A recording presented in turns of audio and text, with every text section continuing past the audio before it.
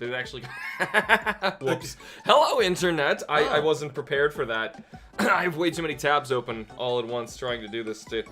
Anyway, this is obviously a live version of this, so all mistakes are gonna be in there no matter what. Boy, howdy are they. Yes, hello Internet, I'm HamsterBomb. And I'm Zach. I am back. And this is HITBOX. Oh, my lord. The live gaming podcast. If this goes well, if this is a good time, hopefully we'll be able to do more of these soon. We don't have to do them like in person like this. This was just like a temporary thing. Just a very quick update, Zach. A lot's been going on with you lately. Oh god, yeah. So, okay, I just letting you guys know, moving is a lot harder than it looks. Yeah. Yeah, I And on top of that, with a knee injury, this poor guy right now has to extend his knee because, long story short, there's some missing cartilage in there, and missing cartilage, missing bone, and floating bits of calcium floating around in there. it doesn't feel so good right now. So, there actually God. right now is actually a numbered episode of HITBOX. So eventually, when we are able to get these things, on Spotify and other listening devices, we're gonna try and get this monstrosity also transformed into an MP3 and put on there as well, because this will still be. This is a main topic episode. We will be discussing something today on top of playing a little something. So I want to make sure that that's clear. This is still going to be a HITBOX episode, and if we do more of these live ones in the future, Zach may be coming in live across the airwaves from Canada. Eh? Not really. No, we're both. Oh boy, let me tell you, I gotta pay gas per liter to get down here, eh? Yes, both stuck in the abysmal Ohio instead. Oh, don't you know? So, just so that you know visually what I'm going to be doing, and will probably be distracting us as we go through here, I have my Super Nintendo Classic up right now, and we are going to be kind of going through and playing whatever random stuff pops up with my roulette wheel. I have another live stream sort of series that I like to do where I plug these things in, and I have a giant roulette wheel which you can now see kind of green screened under the camera right now. Or, I'm sorry, under the it's laying on top of the game system. There. It's there, bottom left of the UI. But anyway, it's got a list of every single game that is on here, and as you can tell, that's way more than what is based on the Super Nintendo Classic. And the reason that is because the rest are emulated. Oh no, this is the big thing that we wanted to talk about for a while. It's actually a very small, simple topic. Don't tell Nintendo. Or Sega. There's a lot of Sega Genesis on here that's now working. Or Konami. I have the MSX2 with the proper controls working. I bound the keyboard controls to it. We can now actually play Metal Gear 1, Metal Gear 2, Solid Snake, which is not Metal Gear Solid 2, and Vampire Killer. They all work on here with 100% keyboard controls. I checked everything you would ever need to push on a keyboard, mapped it to the Super Nintendo controller. It works. Good. Cool. Mario really wants to play some Donkey Kong. And this is the one where it just sits there. I think these play recordings. So anyway, we're gonna get very, very distracted, obviously, as we go through this. But anyway, the topic today is, I believe the way that I phrased it on the episode is the ethics of emulation.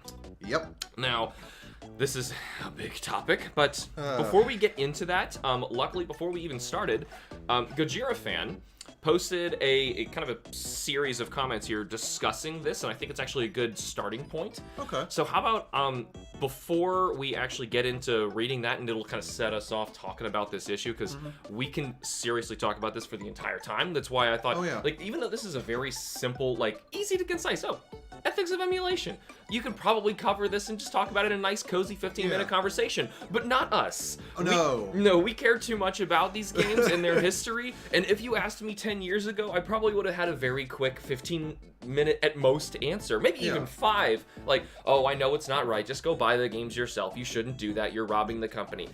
It's different now. Oh yeah, very much. It's very different now. And He's also, not playing Donkey Kong. Dude, stop it. And also, too, my thing is, again, a lot of other videos I've seen on this topic, we are not, legal experts, No. You do this on, according to your own conscience and all that stuff, as we do it according to us, And that we don't have a lawyer with us. And even still, if we had a lawyer, the lawyer would only be able to reference previous cases where this has come up. Yeah. And it's never, as far as I'm aware, happened where Nintendo, it's usually Nintendo, goes after a singular person for, say, downloading a digital copy of F-Zero. Right, no. it just hasn't happened. Well, at least in this case, you actually bought the SNES Classic, which came with F-Zero. Right, so so you actually, you know. But then what about, say you paid for NSO Online, which now has Earthbound. Do you own Earthbound? You own a license to play We're Earthbound? already getting ahead of ourselves. Okay, but yeah, so let's, anyway, yes. The way this roulette is going to work, and the way that I do this during Retro Roulette, I have a giant wheel that we can spin, and it's going to tell us a random game. Spin so good. It's going to tell us a random game on my Classic that we are going to play and not get distracted with. This is truly the distraction. We're baiting it out this time. Kirby Superstar. Oh, that's a good one. What is with that silly effect? I gotta turn that off. No, you don't. That's actually really cool. That was horrible. Yeah, forgive me. I gotta figure out how to turn that off. That was terrible. There, yeah, get rid of all of that. No, no more. That was awful.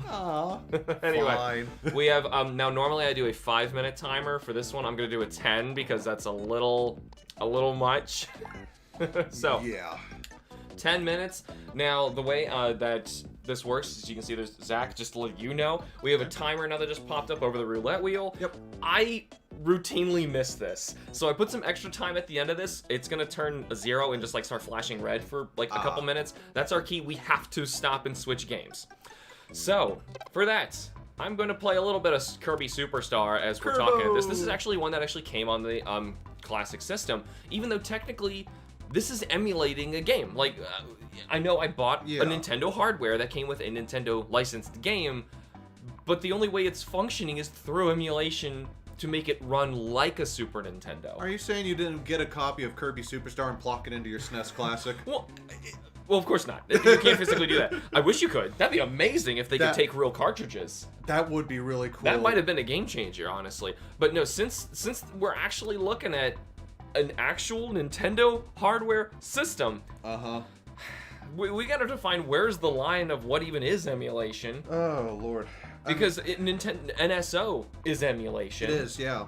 Not very great emulation, no. but it is. Well, they've patched some of the bigger problems. Oh, yeah. But still, yes.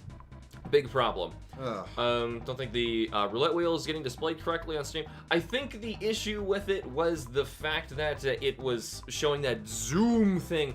Also, I am chroma keying out the background of the website, and it insists on putting this border around all of the names, which is the same color as the background. So that's a little... That's a chroma key problem. You cannot fix that. So unless we had like a big obvious block around it, we're gonna deal with that.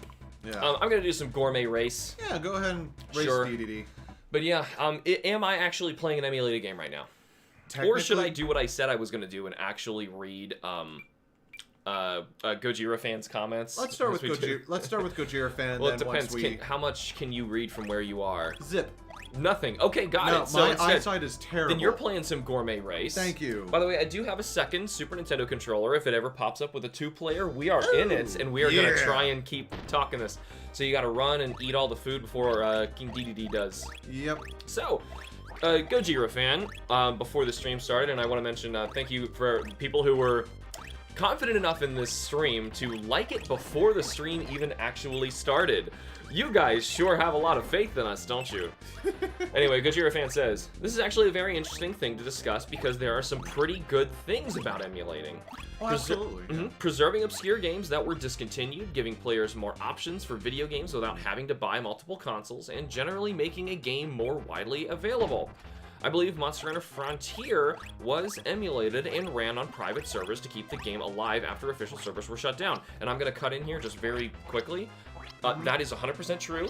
And I believe after I'd beaten 4 Ultimate on the streams, and I think we were waiting for Generations or something at the time, we had actually decided, how about we try and, on my channel, stream Monster Hunter Freedom Unite.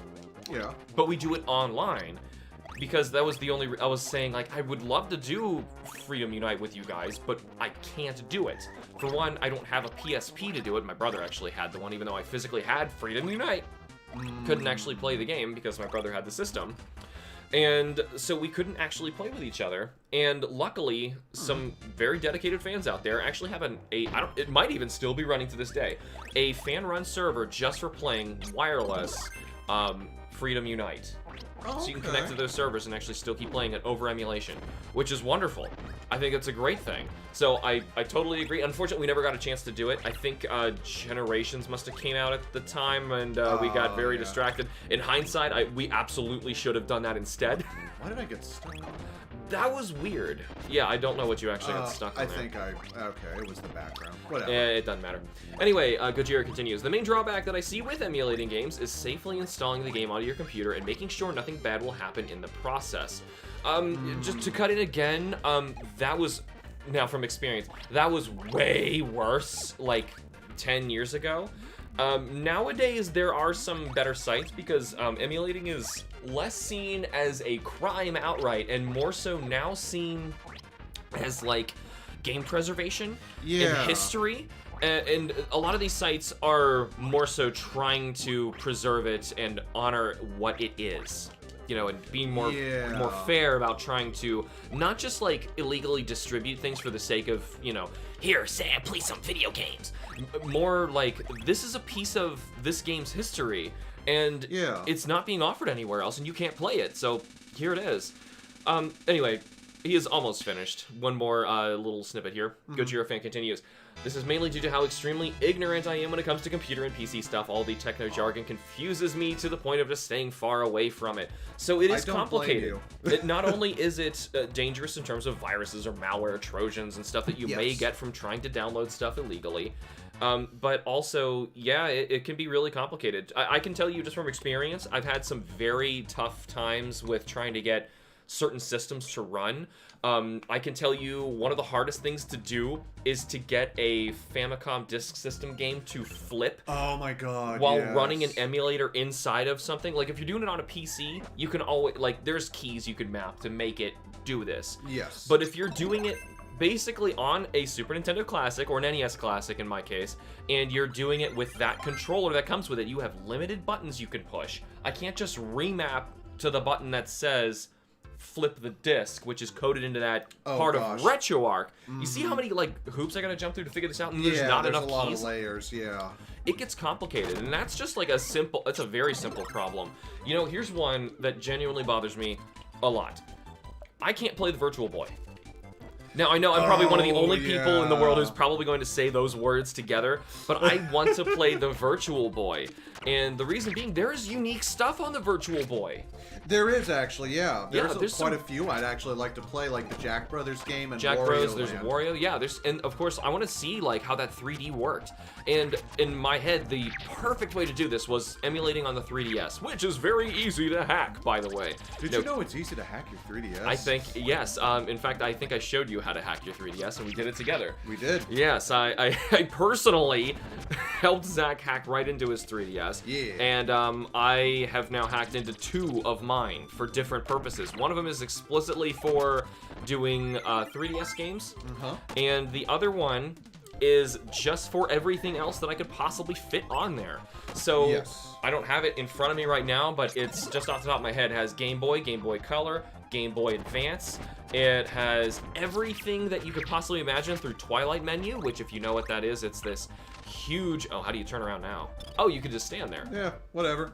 Oh, well, my helper's fine. What else is on there? It's got regular base DS games. It has DSiWare games. And then it's got all sorts of other stuff like Sega Game Gear. It has TurboGrafx, ColecoVision, Neo Geo Pocket Color. It goes on and on. Oh, yeah. It's kind of ridiculous. Right, and the reason the file size... And every single Atari game ever is also on there, including lots of mods and all sorts of crazy stuff that fans have made. Which, of course, you would never be able to play otherwise. No, because they don't exist on regular hardware. There's no physical cartridges, unless people make repro cards. And getting back to Virtual Boy, apparently it's actually really, really hard to emulate the Virtual Boy, even though it is such an old system. And in my eyes, the 3DS is the perfect home for it, because you actually have a 3DS slider. Assuming someone could mod and make the software function, which is where the problem remains. This is not a popular enough issue that people are actually like trying to get the thing functioning. I believe there is actually this website where they have like bounties people put up. There is an actual bounty right now for anyone to get Virtual Boy working seamlessly on the 3DS modified custom firmware, and I would love to see it. because it'd be great. And the only reason that to get back to it, that I would want to modify 2 different 3DS, because ideally I would put everything on my capture card so I could, like, you know, stream and share this stuff with you. Yes. That one happens to be my one with the 3DS stuff, and I don't know if I can switch the SD cards around. I don't think that's gonna work, and just like interchange what had what on it. But thing is, you can only hold so many files, and of course, video games get kind of big when you go to 3DS. So just 3DS, that sucker's full, and I can't even hold all the 3DS games. And my other DS with everything under the sun, that sucker's got it still has some more place to it. Yeah, for sure. And we are going to cook all these gadudes. Ooh, cook them, cook them, cook them. We're almost out of time too, so you can probably finish this level that you're in. Oh yeah. So, so cute. Yeah, so there's you just literally just cook your enemies and just get the health out of them. Yeah, That's and just so start great. making out with Sir Kibble. Oh, yeah. Oh, and perfect timing. There you go with your goal. I'm gonna try and catch up on a little bit of the comments here because we were about to switch anyway. Squad Fam says, hey, and welcome to the stream. Also, welcome to William and Quinn and Red Ghost. Howdy. Squad says, Monster Hunter Online also had a thing with English patches and a tutorial on how to bypass some Chinese website thing because laws about video games were vastly different than ours. Yeah, that could be a whole other episode of just talking about international laws with what has happened with video games. There's I don't want to get into it because I will start tangenting. I don't know if that falls under the same umbrella as topic of the stream though. Yeah, good call. William says, in terms of backups, there are easier hardware ways nowadays to back up games, like the Game Boy operator, which can even back up saves on top of ROMs for Game Boy, Game Boy Color, and Game Boy Advance. Yep, and as I mentioned, there's other solutions, like I did with my Game Boy Advance. To speak on that, I'm sorry, 3DS. No, you're fine. To speak on that real quick, the Retro Duo or the Retron 5, the emulation box there has a way. I think the latest version has a way where you could actually put your cartridge in, back up the save, and take it off of the cartridge and put it into the RAM of the system itself. Ooh, what did we get, by the way? Well, now it's not telling us anything, but I think it says Breath of Fire, but now I need to make it display. Display pop-up with message? Sure, maybe that's the one. Just try it again. Let me just spin it again, because I couldn't, like, there's so many entries, I couldn't even tell if that was Breath of Fire or not. Yeah. But, 10 minutes to start playing a classic JRPG, that's a bit wait, of an it just missed FF7. I'm 6, I'm sorry. Kirby Superstar, how did that happen? I'll play some more. No. Okay. We'll roll it again. But yeah, there's other ways in order to be able to back up your save data and also to be able to even back up your cartridges. I think, like I said, the Retron 5 should be able to... alive. Well, here you are. You are starting your... I am starting my your brand new JRPG. Should I save this? Sure. Throw it down there. It doesn't matter. Put it on top of the other... Okay. Well... It doesn't matter. It doesn't matter. Does not matter. Alright, let's find Live Alive, and that's going to be in... So I have a new folder for more games, and then from there you will choose which console, which will just be Famicom. Yep, it was not actually brought to us, so we're going to be running an English patched version of it. Here we go. Yeah, this is the Aeon Genesis one, I believe. Yep, Aeon there Genesis, it is right there. Alright, 10 minutes up. So, I'm going to continue Squad Fam's comment here. Or I'm sorry, we finished that when we were on William. He just said the thing about the... Never mind. Where are we here? Oh no, Squad Fam's second comment. I do have some arguments regarding emulation and such, which I touched briefly on during yesterday's stream. We talked about this a little bit. We were playing some Shin Megami Tensei 5. We'll start with the mecha scenario. Sure. But I want to let you guys get along with what you want to say first. Okay. I'm sure we'll cover everything. We'll try and go in order of like the history of where the issues lie and what it means for modern game preservation. Ever play Metal Arms? Asks Red Ghost. Oh, no, I haven't. I have not either. Do you know what Metal Arms is? Metal Arms glitch in the system was a over-the-shoulder third-person action shooter. It basically was like a version of Ratchet and Clank, but you just played as a robot in a robot uprising. That sounds fun. It looked really cool, but it was one of those games that just passed me by back then. And that's another thing. There are so many games that just will pass you by inevitably, and this happened to the best of us even back in the 90s and early 2000s. And because of that, people want to go back and play the games that they missed or just relive the ones that they really enjoyed, and that's where emulation comes in. See, I'm tying everything back together. I got a question for you. Yes? Are you happy, Alex? Am I happy? Well, you know what? Not really? I'm not really. Not no. really? Okay. We can be better. Bad, I guess. That's too bad. Well, I mean, I'm talking to a pair of eyes and a void. Gosh. Oh, okay. Do I not have the CRT filters on? Probably not, but that's okay. I actually like the chunky pixel look, to be honest. When I play I was thinking of this morning for some reason. When I play NES, I really like chunky pixels, but when I play like Super Nintendo, when they were trying to blur, I like the CRT filters. So I'll, for the sake of talking about it, I want to turn it on for the next one because I think it looks really nice. And rarely will you get emulators that will allow you to do such a thing. So when you do, and that was the way they were intended to be viewed. Right. Anyway, Quinn says, I personally am all for emulating games, especially older ones that aren't readily available, or like the 3DS that has closed its eShop permanently. So that's the thing. We can determine like where our line is of acceptability, and I think that's the problem with emulating stuff anymore, is you now have to just choose what's okay and what's not, because the companies themselves have to do it. Right, so clearly the act of emulating is not illegal. Creating an emulator itself is not illegal. No, by the way. As long as it doesn't actually take code directly from the original. Correct. So, which is why stuff like Dolphin is PSX, actually being So that's why Dolphin recently was not allowed by Nintendo to be put up on Steam, which Valve went out of their way to ask Nintendo for. They were the ones being good about this and making sure, like, hey, Nintendo, they want to put this on here.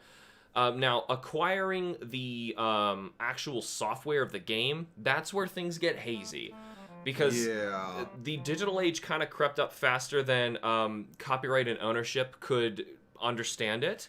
And so what that meant was when people are starting to distribute software through physical means, and people, the customers, had the ability to extract that software and share it, their thing was, okay, well, this is me sharing it with a friend, right? Which I can lend you a copy of I was gonna say a PS4 game. You don't have a PS4. I can just physically lend you a copy of some Switch game that you don't have, and there you go. You can just borrow it and you're playing it. How is that different than me extracting the software and giving it to you so you can play it on your own digitally? And of course, the companies jump in and will like, well, you didn't buy it twice.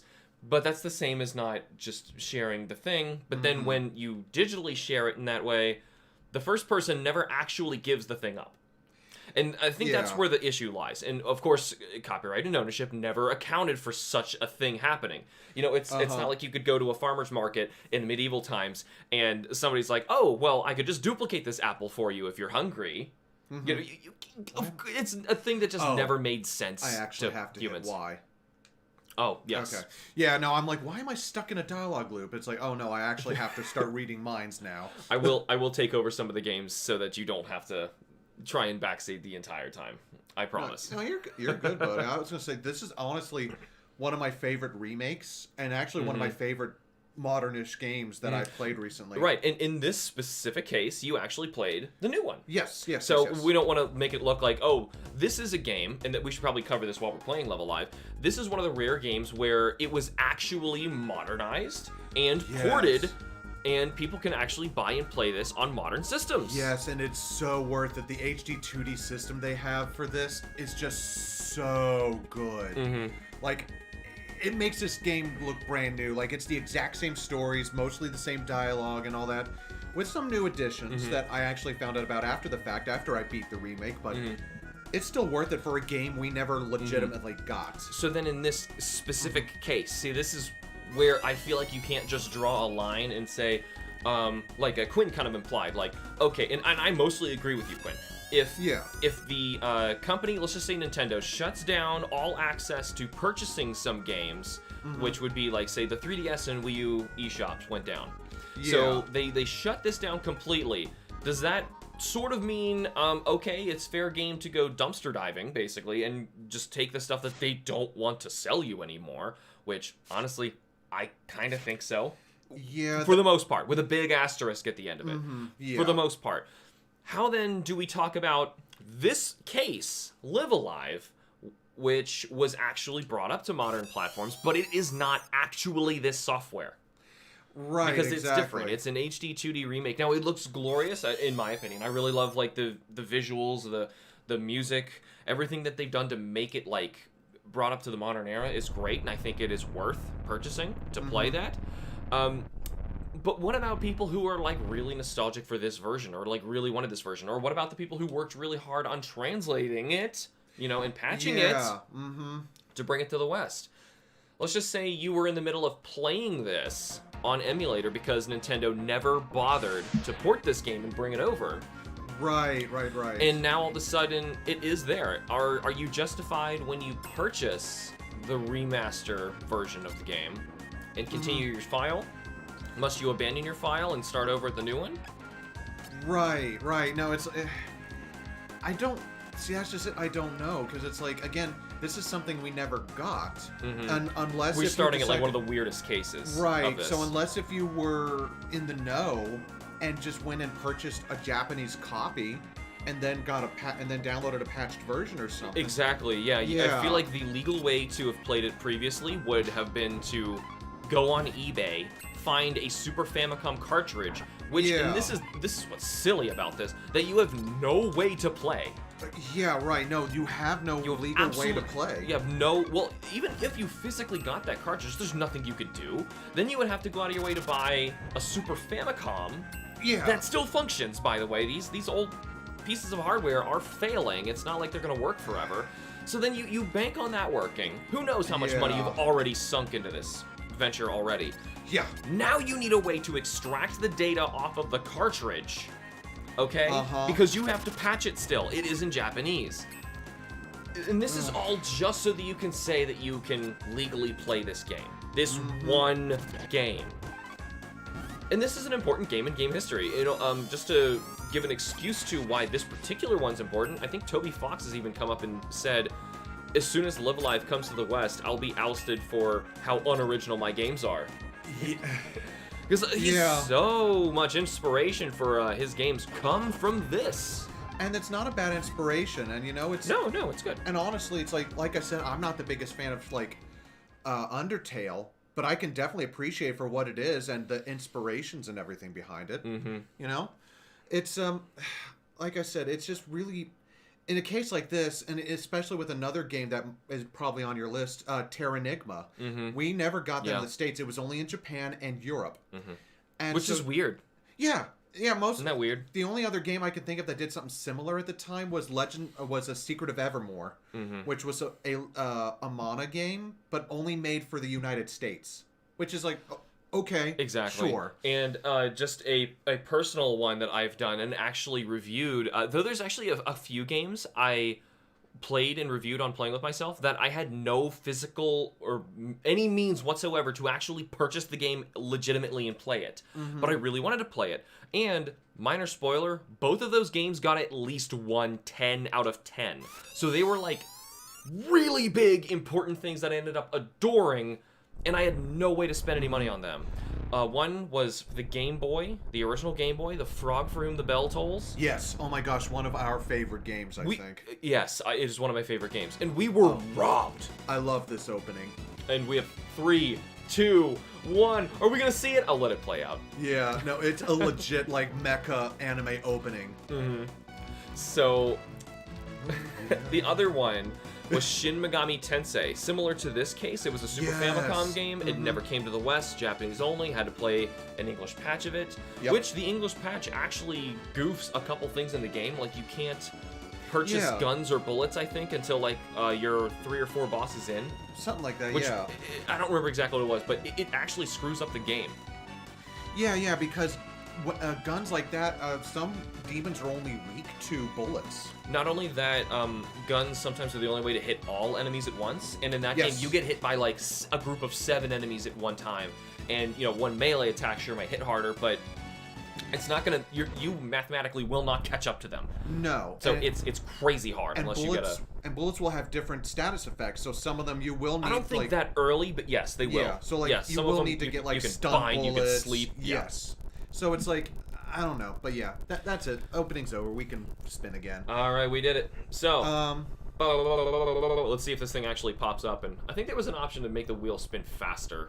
I'm not sure where that was. Doesn't matter. Yeah, that's all the same. There's so many options on here. But anyway. yeah, it's like then we're playing together. Ooh. Golden Axe 2. All right, sounds good to me. Can you find it? Oh, right, you gotta. Yeah. I gotta. You gotta reset, yeah. Unless if you want me to awkwardly reach over and just be like, let me get in the way.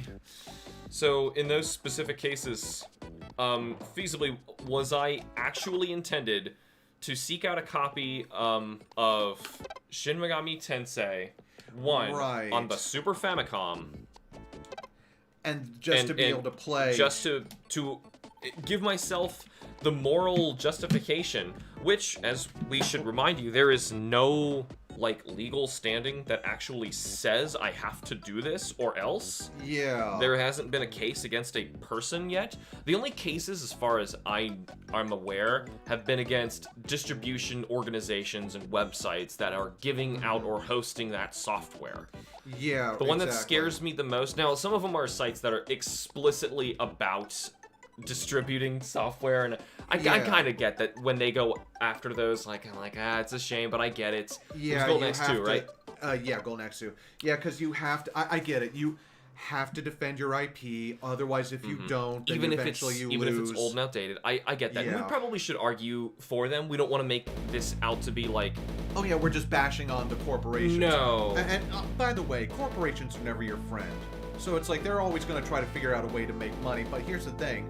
If you want them to play by the rules, you kind of also have to be like, okay, well, we'll play by those rules as well. You know, exactly. We'll try to, or at least let's define the rules, for crying out loud. Yeah. You know, one more thing before we do this, because I can already see how their pixel art works. I'm going to turn on that CRT filter, as I mentioned. Yeah.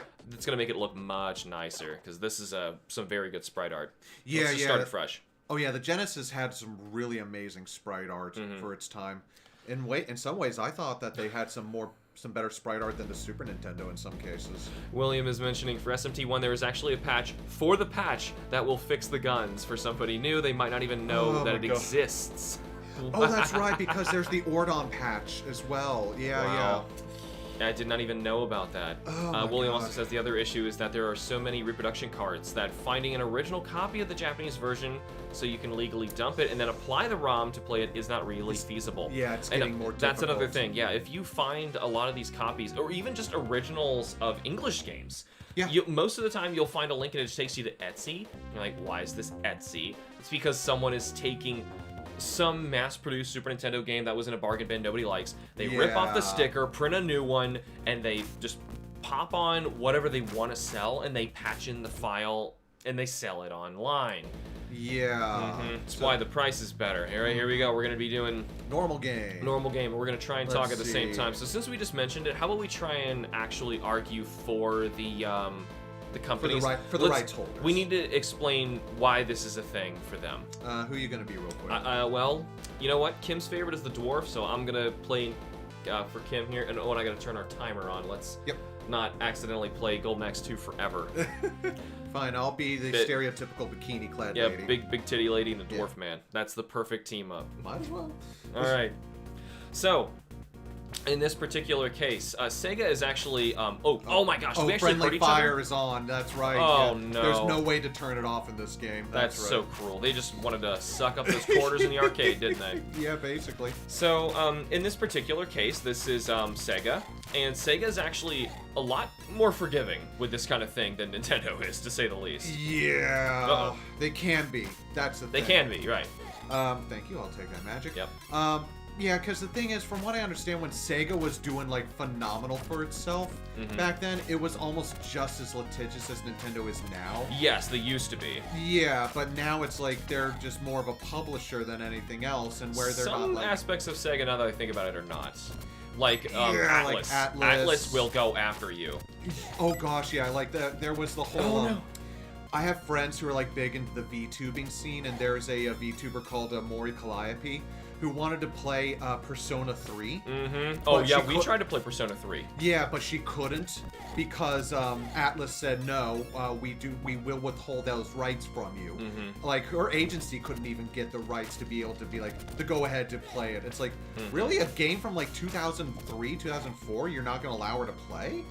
It's like, the spoilers are like way past that. You had your chance, and that was their excuse, was about spoilers. But I think it was because in the near future, which we just found out from the Xbox showcase, there's Persona 3 Reloaded, the remake that's coming out. Yes, and I could talk at length about that. But anyway, I think to try and get us back on track, Atlus's specific reason for wanting to avoid this was because they didn't want spoilers to happen for their games, because their games are very long and they are story rich. So they wanted to make sure that people weren't like watching someone else play it online or emulating it, because it would, well, for one, they would be spoiling it. So assuming someone's emulating a game in their eyes, then it might because lose them a they are sale. just trying it out, right?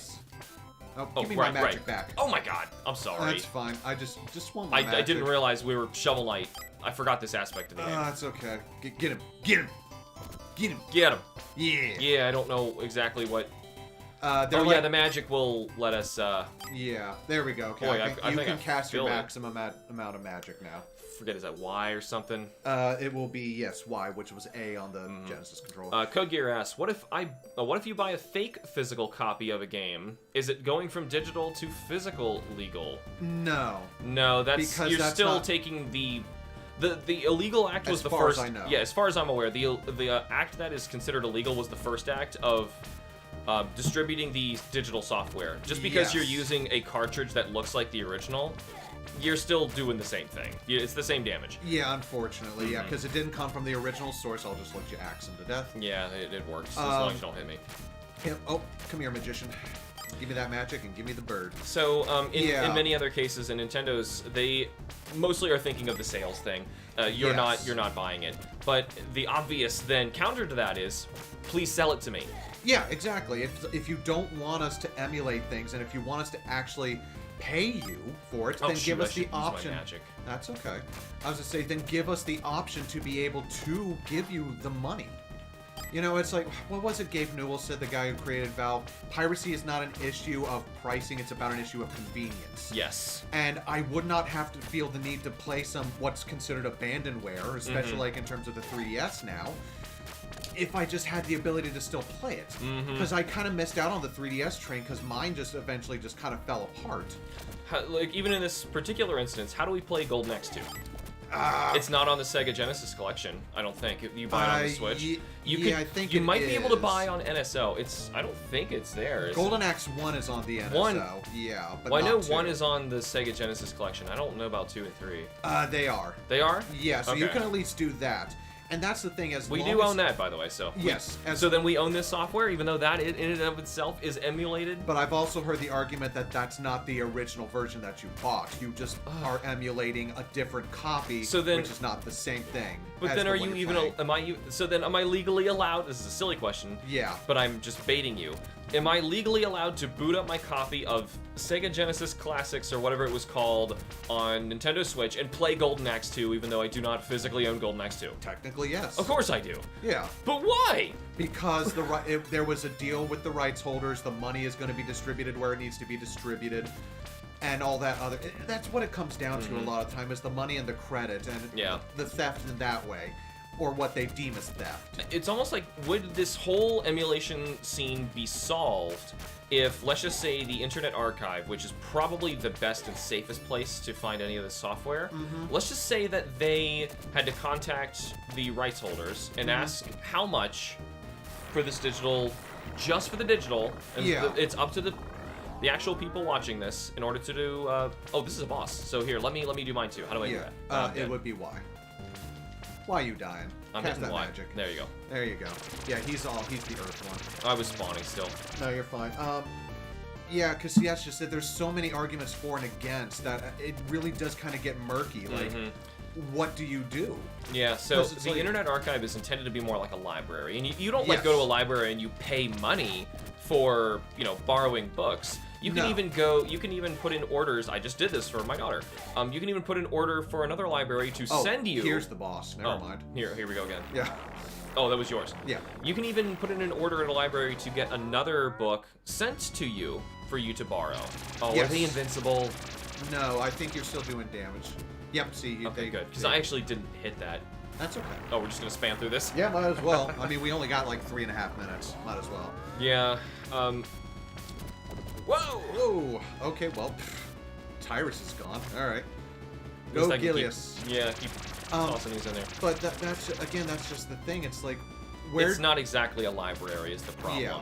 It is intended to be, but a library does not have an infinite copy of books to hand out for free. People have to take turns with the books. And that's what... How do you do this digitally? Right, and that's, I think, what Internet Archive was getting in trouble for, at least with book publishers. Yes. Because during the pandemic, they lifted their limited... press start. There you go. Yep. During the excuse me. Yep, we can't edit those out. This is live! Oh man, talking about dusty old books. Dusty old books. Oh, books. Oh, God, who reads anymore? Books are so... I read. I do too. Reading is cool. Reading is cool, actually. No, but... Snails! During the pandemic, they lifted their... borrowing limit for their digital books. Right. So that way people could actually read stuff while they were locked up in their house. Mm-hmm. But they didn't. They did that against the will of the book publishers and against their not contract, but just what's supposed to happen for libraries. Yeah. Libraries do have an actual code for this. It's not like... And they do have digital media as well that you can go to a library and have distributed. So there are rules for this. And there is an app you can download called Libby, which if you have a library card, you can actually download digital books through your local library onto your app. Which is really convenient. And maybe that's the solution that we're eventually going to get to, because I feel like... Well, then how do you return something? Is it how do they know it's deleted? Because there's a timer, and it automatically returns it. I see. So the software itself auto-deletes itself. Correct. And it is copy protected. Yes, exactly. Okay, that may be the only way. But then in that sense, what would happen if I say we're in this world where you can do this, and I wanted to play Golden Axe 2, as we are, and I wanted to put it on my Super Nintendo Classic. Which you did. Which I did. What happens then if I'm playing it and March 22nd or whatever arbitrary date pops up, and it just vanishes off of my console? Yeah. See, that's when you're digitally borrowing it, yeah. And then we have to go through all of the effort of putting it back on there. Well, and also my thing too with such an all-digital future, it's like you have a lot of products that get delisted.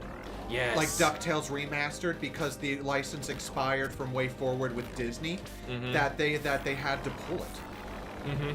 And Scott Pilgrim vs. the World, the game, which was a really good brawler on PS3, which is where I think I tried the demo originally, got delisted from PS3 360, and we could not get it back until the Switch, PS4, Xbox One era.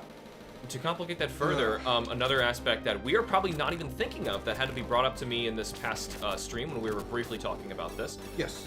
Squad Fam mentions that, I'm just going to paraphrase because I'm in the middle of this and you're just throwing a little gnome man through the air and I don't appreciate it. You're old, you got to get around faster, come on.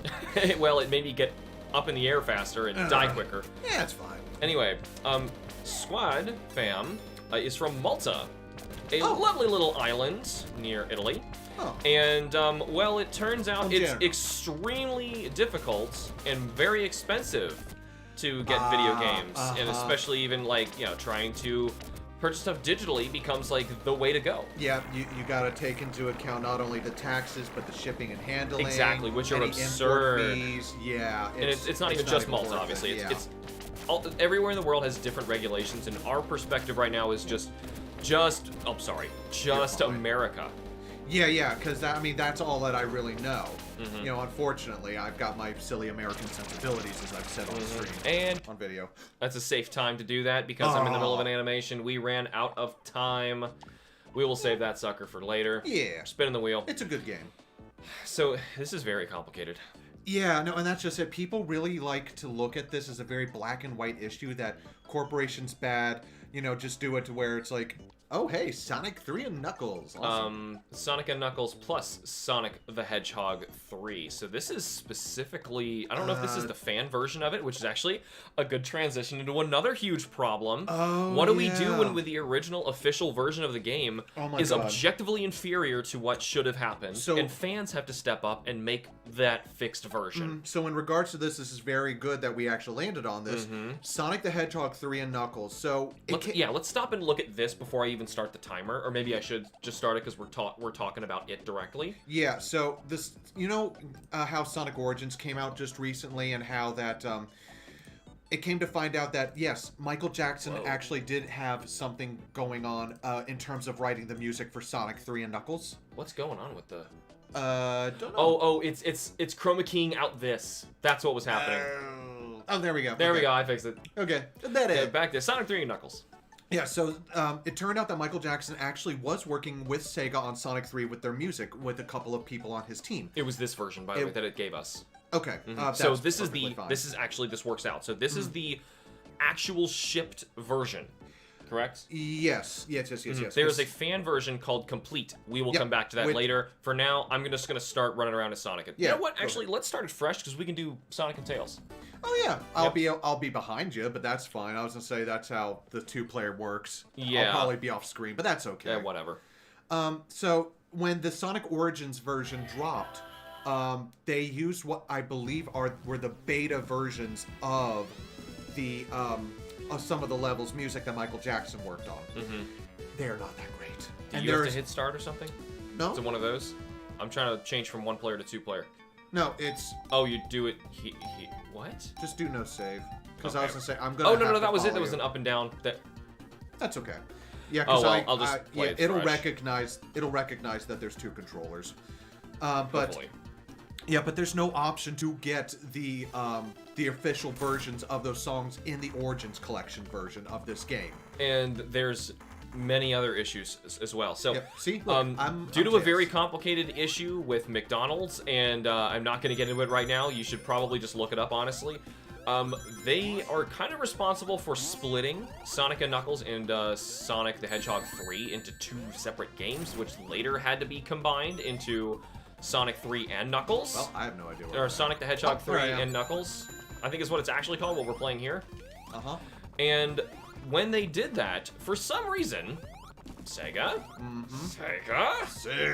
didn't quite get the games, like, copied in a way that actually is legitimate, or, like, not legitimate, but true to what both versions were. It's, like, not the complete version. Now, I don't have all of this, like, offhand in memory. We're live playing this. I can't exactly look it up and validate any of this. But from my understanding, some of the worlds are kind of messed up. Some of the graphics aren't quite right. The music, I know there's some issues with. I think there's some stages that are just outright cut. Well, that was unfortunate. There was a couple that were cut, I believe. Yeah, the the order of the stages are messed up, even in the official release, even in this version of the game. Which, oh, you got crushed it. Got crushed it. Well, I just hit the which, you know, at the time, we wouldn't have known, we wouldn't have cared. We just actually had a giant Sonic game that we could play. Exactly, we wouldn't know the difference anyway, unless you had actually bought and played both versions. Yes, exactly. To know, and also I think like the lag, there wasn't lag before, and we just saw lag there. Yes. From my understanding. So, as you can kind of hear from here, it was like an objectively inferior version to what both of those games were. And it was kind of a shame because people wanted a complete version of this. Once they realized what we were playing is not actually Sonic 3 and Knuckles. Woo! So instead, there had to be a fan version, which was Sonic 3 and Knuckles Complete. Yes. And that's actually what is supposed to restore the true version of what that game was supposed to be. Yeah, and there's been a couple that have attempted this, like Angel Island Revisited was one of the first ones I could think of.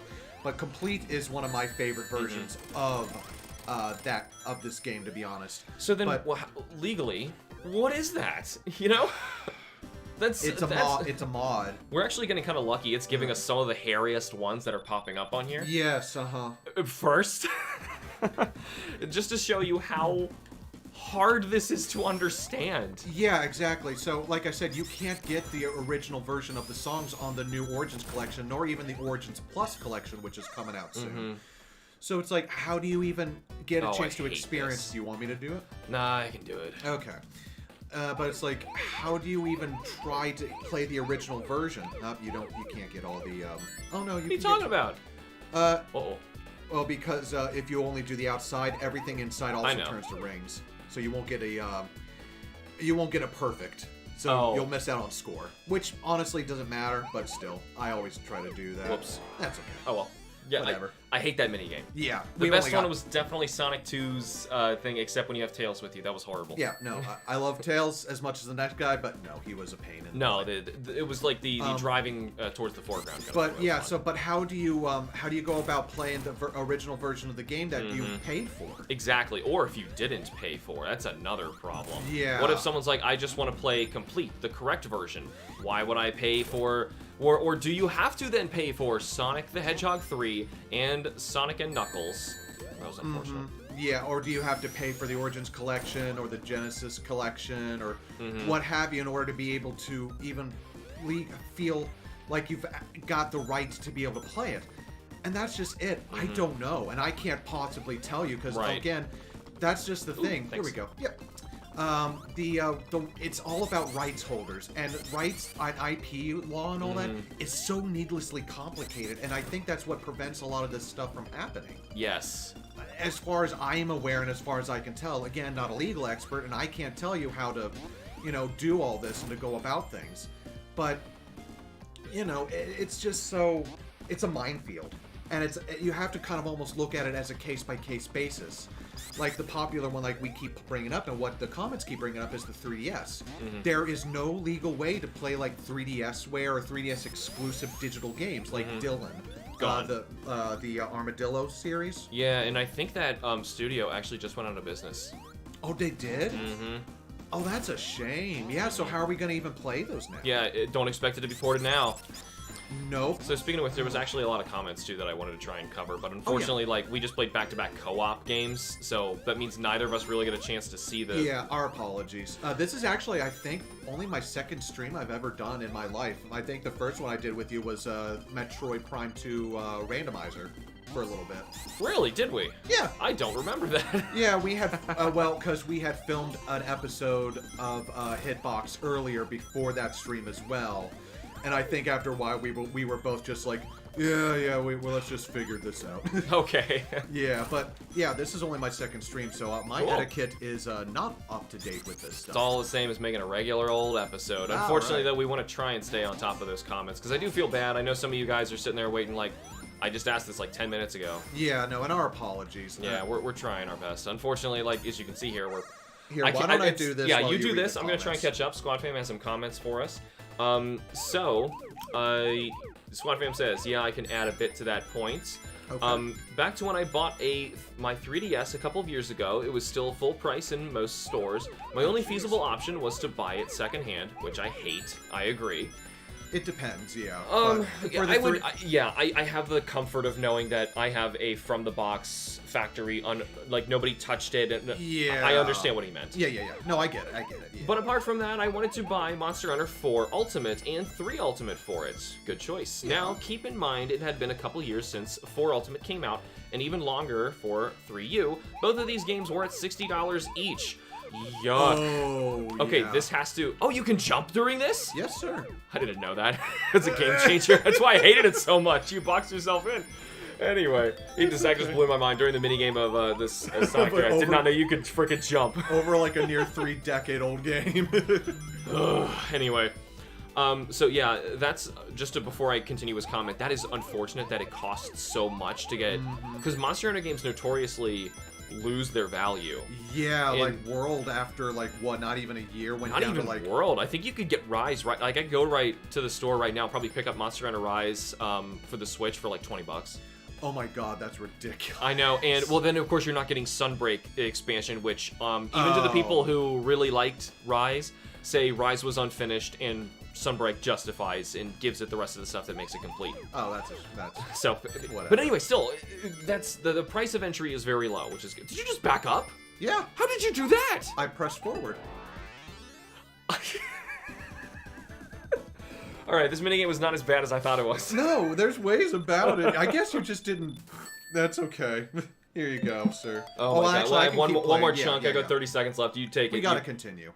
Tails will follow you. Huzzah. Why would I... Squad continues. Why would I buy a game that came out almost a decade ago for full price when I can probably get the same game digitally for a huge sale at $10 max? That is if the company does put it on sale. Well, he's speaking in Monster Hunter in this case. And also, he's living, keep in mind, in Malta, where buying a physical game is absurd. That's why it costs $60 for something. That wasn't even full price for 3DS. No, 40 was... that's more than... Yeah, $40 was full price. You're getting ripped off. Yeah. So, yeah, that's insane prices. So, in your circumstances, it's a shame. Gosh, that's awful. It's almost like the price to entry of the justification of where we're normally at, where, like, usually the price is the same and we're, like, dancing around it, we don't care. Yeah. But if you live somewhere where the price is that outrageous, you almost don't have a choice. No, you kind of don't. But what I was going to say real quick is that sometimes a lot of digital games don't always go on sale and they're still being sold at like $60, $70. Yeah. Which, you know, might be cheaper than it is, you know, to get the physical, like you were saying. Get to a safe spot. Done. And boom. And that is Sanic. That was Sanic. That was some Sanic. That was indeed some Sanic. One more thing, actually, yeah, one more thing that's coming from Squad Fam. Yes. Game retailers over here aren't really a thing. There's like one prominent one that shut down and merged with another tech company. There is no competition and import fees are through the roof. The only way to turn a profit is to just jack up prices for every game. That's a bloody shame. McDonald's Treasureland Adventure. Heck yeah, my dude. Dude, Treasure legit has made one of the best licensed games of all time. I am not kidding. I really like this game.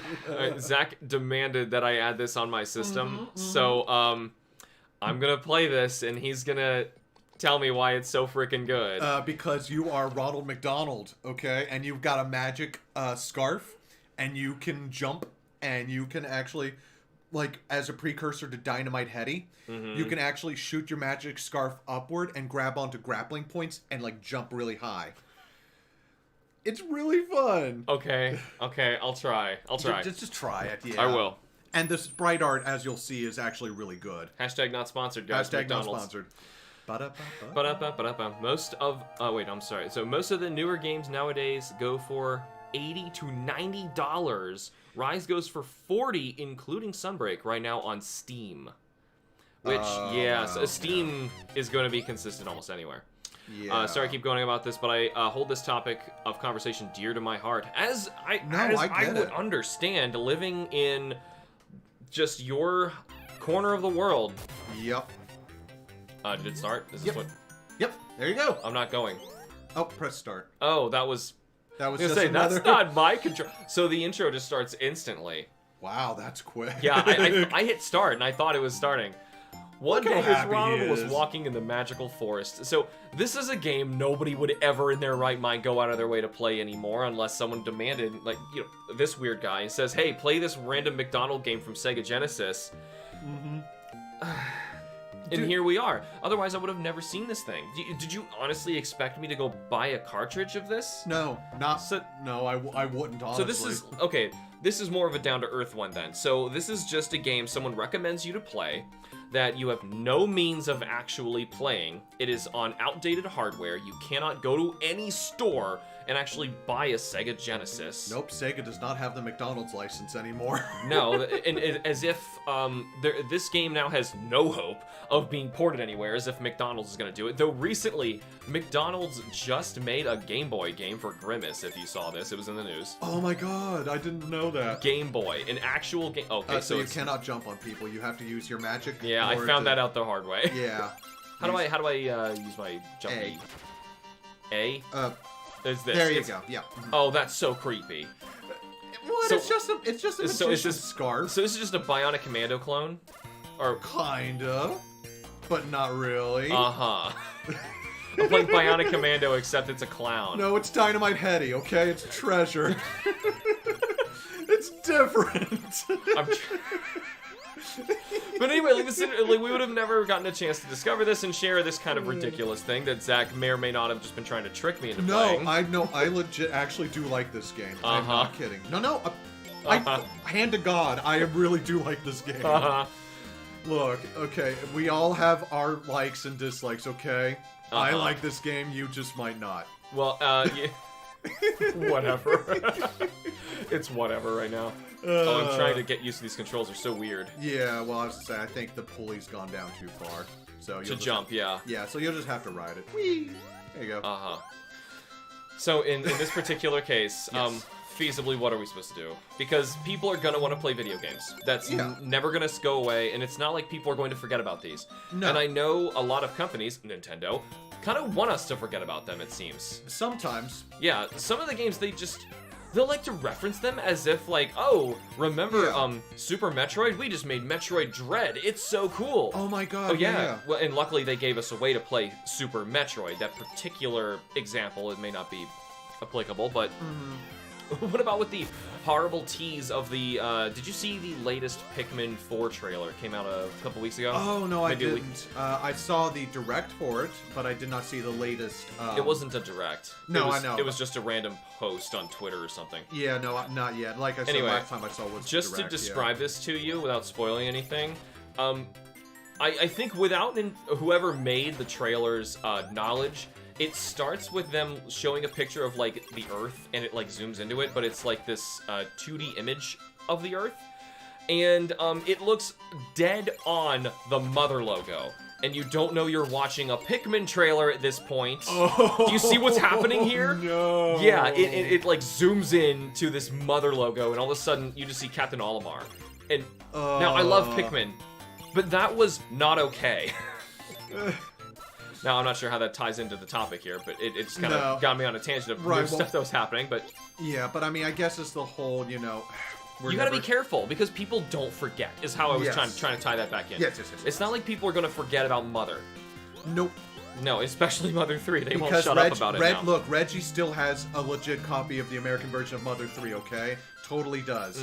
We just can't get it because Reggie hasn't said we can have it. Even though he's no longer with Nintendo. He doesn't even work at Nintendo. And it's all his. It's all his. That dastardly villain him. Oh! Well, there you go. No! But, yeah, again, it's just... like I said, there's an awful lot of nuance and a lot of videos that I've seen online and on YouTube about the whole thing of emulation and all that.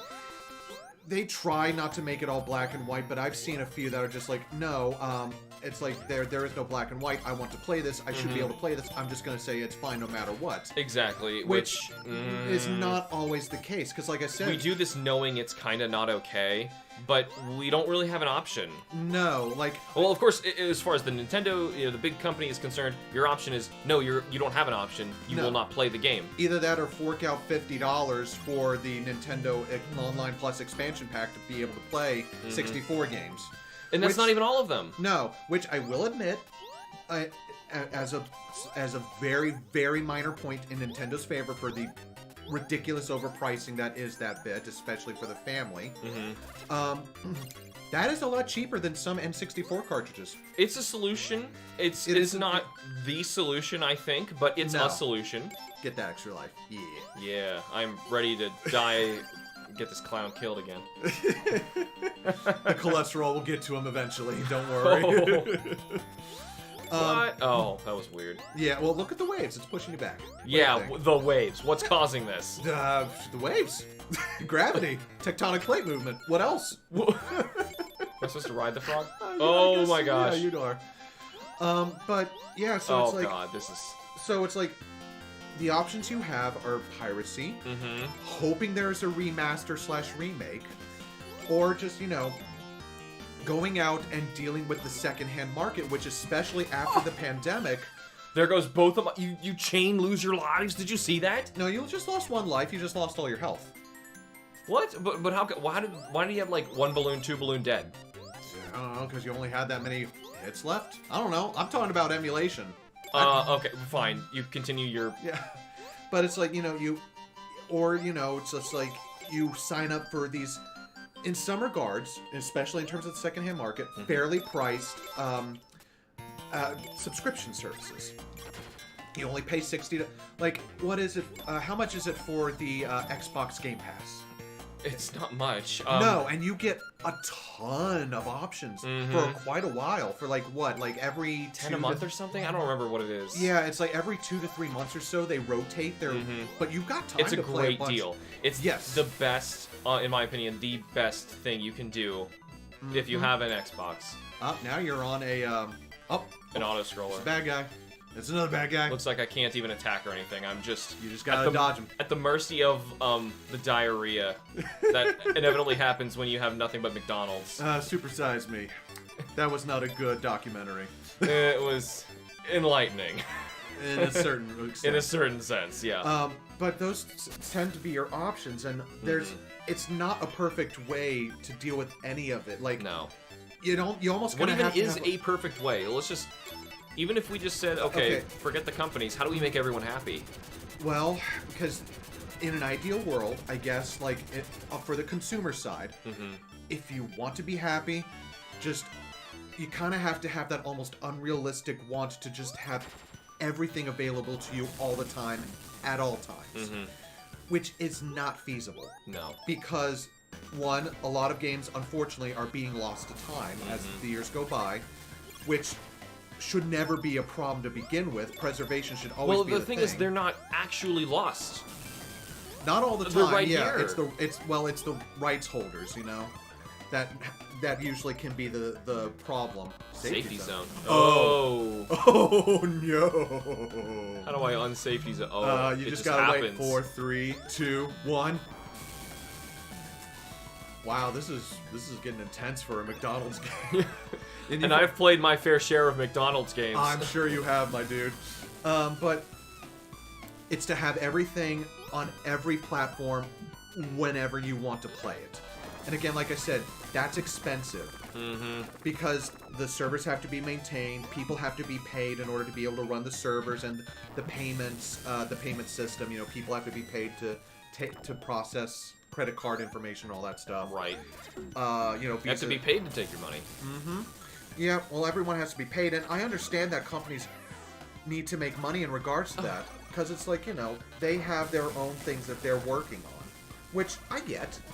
It's like, at the same time, though, it's like something I would think would still have to be offered in order to be able to, you know, just make it so that way you can at least try at least the big titles. It doesn't. I don't even want all the titles because let's be honest, not every video game is good. There are some out there that are like. But sometimes that bad is worth preserving, in some cases. Okay.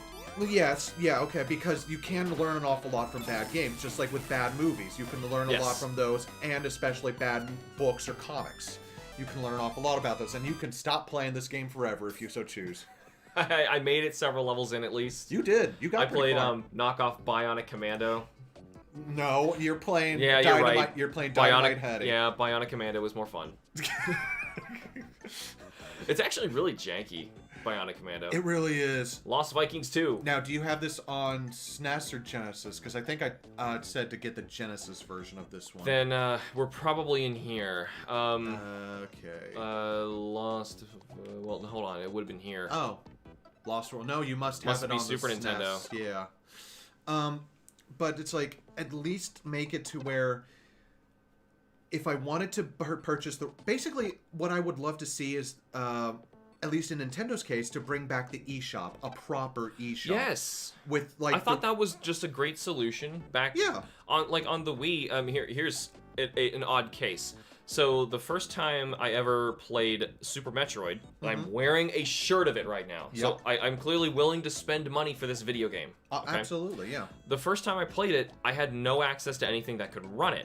I had a GameCube, a Game Boy Advance, and a Game Boy Color. Yep. And at the time, there was no way for me to actually go buy a Super Nintendo. It was already gone. Where would you go? Yeah, where would I go? So there was nothing I could have done to play this, and I really wanted to play this. There it is, Lost Vikings 2. Yep. This is 2-player.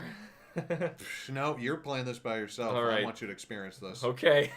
It's a good puzzle game. Okay, then just keep in mind on the timer there for me. And look at that. It's made by Blizzard. The name that's synonymous with quality these days. Yeah. was once synonymous with quality, which is absolutely sad. Anyway, Super Metroid. Yes, Super so, Metroid. The Nintendo Wii comes out, and there's an eShop on it. Yes. So, that was my first way to purchase Super Metroid. What I did previously, because I had no other choice, was to try and play this, because I really wanted to play this Metroid game. Yeah. And I gave it a try on my laptop. I had to figure out, like, and this was something that William was saying. It's very confusing when it's a new thing to understand, like, what is an emulator? How do I get this software to run? How do I tell it to function? You know, how do I actually get to play this game? And then how do I save? You have to relearn everything. So it's doing all that is also tough. And that was, of course, my first experience of trying to do it. And then when I was able to actually purchase the game, I went and did it. But that's because I was given it.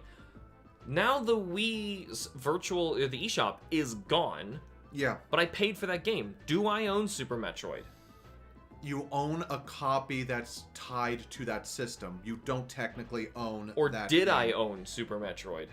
Do I lose ownership when the eShop goes down? Your account owned that license. And that's just it. It's a license. But then my account, my same Nintendo account was brought up to the Nintendo 3DS, brought up to the Switch.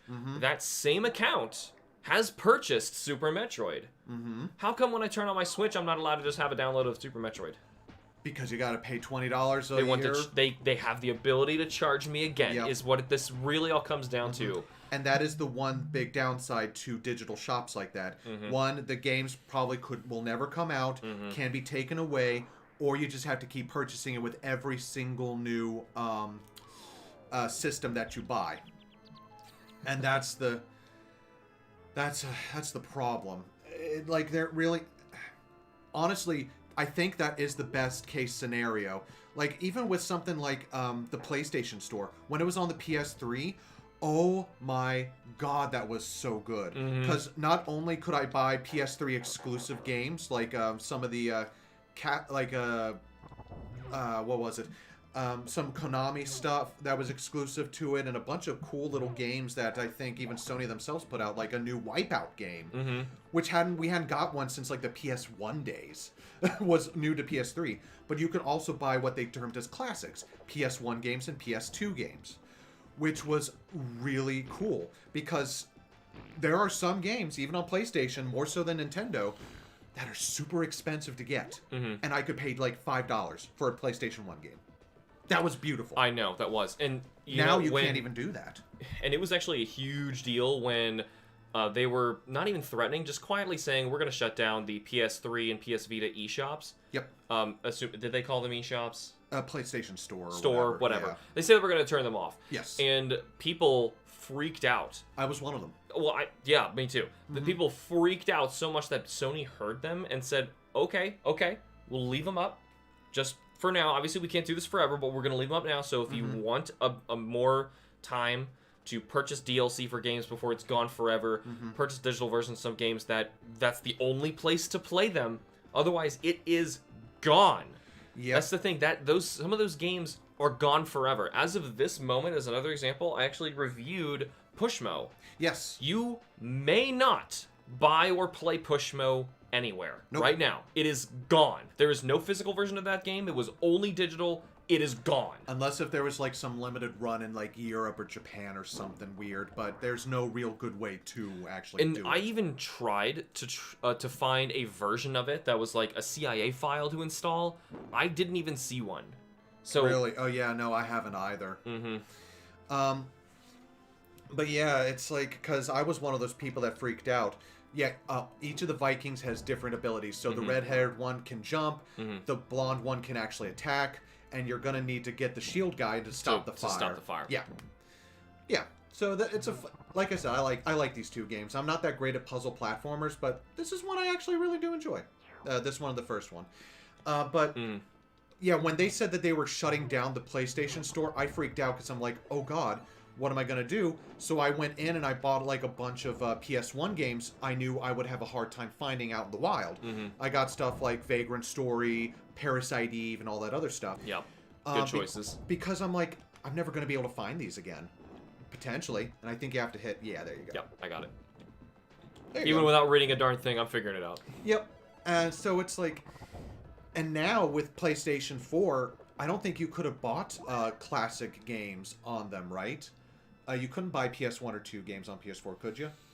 I know you definitely can on PS5. See, that I'm actually not positive. I remember reading something about this recently because the PS5, I was reading about its backwards compatibility, and there's actually some stuff I do not like for their solutions for PS3 games. So they're like, oh, yeah, you can play, like the articles will say, you can play PS3 games on PS5. To me, I go, oh, really? That's great, because my PS3 controller doesn't work. I couldn't finish God of War because of that. Yep. I can't play Metal Gear Rising: Revengeance, which I own these physically, and I cannot play them because my hardware of my system is failing. I can't play them. Well, you can technically play them on PS5, if you buy them digitally again. Like, that's not the same thing! And even then, they don't run that great. No, I have the disc right there. Now, I know there's more hardware. Each one of the PS evolutions, you know, each iteration has its own hardware. It has its own software. It's running a different BIOS. It's different every time. Yes. So, packing all of that in, trying to make a fully backwards compatible PS5 system, it would have cost more. I would have paid for it. Yeah. Honestly, and this is coming from the guy who still doesn't own a PS5 because it's too expensive. That would have justified it for me. If I had a system that was just a PlayStation and it could play them all, if I buy any game that says PlayStation outside of, like, you know, a Vita or a PSP, within reason, you know, a full-size disc, and I put it in that system, I want it to run. Yeah, I get it. And at the same time, you know, I get, like, the Switch. I can't put a GameCube disc in that thing. Right, you can't put a Wii U disc in there. Not that you'd want to. As if you want to. Well, because... You're going to play Star Fox Zero? Or... Well, here's the thing. If you want to play a Wii U game, just go out and get the Switch cartridge of it. Yeah, right. Well, unless it's one of those cases, like I just said, with Star Fox Zero, or you want to play... Xenoblade Chronicles Xenoblade X, which you'll never be able to play ever because the servers went down, and... That game is gone forever, and I'm really worried. For right now, yeah. Yeah, forever right now. You need a... I need the eyeball, so I think I need the jumpy guy. Yeah. That's his jump there. Yeah, there's that. I did it. So dead. But so, yeah, again, there's just not really any good way. Although, like I said, with PS5, there's like a classics line of PlayStation Plus that you can get, right? Right, and that's what I was not sure about, but I know that they sell a lot of stuff digitally, but even still, it's not everything. No. They don't have their whole libraries because they can't, like in the case of McDonald's, right? Now, I know this is not PlayStation, but let's just say Sega was still making consoles and they have a version where you can go online and buy whatever individual games you want. And I've had this idea for a while, where, say, a Sega, Nintendo, Sony, they just make a version of a console that has nothing on it and it's just got a big hard drive inside, okay? And it can connect wirelessly to a shop. And then from this shop, you're able to purchase any games that you want to put on it digitally. Now, I know, and this even comes from a guy who doesn't want to buy games digitally. If you put, like, give me access to everything, let me buy what I want, and put them on there, that shuts up emulation. We have no argument here. Gone. That's all they need to do. And they're not going to do it. Because you can't feasibly do it. You have to go to every single publisher, which is why I brought up McDonald's. You have to ask everybody again if they can have access to that game again, because you're publishing it for a second time, and potentially, and they want revenue. Yeah, because you would definitely have to negotiate publishing deals, who gets what, who's responsible for what. It's a whole kerfuffle, unfortunately. Oh shoot! Can you not slide? I forget. I'm not seeing a slide. Can you crouch? No. Anyway, I'm almost there. Yeah, I'm probably not going to beat this level. Yeah.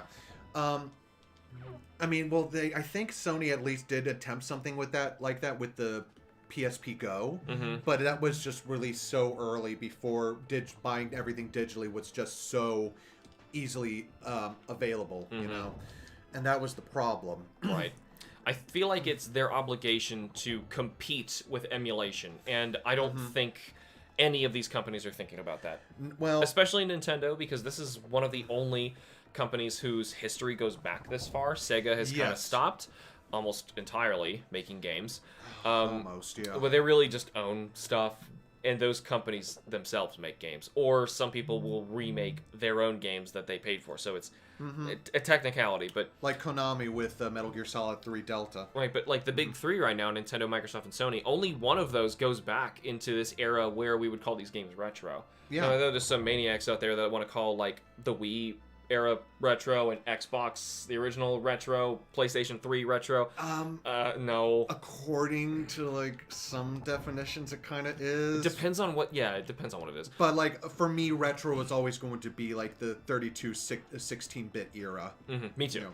There's like a line where I can clearly see a difference. If someone's saying, oh, they're making a retro indie game, I'm not imagining it looking like a Nintendo Wii or PlayStation. No. Like Mina the Hollower, like that looks like a Game Boy Color game. That to me is a retro-inspired game. Yeah. Oh, you're out of time. Oh, what a shame. Okay, good, because I couldn't figure out what I was doing. Yeah, it's okay. Well, I'm sure I could have read those hints. I was just trying to talk at the same time. Yeah, exactly. It's no big deal. A very weird game, that one. Yeah, it's like I said, it's fun, and it's Blizzard before they got. Ooh, that's a two-player. That's Genesis. Yes. Hyperzone Heist. Yes. Oh my God, that's such a good game. But yeah, I've got mine. Okay. So yeah, gosh. This would be gone forever too. Though Yeah. I think wasn't the Teenage Mutant Ninja Turtles Super Nintendo game put on NSO?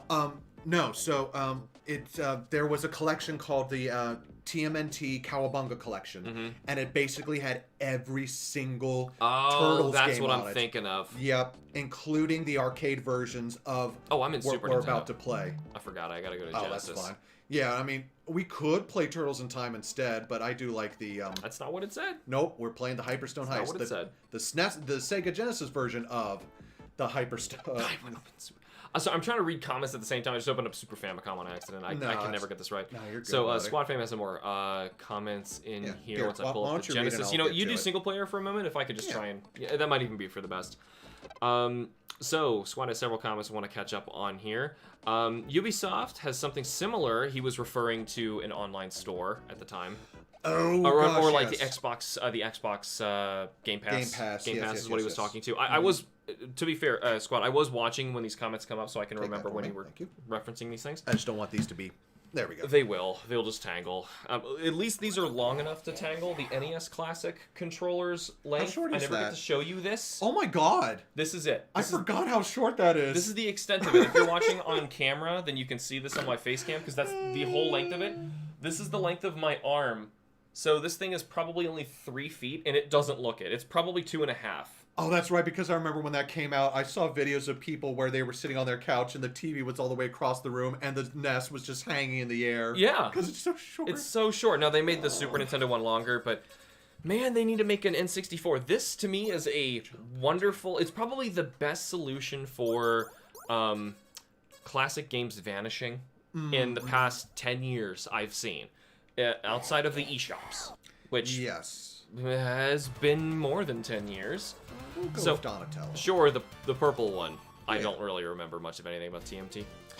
But anyway, I really love this because I can, well, one, I can put whatever I want on it, but two, it's that wasn't intended software. Yeah. But it actually holds many of these games forever, and you can play it on, effectively, real hardware. So I love that. But to continue Squad's comment that I did not forget, Nope. Ubisoft has something similar where you can get access to almost their entire library, as if you'd want that, Ubisoft. Ooh! There's some, but Sick it's, bird. They yeah. are making an amazing looking Prince of Persia game. Did you see this? Oh yeah, they're making. It's the Rayman team. Yes. It's like a I prequel, saw I that. think, to Sands of Time. Yeah, it's a prequel to the Sands of Time trilogy. I Yeah, will yeah, eventually finish this one comment that you asked like 10 minutes ago, Squad Fam, I swear. Hey, we're live. We can eventually get around to it. Yep. But no, I joke, but Ubisoft is kind of known for making the trashy open world, no substance games. So that was where the joke lied, if you weren't in on that. But no, Ubisoft has a rich history of very good stuff. Yes. And a game access pass sounds very appealing. However, you get access to almost their entire library for $15 a month. You'd have to be an enormous Ubisoft fan for $15 a month for that. And that's the thing, like paying a monthly service fee for things like this, if I had access to everything I wanted to play, at any given point, sure.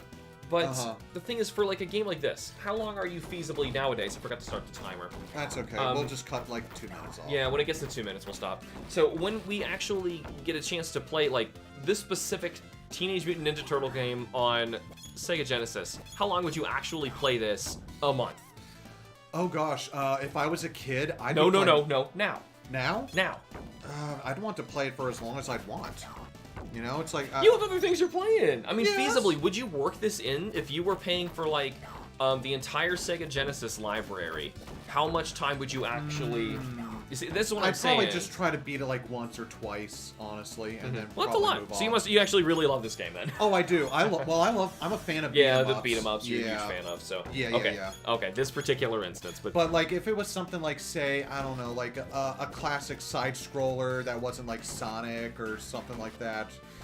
or Rise Star, not very long, if I'm being honest. Exactly. And that's the thing. So the subscription service, I think, is great if you have your whole library of one group.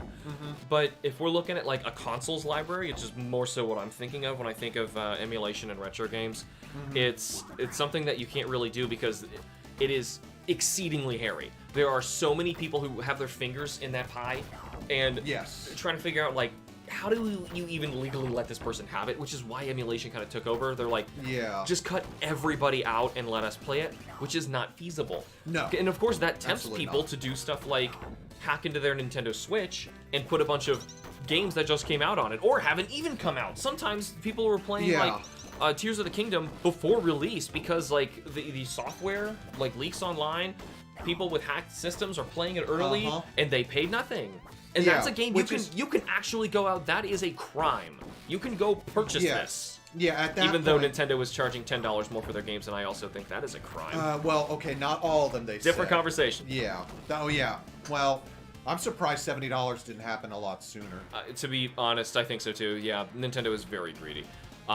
I've still not finished his one comment. He's got like 10 more. I could do this. You can just so read it. Yeah, I'll just keep reading.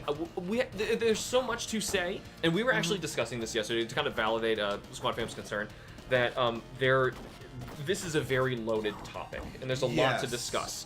And we want to make sure that we don't like gloss over things when I read through his comments. So, or anybody's comments. It was not just him. That he was the one who was bringing it up yesterday. I wanted to make sure that like we fully explore everything. Yeah. I mean, we've got the time today.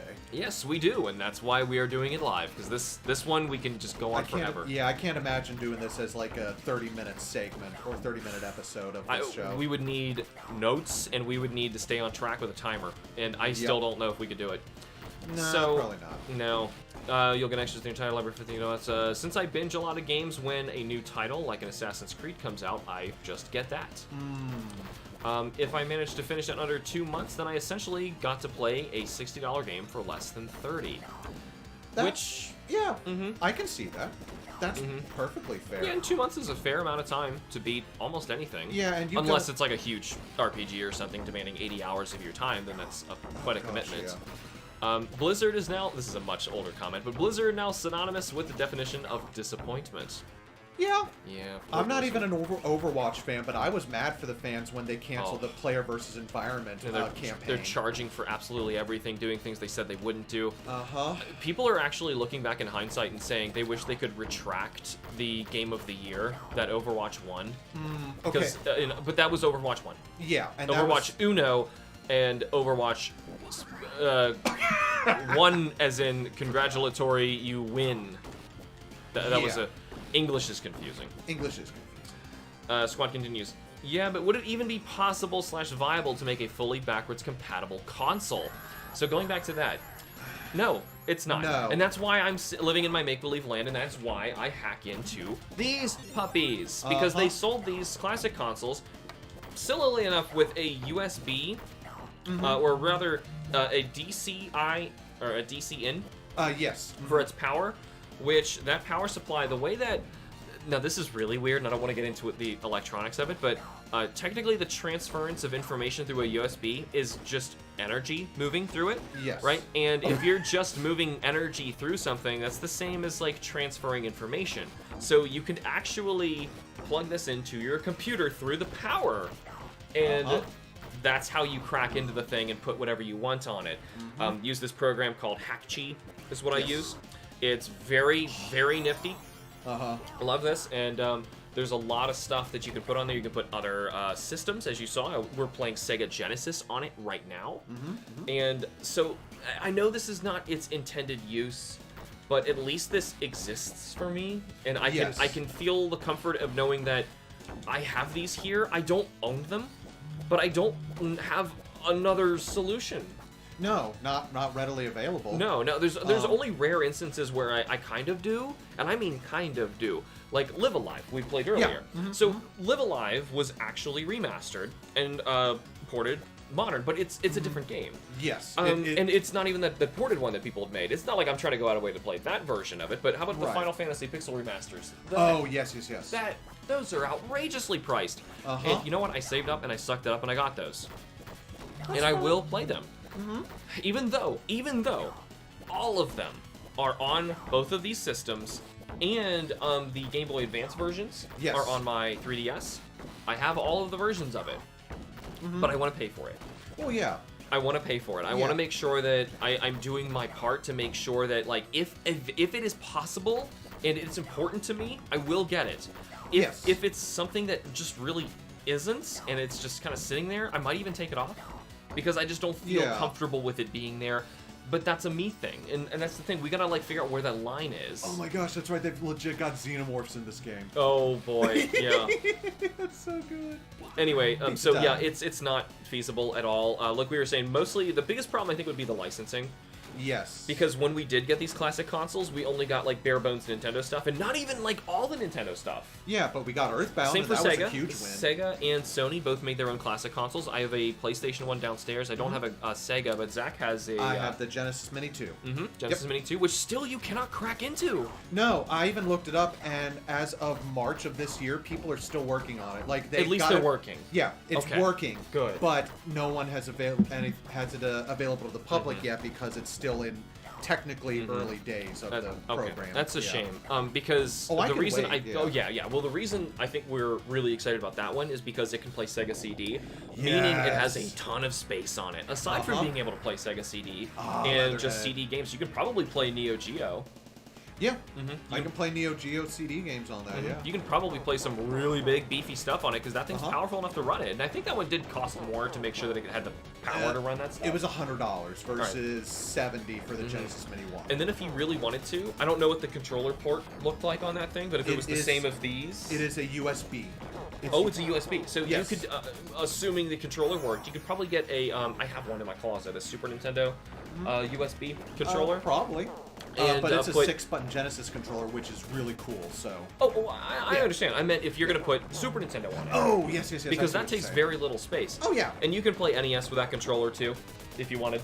So, yeah. Theoretically, as soon as that thing's hackable, that would be probably the most competent and beefy of all the classics that we collectively own.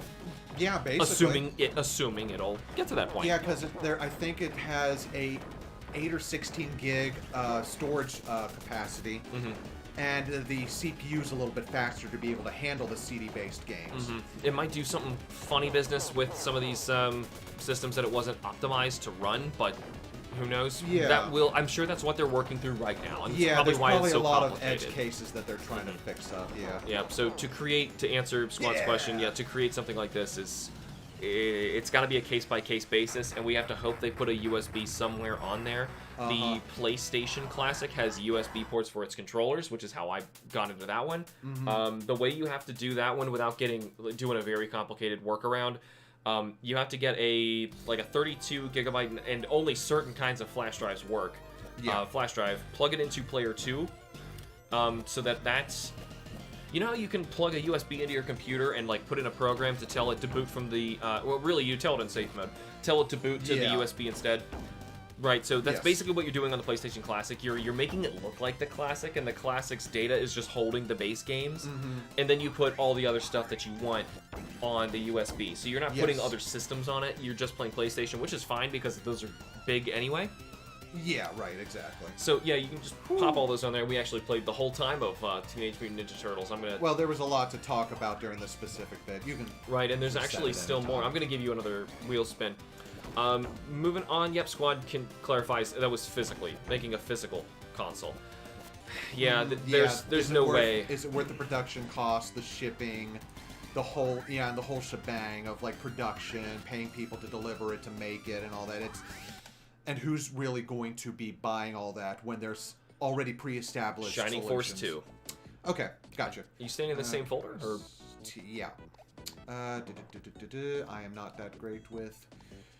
It should be just a little to the left. Yeah, there it is. There you go, Shining Force 2. I'm not that great with strategy RPGs, so forgive my poor performance. Oh, well. I'm going to let you have the controller again because I'm going to try and catch up with these. Yeah. And Squad is also clarifying, just writing out stuff as it comes to my mind, which is cool, because that's exactly what Hitbox is. We're just trying to make sure we kind of cover our bases, and if anything, Squad's kind of keeping us on track here, so that we remember to cover all of these different aspects as we discuss different things. And you know, just a tangent again, this is the kind of instance where you need that CRT scan line, because it made that background illustration of the witch that looked so smooth. Yeah, as another quick aside, in Symphony of the Night, Dracula's eyes, the pixel art, it's just a single red pixel. And if you don't blur it, it looks like just he's got like beady little red eyes just looking at you. It looks so messed up. And But I've seen it blurred. It's so good. It makes it blurs into the other pixels, and it makes it look like he's literally got red eyes. There is, now, Twitter's kind of falling by the wayside lately, but there's this great guy I love to follow in there. I'm not remembering his name off the top of my head, but if you look up like a retro CRT scan lines, something along those lines, you should find this guy. He just posts a bunch of side-by-sides, and he will do not just like emulating and trying to make it look like a CRT. He will actually like do his best to get a real photograph of what it is supposed to look like on a TV, and then show a side-by-side of the original sprites. And that's one of them he does, is Dracula's face in Symphony. Yes. And it's so good. Anyway, let's continue here. Squadfam continues and says, I'm not too knowledgeable on how discs and such work, but if all PlayStations read discs differently, then you would have to mesh very old technology with very new technology. It's not really outdated technology that's preventing like PS1 games from playing on a PS5. It's just different technology. They just did it differently to try and like, you know, anti-piracy measures change all the time, and it's sure a little bit is like, you know, a car from 50 years ago is just built differently from a car today, but it's not like so differently that you couldn't put a radio from an old car into a new one, you know? Right. That's what I mean. Like it's just more parts you would have to put on top of it to build under the hood, and it would make the car in the end more expensive, if you're following my analogy.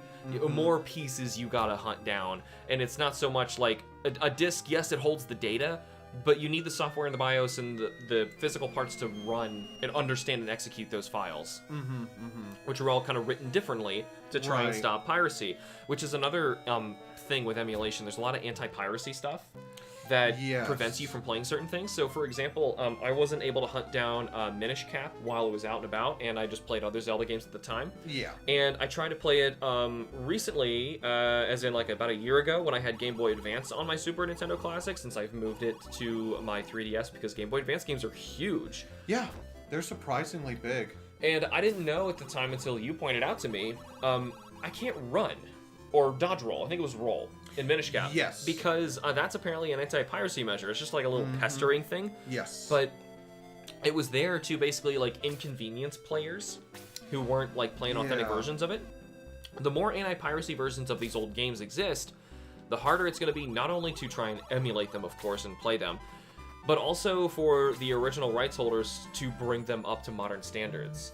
Now, I don't know if Minish Cap is available as we speak on NSO Game Boy Advance, but if they talked about bringing it in, I believe. If that's the case, they have to figure out how to fix that, because they themselves are emulating it. Right. It is not. It's basically when something is doing an anti-piracy check, it's like it runs a line of code or something that says like, check for this obscure piece of hardware or something in the Game Boy Advance. Is it there? Right. Or something along those lines. Like if it's no, then it will effectively sabotage your game. I think in Game Boy Advance, to stay on that topic, Mario, like March of the Mini is one of those. Which one were we playing? We were playing Mario vs. Donkey Kong 1. Versus Donkey Kong. March of the Minis is DS. Yes. So on that version of that game, like the first level, the very first platform you need to jump on just rises up and goes off screen forever, and it's gone. And the game, you can't get to the platform in time, and all they did was they blocked it off, and you can't play the game. Yeah. And now we found that out the hard way. Yep. So and I even still own my original copy of the Game Boy Advance card. But it would still, I can't put a Game Boy Advance into my 3DS. I want to play on that big screen. Yeah. Well.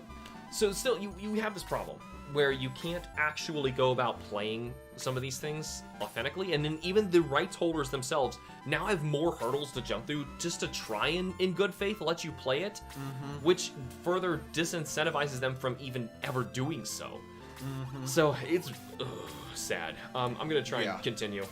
It sounds like a nightmare to properly engineer and even manufacture all of those parts.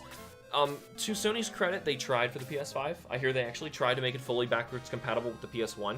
And it is probably one of the reasons why I still don't have one, as I mentioned earlier. And I also want to get it because I never got a PS4, and it's backwards compatible with the entire PS4 library. I've heard some weird things that have happened with PS4 games that are not optimized, like saves corrupting and things like that, so I'm a little hesitant, but most games are fine. The list of what isn't is short. Anyway, the squad continues. The new Assassin's Creed game decided that they're going to go back to the roots of the first games instead of the open world formula, which I am hyped about. That is a much, much better idea for Assassin's Creed, in my opinion. I have been uninterested in basically anything they've made since, like, the first couple. Yeah, because after Assassin's Creed 2 and a couple of their, games that they made in the Assassin's Creed 2 universe or time period, I was not interested. I was looking forward to 3, but I'm like, after a while, I feel like honestly, I feel like Assassin's Creed 1 is kind of like a BioShock, a Metal Gear Solid, a Dark Souls, where it does its cool big thing, and any more you try to churn out of it, you're never gonna hit it the same again. No, it's one of those series that it's got its big twist, and once you've got the twist, okay, you're going through the motions. You know, like BioShock Infinite is fun and all, and it's got new twists and stuff for it, but you're effectively going through the same motions again. Same for the Metal Gear games. You can even feel like you're playing the same notes for the most part. Like Snake Eater is effectively Metal Gear Solid 1 again, more or less. Yeah, Metal Gear Solid 2 is very meta as Metal Gear Solid 1 again. So it happens, and sometimes they really are aware of this happening. Though I brought up Dark Souls, and I'm recently playing Dark Souls 2, and I'm falling in love with that game because it is the antithesis of the opposite of that. Where it's like, okay, we're going to take the concept of Dark Souls 2 and everything about what that was, and we're going to make a true sequel to the concept. Because now, even if you've played it, it's designed for people who've played Dark Souls 1 to once again go through the whole, what does this item do? How am I? What direction do I go? How do I approach this problem? This is insane. I keep dying. What do I do? And then when you play it again and again, you get better. You figure it out, and you get that strength. And that's brilliant. Yeah. Like it takes so much work to try and figure out how to like recreate a game like that and authentically like make a true sequel, and that's why it's easy for Ubisoft, I want to try and tie this back in, to fall into the same traps and eventually just keep doing the same thing over and over and over again and just formulaic, keep churning out the same stuff constantly. That was more of a tangent, didn't have too much to do with emulation, but no, it's fine. Yeah, that stuff happens. So Squad continues. Right now I'm trying to balance out the stream and studying nuclear physics. So Dang, take dude. your time with reading. Holy crap. I Good on you, my dude. Seriously. Good luck to you, and I hope that your studies go well. That's something nuclear physics is fascinating. Yeah, because it's obviously very complicated, but it's so cool. Here's a little fact about me. I first started college going in for a chemistry degree because I really loved chemistry. Yeah. I think I was more into the inorganic side of it, but I couldn't quite link what I was learning. Organic is like chaos. Yeah. It's weird. Organic. Yeah, I understand what you mean. Yeah, because I couldn't quite link what I was learning in college to the practical side of things. Yeah. Because as the year went on, my lab credits were going down, as was my classes. And after a while, I'm like, okay, something's not clicking. I gotta switch over to something else. Yeah. But I really have a lot of respect for people who really go into stuff like that. So good on you and good luck. Respect for a nuclear physics brain swelling lad from the land of Malta. Just writing stuff as it comes. And Jorgen has a quick question. Did the total collected watts and step count on game cartridge reset indefinitely when pairing with a new Pokewalker? This is an out-of-context question, but it is in my pocket right now, and I can answer this because this is live. So just for clarification, I was/am still playing a game of Pokemon Heart Gold where I can only capture Pokemon, get items, anything from the Pokewalker. I'm not permitted to pick up anything. I'm not permitted to catch any Pokemon from the game. I had to release my starter as soon as possible. No gifts, no nothing. And I'm doing it all with the Pokewalker. It's surprisingly working very well. You're finally into gameplay, and your time is out. Well, still, you can at least have a save state there. Yeah. It takes a while, but that's what. But I'll let you finish. Right. So, long story short, my next battle is actually against Trainer Red, the final boss. Oh, nice. Ooh, Mega Turrican. Mega Turrican. So I'm gonna let you once again find this. Yeah. Because I'm still kind of trying to catch up. I'm in the middle of these things. Go ahead. And I am actually really scared about that boss because leveling up is actually quite. Well, it's not easy. If you do use the main game, like just grind the Elite Four, but it's way faster than what I have to do, which is walk with the Pokewalker. Yeah. That takes me about 4 or 5 days on a good set of days where I'm walking a lot to level up a Pokemon one time. One Pokemon, one time. And I'm finally going to give it a try when my team is at level 70, but long story short, to answer this question, no. It reset everything when I lost my Pokewalker and I had to start over. And the real shame of it is, by this point, I added it up. I would have unlocked the final area and I would have had everything in the Pokewalker from the end of this journey. However, I had to start over. So, now, obviously the Pokemon that were in the main game, I got to keep. Even the one who was in the Walker, the game has a back above them, and I got to get them back again. That's how I do it. Okay. What is like a aiming? Yeah, so Mega Turrican is really cool in the fact that it's a run and gun, but it's like Mega Man where you can't shoot up. However, there's a grappling hook they call the rope, which you can actually use left and right to... That's cool. Yeah, there's certain points. But, so it is kind of, once again, kind of Bionic Commando, but on Super Nintendo, this looks kind of cool. This was the Genesis version, yeah. The Genesis version of Bionic Commando. Yeah, look at all this damage. Does it have enough Nazis that you can kill? There might be. I don't know. Now we've got Contra level guns here. This is crazy. I've actually not gotten a chance to play this one yet. You've recommended it. Yeah, the Turrican games are actually really fun. They're tough as nails, but you know, there's a Turrican collection that actually just came out not too long ago. Okay. Yeah. Well, there you go. So speaking of emulation and tying it right back around, you can actually play this. On what? Let's. Nintendo Switch. Oh wow! Look at the physics too. Or rather, simulated physics. There's no physics in any of these Super Nintendo or NES games. Nice. Look at that. Yeah. It's math, and I don't understand. Like, that's just brilliant how they were able to figure this stuff out. I'm gonna continue here. Yeah. Go ahead. Squad Fam says, apart from more expensive, the car would. Back to the car analogy. Yes. The car would also have way more parts to maintain. You would have to get other parts to make sure that the old parts fit, and in the end, it just becomes too much to even handle. I'm sure they ran into this problem, but the thing is, modern technology is letting us make these things smaller. So if you're trying to make, the hardware to allow a PS1 to run, it's going to be smaller. It's not like the shell of this thing is going to look like the new Xbox fridge. It may, but at the same time, you're not going to have, like, 5 disk drive slots or something like that. They would get it to fit in just one. It's mostly going to be a software thing, and of course trying to get this to function would cost some tremendous man hours, and it's going to make the system cost more, which was the main reason why they didn't do it. Right, and I totally understand that. Yeah, so the car is going to cost more, but it's not like the car is going to... Okay, maybe the car analogy kind of breaks down here, because if you put like 50 or, very old technology into a modern car, that part's gonna go bad faster. Oh yeah, and also too, you'd have to get the parts custom manufactured. And that's the thing; they would all be custom manufactured when you put it into a new game console. So the analogy kind of breaks down there. Good luck with this giant slug thing. Yeah, right. Metal slug, kinda. I was gonna say, weirdly this looks tying like it in. No, this is Ferris from Metroid Fusion. Oh yeah, except it's going way too slow. Yeah, I know, and I'm missing the whole every time it charges. Ugh. Man, talk about an anxiety boss fight. Yeah, right. Anyway, I'll leave some space for you guys to catch up everything and get going on what else you got lined up. No, take your time. Yeah, this honestly is the lineup, is just letting the roulette wheel remind us of other big issues with this. Because it really goes on forever. Nice. Thank you.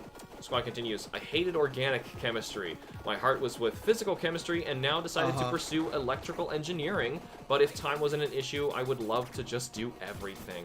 Yeah. Oh, man, wouldn't we all? You know, this is an unrelated, kind of a silly topic, but sort of related to that, I guess. Whenever I heard somebody say, like, oh, the stupid break the ice question, if you could have any kind of superpower, what would it be? You know, typically you hear people say, like, oh, flying, invisibility, or whatever they want. Yeah. I always say duplication. I would always want to duplicate myself. Just like the one mutant from X-Men 3?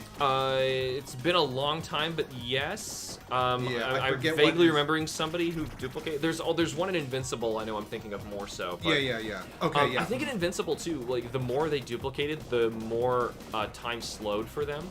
Or something like that. So, of course, you have like, an army of yourself, and you're effectively not aging. That's not important. But the reason being would be so that I could sort of do everything. I want to play everything. I want to experience everything. I want to learn almost everything. I want to like have an astronaut version of myself that like learns about space and gets to go explore stuff. I want to have like an army of me that just like takes over a college and just studies. That would be cool. And I want like shared knowledge with the clones, so one can like just like be playing, like, going through the entire Sega Genesis library and just trying to beat everything and, like, learn stuff as another one learns something. Like, oh, that's fascinating. And then, of course, to catch up, have another version of me that just eats. Have one that just sleeps. So the others don't have to. See how silly this gets? But that's really what it is. It's really, like, time efficiency. I'm mostly paranoid about not being able to do everything. That's the thing. That's part of the fear of missing out. Right, to try and get back to his. That was why I was trying to tie it in. Yeah. But it's like, you know, it's also a part of the human experience. There's only so much that you can experience in your lifetime, so you just kind of have to pick and choose. And that's kind of why people are so stressed out about these... the insta-kill. That's... Okay. Oh, at least they put a checkpoint there. Yeah. I think that's why people are so stressed about retro games like this. Or not even just retro games, just emulation. Yeah. They're going to be gone. Yikes, this is a frightening area. Wow, yeah. Okay. So just because I brought it up, and before we go on, Zach, answer, if you had one superpower, what would that be? If I had one superpower, I'm gonna be basic and say flying. Yeah. Yeah, I honestly, like, when I flew for the first time when I went with you guys to on vacation last year. Yeah, in an airplane. Yeah, first time, and it's like, oh, this not isn't just because that bad. we're superpowered, because we use an airplane. An extremely expensive airplane. Dude, why you gotta why you gotta call me out like that? No, we can fly. Yeah. That's why I don't care about flying. Legit. Do I have to destroy them all before they break this? Or I think that's just shaking for effect. Oh, okay. But I don't know. No, maybe they're weighing it down. Who knows? Anyway. No, never mind. Yeah, it was just for cool effect. Okay. Here's the boss. So anyway, Squad says, I'd go into more detail, but that would be a huge tangent. But thanks, man. I really appreciate it. Always love when I meet like-minded people. My superpower would be omnipotence because, well, you know. No, I've read... It's effectively kind of the same of what I was just saying, except you would not have the time that you would save from you're adding up how many people have shared experiences. I was gonna say, now who said omnipotence? Squad Fam. Squad Fam, have you read Dune? I would suggest not having omnipotence. Good point. Man, you know, that's another version of me I would duplicate. Like, I really want to read the Dune series, and I want to read tons of books. I would have to make armies of myself. Like, think entire cities of people just dedicated to reading full time. Wasn't that an actual science fiction story? I'm not sure. It's actually the basis of a comic I was going to work on, but I don't have the time because I can't duplicate myself. Yeah. Anyway, so on top of the emulation, we've kind of covered why the companies themselves would be so anti this. In terms of, for many reasons. One, it's expensive, it's difficult to do. There's the anti-piracy measures. They have to go through all of the legal issues to make sure that it happens properly. Yeah, it's probably building itself, the boss fight. Huh. But what about the actual consumers? So people no, I don't like this guy. Oh, you have to hit the eyeballs. You gotta hit the eye. Yeah. You're tanking hits here. Yeah, I just... You're dead. Yeah, Are there specials in the bottom right corner? Yeah? I think that was a special attack you had. Okay, well, we're gonna continue. Yeah, you got a minute left. Go for it. I just at least want to beat this boss. I mean, I'm right... Yeah, it's a good spot. Oh, no. Squad says, I have Dune lined up on my list of things to do, but due to the very problem that gave rise to this whole topic, sweet, sweet irony, I haven't gotten around to it. Yeah. Yeah, unfortunately. Yeah, and also having, realizing better access to these games, and at least my solution, I think we'll get to our personal, where do you draw your line in the sand solutions when we get to the end of this, but let's now argue for the consumer. So I see legally a good reason why a company doesn't want this to go on forever. Obviously, they worked very hard on producing this content that you now are saying you want to play for free. Yeah, you know, like, of course, any company would say, "Hold on, like, that's not that can't be right. You're totally not going to just steal from us. You're stealing." Right. So there's got to be a better solution where both parties are happy. So let's try and cover the other side. Right. So from a consumer standpoint, I actually want to spend the money. I would actually really... So eShop? Yeah. Well, maybe that's just our solution, but from a standpoint, what is it that we want? Let's try and define exactly what we want to see and see if an eShop solves it. Because I don't think an eShop does. Because say, for example, of the McDonald's game, say you're super nostalgic for that and you really wanted to play it, that won't be on an eShop. No, it can't be, yeah. So at that point, I would have to... You have to play this boss again to get to the other boss? No, so I had to use a continue. Oh, I see. So it just sent me back to the very beginning of the level. Like 1-1 or something. Yeah, oh well, whatever. Yeah, it's fine. It's a video game. Video games are funsies. Yep, exactly. Alright, he went off screen, so it's good enough time as any. Yep. So, I'm going to say what we want is kind of unrealistic, but we're going to define it anyway. We want to be able to play a game... I'm just gonna even go on a limb and say that we've already purchased. Ooh, Quackshot. At any point. Yeah. If I bought it, like I bought Super Metroid, and the Wii eShop went down, why can't I play it? Let me play it. Right, no, exactly. Say my Wii fails, but if my Wii fails, then I bought it for the Wii. Then that was my fault for buying it digitally, which is another thing, buying stuff digitally versus physically. And once your hardware is gone, everything you've spent digitally is gone forever. You can't just buy a new console and put your discs in. Sure, you might have lost your saves unless it was a Wii, then it physically comes out of the system, like a GameCube. Yeah.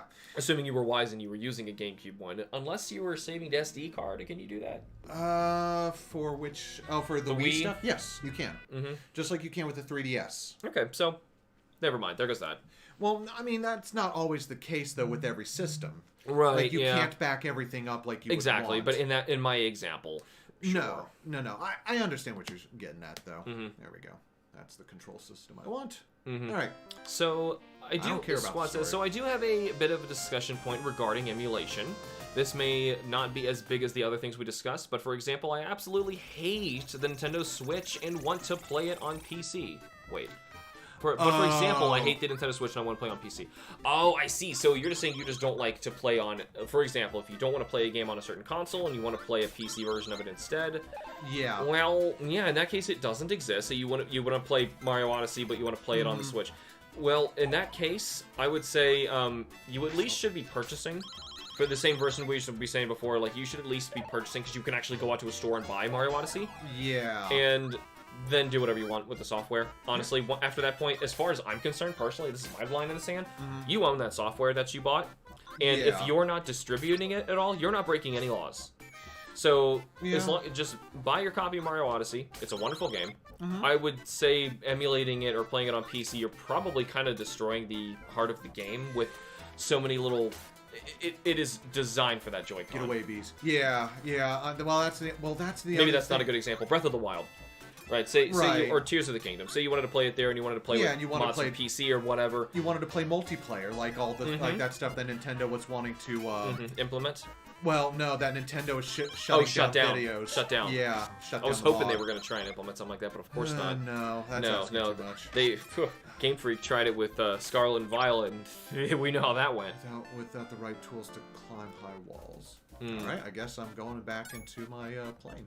So I think that's a fair answer. It's not the answer that people want to hear, because of course they don't want to pay for video games, but if that's what this comes down to, you don't want to pay for video games, you're emulating for the wrong reason, in my opinion. I want... That is illegal. Right, no, because see, well, also too, let's just say that you're in a place that, like our boy in... You're also just hurting the industry. Not carry on. But like what we were going on about with like importing stuff to Malta and all that stuff. You know? It's expensive. And what about someone who wants to try it but just does not have the money? You know, just because you might not have the means to be able to do something does not mean you should be, restricted from trying to actually enjoy something. You know? No, you shouldn't, especially not based on where you live, but unfortunately it's just the world we live in. Yeah. It's like the concept of a country really should just be abolished at this point anyway, but I feel like we're going to be stuck with this because people are just way too arrogant and stuck in their ways. We are not going to go down this tangent. Nope. That's another can of worms I don't feel like opening today. But unfortunately, that's the problem he's talking about. Yeah, and it's based on, and that's not up to Nintendo at all, or any company. It's just a shame.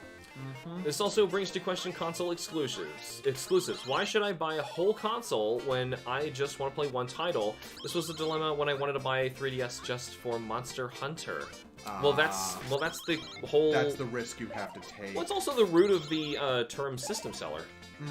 You know, people, it's really like, what was your what was the one that bought you the console? Right. And then from there, what other games did you play to justify it? Like, personally, I like to say I want at least 5 games to be on a console before I'm like, okay, it's worth getting. That's why another reason I'm still waiting on a PS4, because a lot of those games are going to PC. Yeah, God of War, Uncharted 4, Horizon. Those are PS4 games. Yeah, well, you said PS4. Oh, 5. I meant 5. I'm sorry. Oh, no. You're okay. So before buying a PS5, I'm like, okay, I want to make sure that there's at least 5 games on it. Maybe I said 5 twice, and that was my problem. Oh, no. Yeah, 5 games for PS5. No, that's why I was confused. Yeah, you only get 4 games for PS4. No. So I wanted to look like, okay, so Final Fantasy 16 looks really good. That's coming out. I want to play Elden Ring. I want to play Demon Souls, even though Final Fantasy VII Rebirth is also coming, but the first one's being ported to Switch. Not Switch, God no, to Steam. So it's possible that might be ported eventually, but that doesn't mean I don't want to play it on the console. I prefer to play stuff on consoles personally first. I can understand that. For me, my 5 games would be I would try to play Elden Ring, the new Ratchet and Clank game that's on there, and that price has plummeted. Yes. A lot of the physical prices for PS5 prices have just like gone way down, and Ratchet and Clank is one of them. It's like 20 some bucks now. Oh, that's amazing. That's a $70 base game. Yeah, that's ridiculous. Yeah, that's a steal at this point. Yeah, effectively, yeah, it's a complete steal. So imagine the same thing for a $600 PS5. It's $500 here, isn't it? For the physical. Yeah, for the one with for the disc-based one. Yeah, for the disc-based one is $500 here. So man, Malta sucks. Well, in terms of that, yeah. Yo, no, he's told me in terms of its climate, outside of the humidity, that place is a wonderland. Yeah. Like wow. It doesn't get obviously as cold as the winters do here, and it doesn't even get as hot as it does here, as I found out. If you can believe it. Yeah. Oh my god. Like, our summers and winters are worse here than in Malta. We might as well just live on a tiny island with the beach, but I'm not paying that much for video games, so I ain't moving. You know what, though? I wouldn't complain. unless you really just paid for someone to smuggle in a bunch of video games for you. That's the way to do it. Just this mysterious crate just washes up one day. Oh my god. Yeah, there's a bunch of PS5s and video games inside. So he says, for clarification, I like the Nintendo Switch. I was just bringing it up in his example. And I understood. Right. Well, that was not lost on me. There are some games that were released for Switch that are actually getting some PC ports, like the Octopath Traveler games. Those are Square games, though. Nintendo published stuff will never happen. Because, and I actually think this is their strongest attribute that, like, Sony and Microsoft need to catch up on. They need more self-developed console exclusives that are system sellers. That's the thing. If you don't have a system seller, and let's just say somebody starts by playing on Xbox, and they really like being able to, play the same games on PC. They'll play on PlayStation, and they'll realize, oh, the same things are happening here. Why wouldn't I just play them there? And then they end up kind of, you know, emulating stuff here and there for playing mods, whatever, which is totally normal. And they look at Nintendo and say, oh, everyone's playing this Tears of the Kingdom thing right now. I don't want to buy a whole other system just to play this one game. I want to play it on here. Same deal, I would say, buy the game anyway. You own it, now do whatever you want to it. Right, because see, that's why I like getting stuff physically. I mean, it's like, it can't get delisted, so I can't buy it anymore. I can just plug it in whenever I want, and I can still use it or mod it however I feel like I want to. Problem being is, then we start running into a whole nother set of issues with physical media and how things eventually, like you said, break down, like your PS3 controller, and we deal with stuff like disk rot or corruption of ROMs and stuff. Oh my gosh, disk rot scares me so much. I've actually lost, I lost a lot of stuff that I worked on, some of my old videos, Ocarina Hero era stuff, and it was, let me see, probably like 4 years after I made it. Ooh. Already gone. Yeah. And I made those like in 2005 through 2007-ish. So, wow, that should not have happened. Yeah. Anyway, I will continue here. I understand what you're saying, but at the same time, buying a game for a console I just don't even own, just so I can emulate it anyway, feels wrong.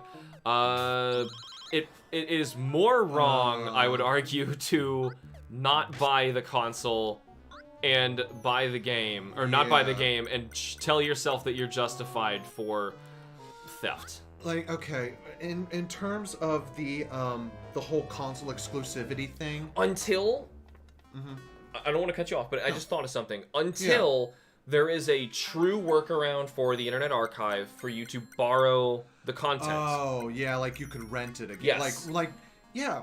If Why don't we just bring back renting? But then Nintendo has to do it with digital stuff and be okay with it. Yeah. So assume they do, say everyone in the industry does, and Nintendo's last and they reluctantly accept, then that could happen. You wouldn't have to buy a Switch, and you wanted to play it here, you could rent it. Okay.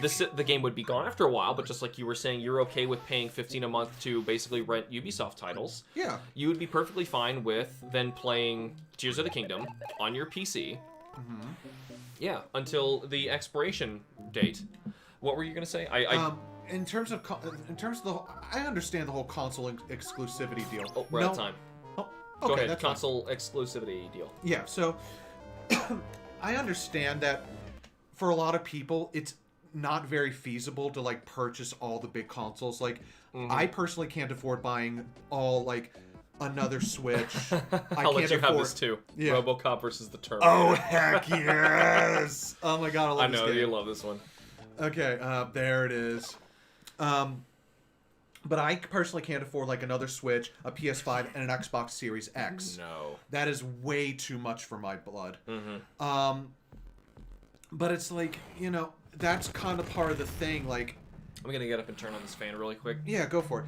My thing is, like, that's part of the reason, like, when I look at consoles, what exclusives can I expect to get, you know? You got it? We don't have a lot of room. No, we don't. And I've got a bad knee, so I can't maneuver all that well. This is live! This is live, everyone!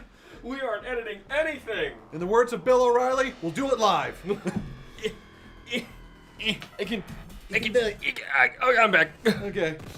RoboCop versus the Terminator. Oh my god, this is like amazing. Why am I? Okay, good. There you go. So sorry to cut you off. I wanted to turn it on for us. What were you saying? So, like, in terms of console exclusivity, that's all right. It's got to get the computer. It's important. It's not about you. It's about my baby. That thing's expensive. You're just talking about like buying one of every console. And yeah, you can't. No, you can't. And even getting a new PC. Oh, by the way, hopefully y'all are okay with pixelated blood and gore. This game is like, it's RoboCop. It's going to be gory as all get out. We probably should have mentioned that. This is we haven't even gotten to do our ESRB episode, and this would apply. Yeah, right. But yeah, hopefully y'all are all right with that. Yeah, sorry. He's gonna shoot stuff. Just look away for a while. It's a podcast anyway. But you know, it's like for me, like when it comes to like, oh, get out of here. Thank you. When it comes to buying consoles and stuff, I look to see what I want to get out of each of them. I'm usually a Sony fan and a Nintendo person, so I'll either get one or the other every generation. Yeah. Because I'm like, okay, for Nintendo games, I want to play the Nintendo stuff. obviously. For Sony, I want to be able to play those big blockbuster games that they're known for. Yeah. And that's kind of and I just have to kind of make my peace with it. Because it's not reasonable for me to try to just buy everything. No. So it's not a solution because Right. there's too many games. And actually, that was going to be another whole topic of a hitbox of just saying, like, how do you manage your backlogs? There's so many games, and there's just more of them coming out even faster. Yeah, because as I've said in some previous episodes, we are literally living in a golden age of entertainment and access to it. Now, Well, the access is what we're arguing about today. But okay, well, for the most part. For the most part. Yeah. We're the Silver Age. Yeah, okay. the Silver Age. Hey, Silver Age had some Oh, I love this gun. Yeah, this gun's stupid. Oh my gosh. Well, you better use it to your fullest right now because you're about to die. I did. It worked. Anyway. Thank you for your cooperation. I gotta catch up on these. I've missed a lot. Yeah, but you know what I'm saying, though? It's like you kind of have to make your peace and pick and choose. Like I said, it's part of the human experience. You can't play or buy everything. It's not... And even if you could, what's the point? I forgot your timer again. That's all right. Yeah, I know you're totally fine with playing more RoboCop. Yeah, exactly. Unless you would like another spin, because we did just play it, and this might be like go ahead. Let's just give it another spin. Yeah. You gave it one run. Yep. So, Squad also says, I got Ratchet & Clank for $70 and still haven't gotten around to finishing it. And see, I think I run into that problem an awful lot, too. Lord of Heracles 4. Ah, okay. That is a Super Famicom game. Absolute apocalypse level coldest it can get here in Malta is like 30 Fahrenheit. That's it? Well, I think where he is. That's it? It's in the Mediterranean, but I know I don't care. Oh god, that's go outside in t-shirt weather. For where For we us, are? yeah. That's like, oh, it's so good outside. All I just need is a coat and I'm good. It doesn't get as hot as over there, but humidity makes it feel much hotter, and he's mentioned that. Humidity gets ridiculous over there. Yeah. Right now I have an AC on full blast, and I'm still swimming in my own sweat. Yeah, really like it here. It's just the whole cut off from the rest of the world thing that I hate. And that seems to be kind of what we're talking about here. Different countries, or just different places around the world are just unfortunate enough to have their own governments and people wanting to nickel and dime and tariff every little thing that comes into the country. Where did you put it? Is it under T? No, it should be G. Oh, okay. I would think it should be G. Well, then it should have been there. No, Super Famicom doesn't have those. It's probably just regular Super Nintendo. Okay. Yeah, because they're only Super Famicom. That's why I got puzzled. Weird. Let's see if it's even in here. That's the thing I had to... Yeah, there they are. Well, look at the logo, the pictures. So they must have had, like, some iteration. I think that's fan art. You think so? I think so. Well, that's what threw me off. Well, that's okay. Hold on, though. When I save them in Hackchi, it auto-sorts them based on what it's booting through. It's not booting Super Famicom. See, that was a fan version, so it was a fan version to make it run on Super Nintendo. I have no idea. That was the answer. Okay. We just saw it. So it was a fan patch to make it run on Super Nintendo. But anyway. Whatever, it should go over there. So I'm going to try and catch up with where I was, not just talking about how hot and spicy Malta is. I also hate that demos are no longer popular anymore. You kind of have to take a risk with buying a full game and hope you like it. Yeah. I mean, emulation isn't a good solution to alternate the demo. The demo just takes a lot of work, and really, I think they should still be making demos. Luckily, there's still a lot of big demos that come out for big game stuff. Like Final Fantasy 16 has a big 2-hour huge demo that carries over to the main game, and you can play that. So for the most part, as far as I have experienced, anything that I genuinely need to taste before I play or pay for it, then there's usually a demo there for me. If not, there's enough trailers and plenty to read and watch people play online that I haven't personally had this issue. Like, I can tell. I've played enough games where I can tell if I'm gonna like it or not. But not to diminish your concern at all, but I understand that is you're a dog. Woof woof. Why are you a dog? I don't. All right, cast the spell, doggo. Argos, good boy. Cannot use magic yet. Not a good boy. Oh, okay. Well, we tried. Oh, what the? Good dog. Can you pet the dog as a dog? It's 1994. No. Yeah, can you pet the dog? You still cannot pet a dog in Tears of the Kingdom. And that makes me angry for some reason. No, it makes me it's mad, not too. needed, but That's the least of my concerns with that game, but that made me so sad when I ran into that dog. And there's like a whole side quest where you have to make a dog like you, and petting it is not an option. Come on. yeah. Anyway. Are you really Tonto? Who's Tonto? Well, we're half paying attention. And this is a downside of doing the roulette thing with Super Nintendo stuff. It takes... That's why I upped the timer, and I forgot the timer again. I upped the timer for these. We used to do 5 minutes, and now we're doing 10. Just to make sure we can kind of cover this properly. Oh, hello. And he continues, although I do like that console exclusives are starting to die out at this point as well. 95% of the games that were console exclusives are available on PS5 release are now ported to PC. For Sony, that's true. Yeah. For Xbox, that's true. Not for Nintendo, and I don't ever see that changing. No. They know... think of it, Nintendo started as a toy company. They're there to sell you peripherals, so they're always going to be developing new gizmos and gadgets and gimmicks to make sure that you're playing on their hardware. That's why they're making their consoles, I'm convinced, tougher and tougher to emulate, because they want to make sure you're buying the system. And to be fair, though, there are so many exclusives on there that are great that it's, to me, it's not worth the hassle of even trying to piracy around it. I'm talking to the goddess of fate, Atropos. And you're a doggo. She's not going to pet you. She's not a goddess I worship. Never would have imagined. Do you like dogs so much? Anyway, yes, yes, and they run like a dream. Yeah, just can't keep up with all those Fortnite battle passes anymore, and that just kills me. Are you serious? I wish I could unplay Elden Ring and Monster Hunter Rise and grind out battle pass instead. Well, see, that's a whole other topic. I feel like personally, I just have different. This is me. I have personally a different taste than that. I understand wanting to try to grind through a battle pass, because if you don't, you don't get that battle pass's specific items and rewards. However, that's shady. Yeah. However, it's shady, and also too, how important is it to you, and how important is it to the gameplay? Right. It's there as a goal to try and like psychologically keep you playing. It's wanting to enforce a habit. Yes, that's all it really is. Yes. Yeah, it's there to try and get in your head and dangle something in front of you and try and get you to, like, carrot on a stick, keep playing this game. I don't want to... If I feel like, personally, if any game is trying to force me to play it or trick me to play it more, it's not worth my time to play it at all. I'll actually... I'll stop games like that very quickly because I can see that's what they're doing. But that's just an us thing. Snow does not exist here. I would imagine if it almost... never gets under 30. Well, I was going to say hail 3 times a year, but it melts the moment it touches the ground. Yeah.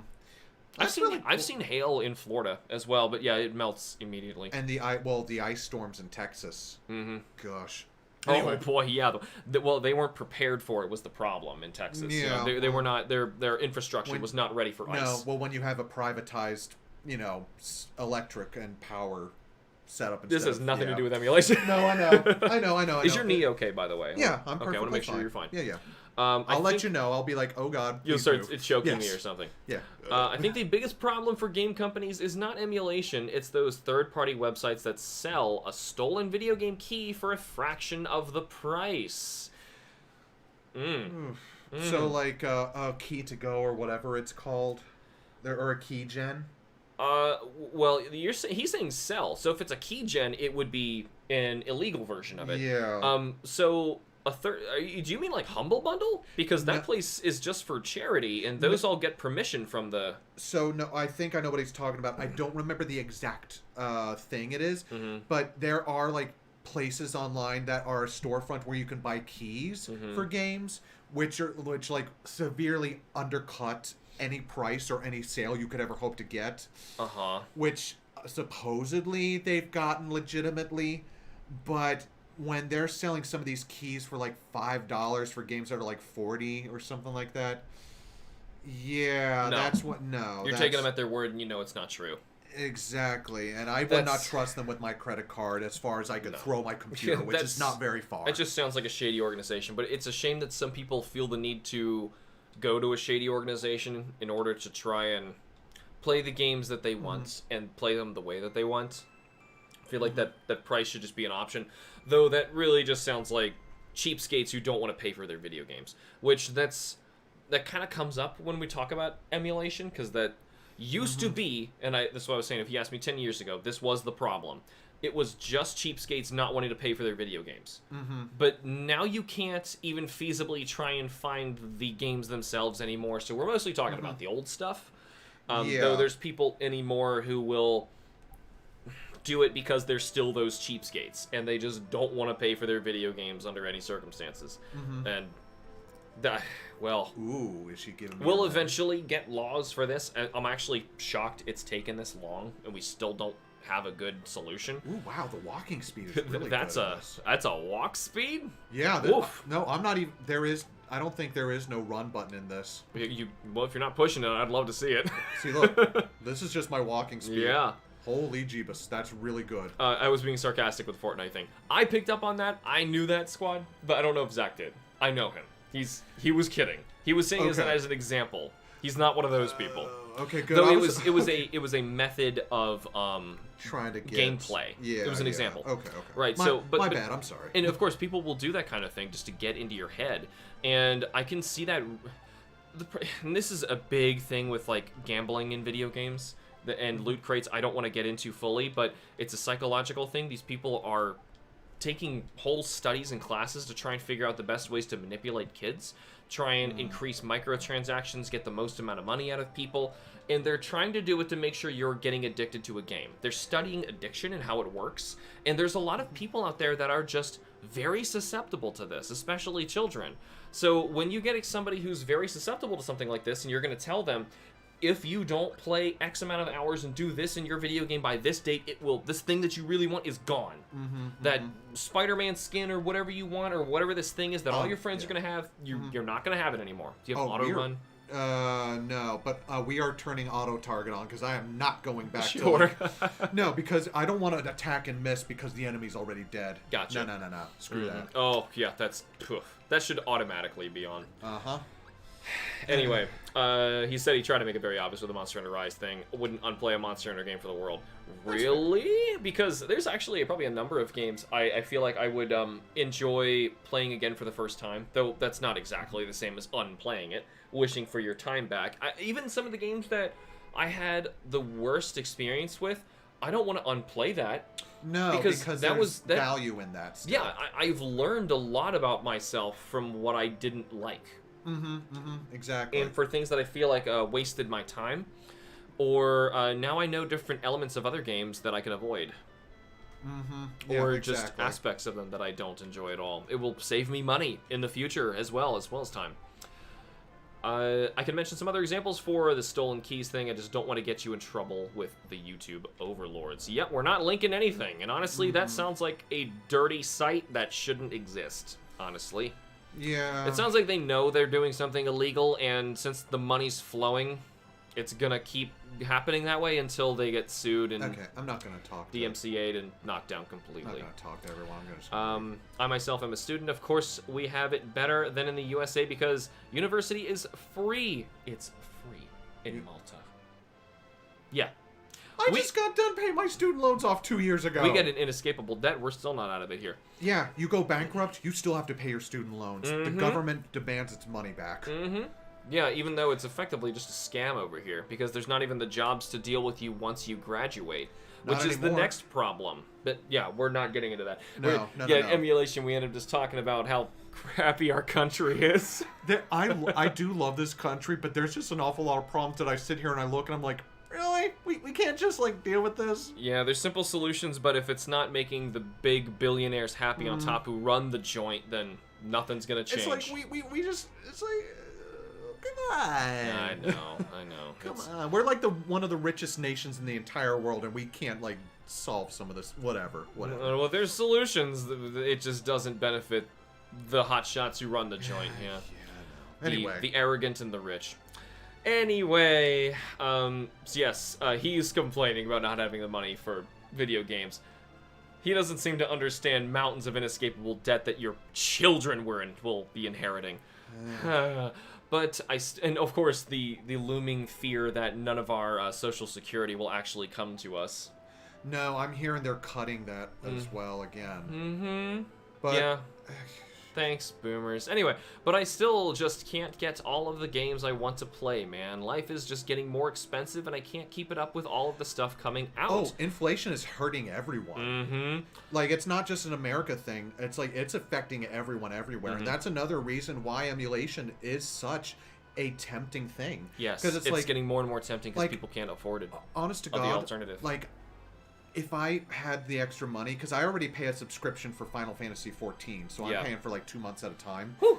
And I love that game, but it's like I don't also want to have to pay. Yeah, go ahead and stop me. It's like I didn't even get to combat. Everyone.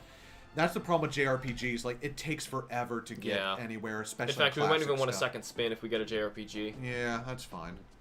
What do we got? Front mission. That's a strategy RPG. So, you want another spin? Yeah, go ahead.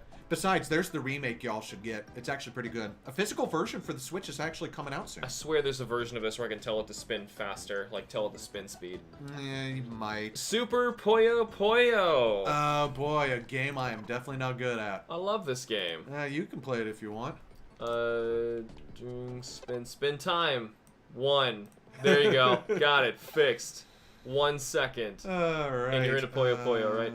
Let's see. I'm finding Puyo Puyo. But Squad brings up a great point, and this is a good thing to tie us back around to arguing for the consumer. Sometimes I feel like this is Squad again. Sometimes I feel like I just have to turn on some shady stuff in order to find something I enjoy. And especially because of, he's mentioning, life is getting more expensive, and I can't just keep up with all of the stuff coming out. Just pick the first one. Yeah. This is not the translated version. I don't think you even get the translated version on NSO. Wait a minute, I have a translated version of this. Yeah, what sure about that? Yeah, I'm positive. What are you doing? Hold on, let me look. I picked what it said. Super Puyo Puyo Su. Is it magical? Could swear that's Panel de That's Pawn. Panel de Pawn. I got a translated of that. And there's Magical Drop too, which is translated. I think those are what I'm thinking of. I'm sorry. No, you're fine. Well, let's carry back into where you were with. Sure, whatever. Just so you can do it. Yeah. Back where you were. Anyway, I guess I gotta grab that one still. But okay. Yes, honestly, and this kind of ties into what may be another one of these live ones, just talking about a backlog and how to cover it, because it's sort of the same topic. Yeah, I'd like to actually discuss that, because that is a big problem that I have as well. How to actually comfortably... Oh, why would you do that? So I can do something else here in a second. You could have blown up all of them at once. I will. Boom! There we go. Almost worked, yeah. Yeah. Well, I was waiting for a... Yeah, I was waiting one. for this. Yeah, that's okay. Yeah, good enough. I'm not good. You just need to get at least 4, I think. And as you can see on the right side, you can't do diagonals. I think it's fun. It's a good little puzzle game. It is. I'm just no good at it.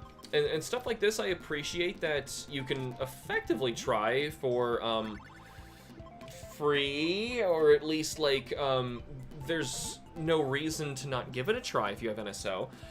You have access to this game right now. It is on NSO. So in that sense, it's nice that people are able to actually play stuff and try them out. They don't feel like they have to pay a ton of money just to dabble into something. Right. Oh, boom. Yep, I got it. You almost got it. You almost cleared your board. Yeah. That's the thing that I find a hard time wrapping my head around, is trying to set up chains. Because the more you do that, the more you put on the enemy's side. Yes. It's very hard. Yeah. Anywho's. Yes, it's a fun game, but still. Getting into just options of like what to find and what to enjoy. Honestly, just because of how many things I have experienced over all the years of playing video games, I kind of know which ones I am going to like, or what series I really want to try. And a lot of those you can't buy anymore. You can't find anywhere. Nope, unfortunately. And because of that, I try to figure out like, okay, well, then what games would I want to put on my classic systems so I can try them. But this is just a solution for me. Getting these things is like, they're kind of pricey. I think my NES classic cost like $50. I got a refurbished one on Nintendo's site, so at least it came from them.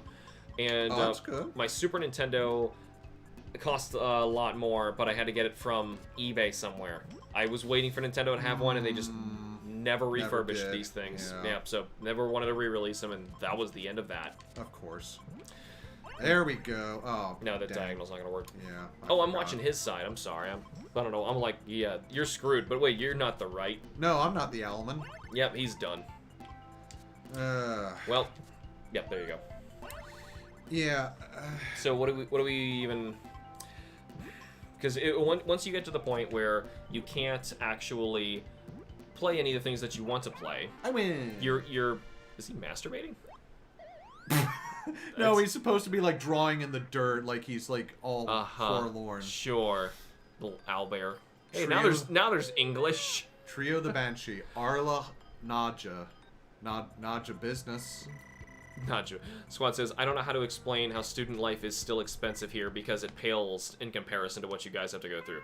Yeah, expensive is not the word to use. Well, no, the thing is, I think, okay, correct me if I'm wrong, sir, I very much could be wrong, but it's like the expenses got passed off of not in the schooling part, but in everything else, in other aspects of student life. Sure, and I'm sure that is a part of the issue that he's saying, but yeah, at least for our case, it's something that will just loom over you forever, so that you're kind of owned by a company, and that was kind of their intention, or at least in our country.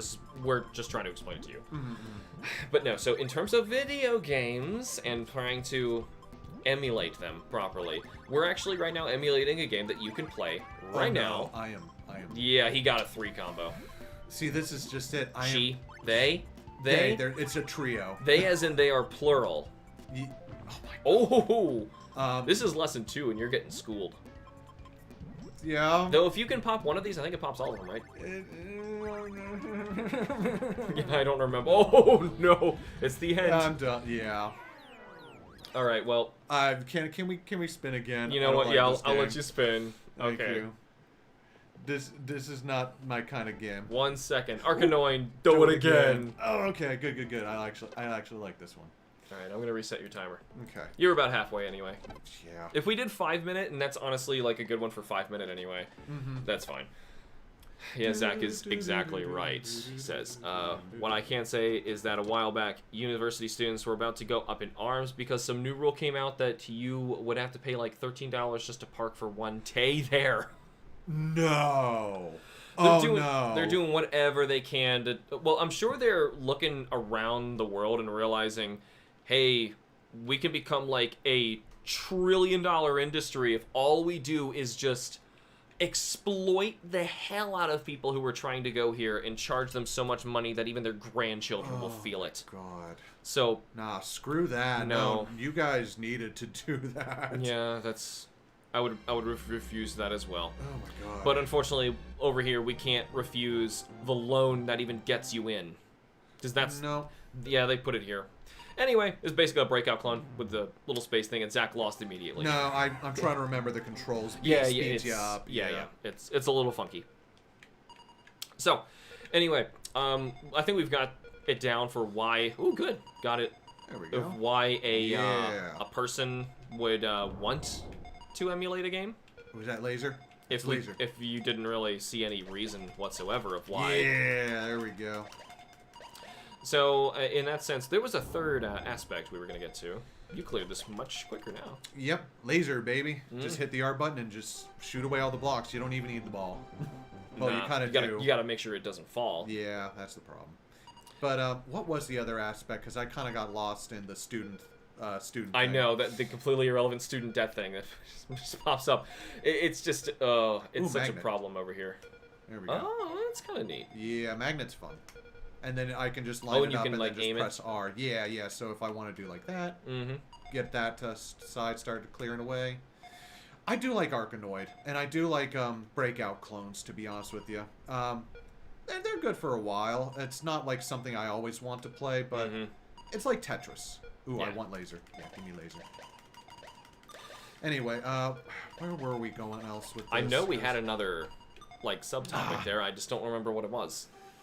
Okay, because we were talking about it from Squad says the whole parking thing, I'm pretty sure, is pretty much a ploy. I think they wanted to make a ridiculous price so that when complaints come in, they can lower the price and it's still high, but it is much cheaper. And say they capitulated. Yeah, that's a very common business tactic. Yep, it's also a psychological thing. I'm telling you, they're companies do this sort of thing on purpose just to try and see what they can get away with. Uh-huh. There you go. Oh, good. You get it before you get to catch the ball. Mm-hmm. So, our line in the sand. I think was our third thing. Yes.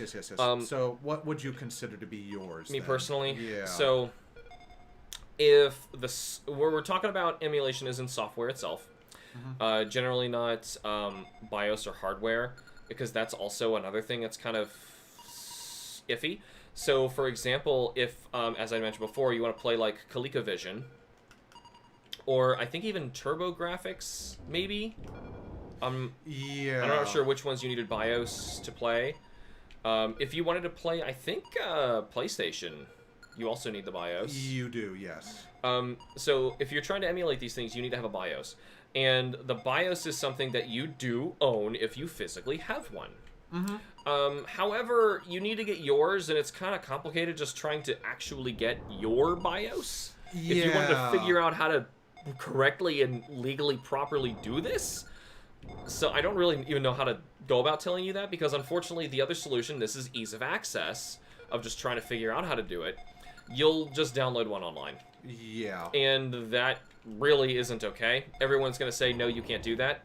But there really is no other solution. Yeah. No, like, how am I can't just go buy a ColecoVision and then somehow extract its BIOS from it, but we all have to say, don't download the BIOS for the ColecoVision when you want to run the emulation, because you can't do that. I don't know where you might find one anyway, even if you did, but you should probably start looking. Yeah, really? That was weird. One power-up overrode another one. Wow, and just enlarging the paddle got rid of the multi-ball. Why is that? That was a shame. The other ability was way better. Yeah, whatever. Yeah, anyway. So, in the case of BIOS, is kind of where I admit my line is a little murky, because I feel like if it is abandoned, if you can't purchase it anywhere, if it appears that it will never be faithfully brought back, ever, then, you know what? Fair game. Go for it. They had their chance, they had their time to make money on it, they did make money on it, and at this point, it's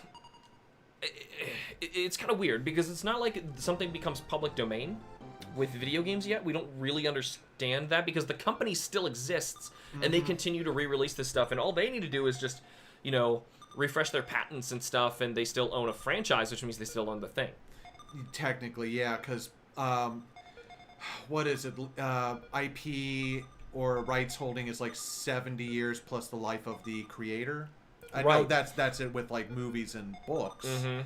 But for video games, I mean, they haven't been around that long yet. Exactly. So, but their history, and they're being lost. It's not like movies or books are gone forever when you just travel like another 15 years in the future. Right. Right. You still have a DVD player. You can still read a book. Yeah. They're not gone. It's only weird cases like Winnie the Pooh finally becoming fair use, and there's all sorts of silly Winnie the Pooh stuff now that's happening. Like the Winnie the Pooh slasher movie. Yes. Which was not good from what I understood, which I wasn't expecting it to be. Of course not. But it was just a dude in a Winnie the Pooh costume. It's the fact that they can do it now, is all it is. Yeah. And that's, that's what all these companies fear. And of course, that's why it was made, because it was to scare the company. Like, hey, fair use, it's funny. But honestly, now, like, we don't understand what it'll do with video games, because I feel like that time frame isn't fair. No, well... Because abandonware for a video game, or when the video game itself becomes so obsolete it's not possible to buy it anywhere or play it anywhere, and it's a part of history, like, if people... Like, for some developers, even, being able to have access to some of these things is very important to their knowledge for how to create new stuff. If they don't have this... We are deleting our own history, and gaming cannot learn from its own mistakes. Where do we... And not to mention, too, source code gets lost all the time. Oh my gosh, Square Enix. Final Fantasy VIII, Silent Hill 2. Yeah, Konami. Oh my gosh, yeah, that's why the, what is it? The Silent Hill remasters on PS3 were a mess, because Bluepoint was given an incomplete code and just had to basically finish it again. because Konami Team Silent disbanded and the source code was just lost to time. This has actually happened, if we want to tie it back into movies. Toy Story 2, which this employee recently just lost their job, was laid off. So basically, Toy Story 2 was completely lost. Some file corruption or something at Pixar. And one employee who was on maternity leave at the time happened to have a copy saved at home. Oh, thank God, yeah. And the entire film was saved. Now, there's more to it than that, of course, but still, that movie exists the way we know it because of that person who was able to have an extra copy at home. Now, in that same sense, what do we do about video games when, you know, that kind of thing happens? You know, the source file, it's gone, the game is gone forever. Yeah, it's proprietary. You can't, like, get it anymore. Right, and it's not just because, you know, the source code is gone. They take it offline. So, say, Toy Story 2 was never, let's just pretend it was never brought to DVD. Okay, never VHS, none of that stuff, because I think I actually had VHS, so it's that old. So say it's never brought to any physical form of media. You had to either watch it on television or movie theaters or stream it nowadays. Okay, and then Disney takes down Disney Plus. For some reason. For some reason. They would never do this. Or because this is a different industry, but say they do for the sake of comparing it to video game emulation. Like their servers like go offline for some reason. Right. Indefinitely. Yeah. Indefinitely. How do you watch Toy Story 2?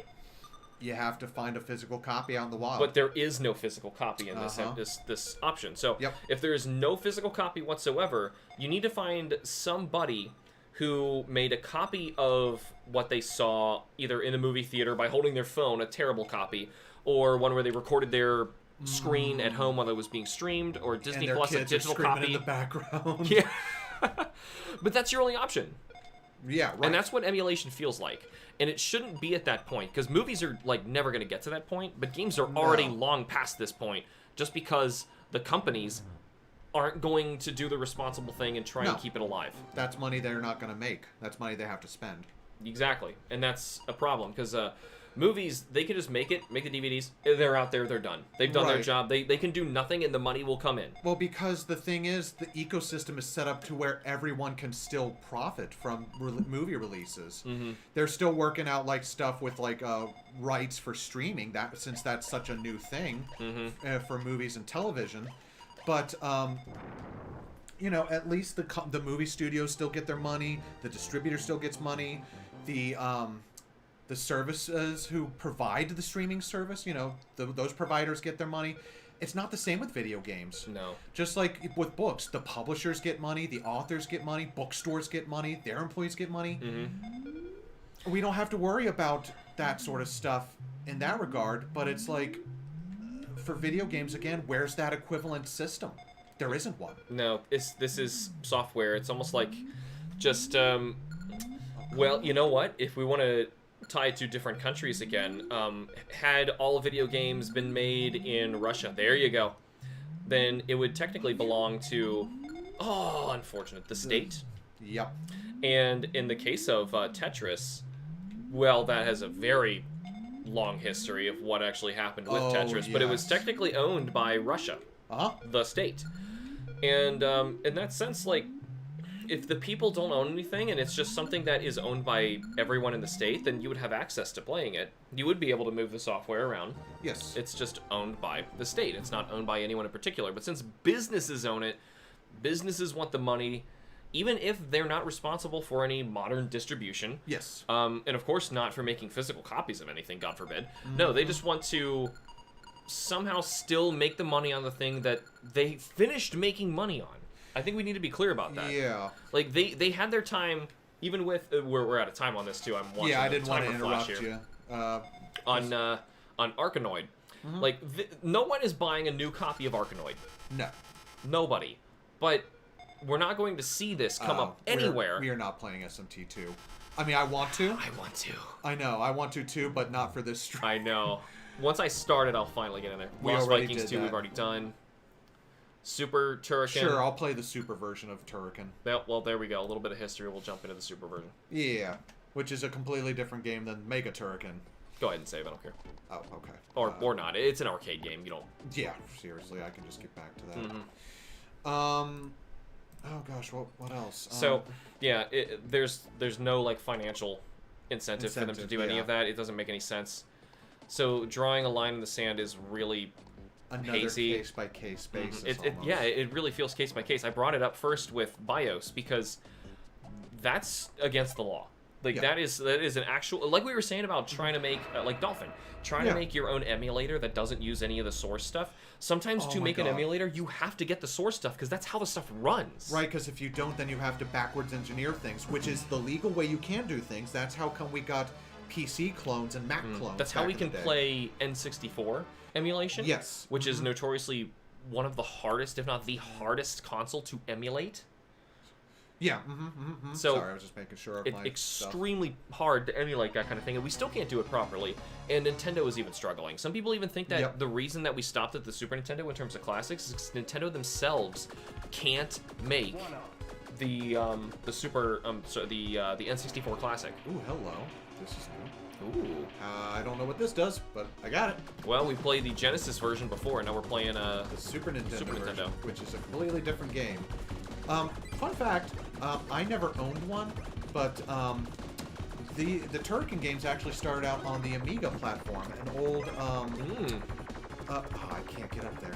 I think you needed to do that, platform generation thing. Yeah, an old 16-bit computer from like the very late 80s and very early 90s, which is really cool. These are really good games. Ooh, good, one up. We have some more comments here. I'm going to try and go for get through here. Well, I think we've kind of answered the line in the sand's a little hazy, and obviously since we're playing on here, I think once the games are kind of abandonware, that's where I personally think, like... Yeah, like when the technology is no longer readily available, when they're not selling it in a easy way for you. Oh, that was a Anyway. They're not selling it in any way. Yeah, not selling it in any way that's easily available. Oh, is it pushing against you with wind? Oh. That's what's going on. You're running against wind. That's what the leaves are for. I see. Okay. You have to jump with the wind. It's Mario 2. Or, I would think more Ninja Gaiden 2. Yeah. Because Mario 2, I think more people hopefully play Ninja Gaiden 2. It's a better game. So anyway, I'm going to try and catch up on some of these. It'll hopefully get us into some more of the comments. And you can duck. Ooh, that helps a lot. There was so many short enemies in the Genesis one you couldn't shoot. Nope. All I want I've been saying for the last 15 minutes leads me to this one point, says Squad. Life is getting really expensive, and time is becoming more of a precious resource that forces me to feel that video games are a waste of both my time and money. Well, you can. Hold on. I think with the abandonware thing, in my personal view on how emulation, I agree with it. I think what we're doing right now is totally legitimate. I think, what did I say? I spent $50 on my NES Classic. Yep. And I can play that system for the rest of my life. Yep. There are so many things I put on there, and I can continue to take stuff off it and put new things on top of it and keep playing more. There's plenty, and I'm not actually paying for them. Those games were left to rot in their history, and they're good. You don't have to play like a new modern AAA game for it to be like good or have a fun time with it. Do you think do you think 30 years ago we just played like absolute garbage and just like, oh, this is not great. I really wish that it had a higher resolution. Oh, the frame rate of this game's not perfect. That doesn't make a game more fun. This game is more difficult. This does seem harder. I mean, it seems like they paid very close attention to what they gave you, and they made the gameplay harder to compensate. Yeah, I'm treating this more as a run and gun instead of probably a more... Clear the room? Yeah. You are being timed, so yeah. That's the problem. Anyway. I'll try and continue. He's got more. So in that turn leads people to say, I'm just going to pirate or emulate games so I can circumvent the guilt. Well, I don't see how that circumvents the guilt. That kind of accepts the guilt. You're coming to terms with the guilt. Well, I would say just don't do it to the... Whoa! Super Nintendo! That it did like some cool visual effect where like it grew on screen. Yeah, it was the most I gotta remember, nonsense. podcasty stuff. We have to elaborate on what's visually happening on screen sometimes. Zach's just dying to a boss. So I think this is just a matter of, this is squad again, matter of how popular the game is. There are a lot of talented people out there who can just extract the source code nowadays and release a game exactly as it was. You know, I'm gonna give you another point before we carry on and read the rest of those that kind of counters this even. I'm gonna say, here's a game that I really enjoyed as an example, and no matter how much I enjoyed it, I can't even emulate it. I will never play it again for the rest of my life, and it is because of the choice of the company. Which game is that? Witcher Monster Slayer. Oh my god, that's right, yeah. So, this is a mobile game, and this is why. Emulating mobile is extremely hard. Now, there's been some recent strides toward emulating mobile games. There's a lot of mobile games before the mobile game industry turned to absolute garbage, but I'm actually talking about a recent game where basically what this game was a Pokemon Go-esque kind of Witcher themed game. You would complete quests in real space. You would like go around your neighborhood, parks and stuff. You would find monsters. You would craft potions, oils on your weapons, craft better gear, you know, get better armor and stuff. You would get stuff for doing quests. You can track down monsters. It was really cool. Everything that I feel like Pokemon Go can't do, the Witcher IP does perfectly with this. Yeah. And the game was great. Sure, it had some things that needed ironing, because this was very early when it first came out. It was actually not very old. But it was great, and I really enjoyed playing it. And then, around the same time that Cyberpunk 2077 was released, as we know, CD Projekt Red was in for a lot of hurt and was kind of desperate for some cash.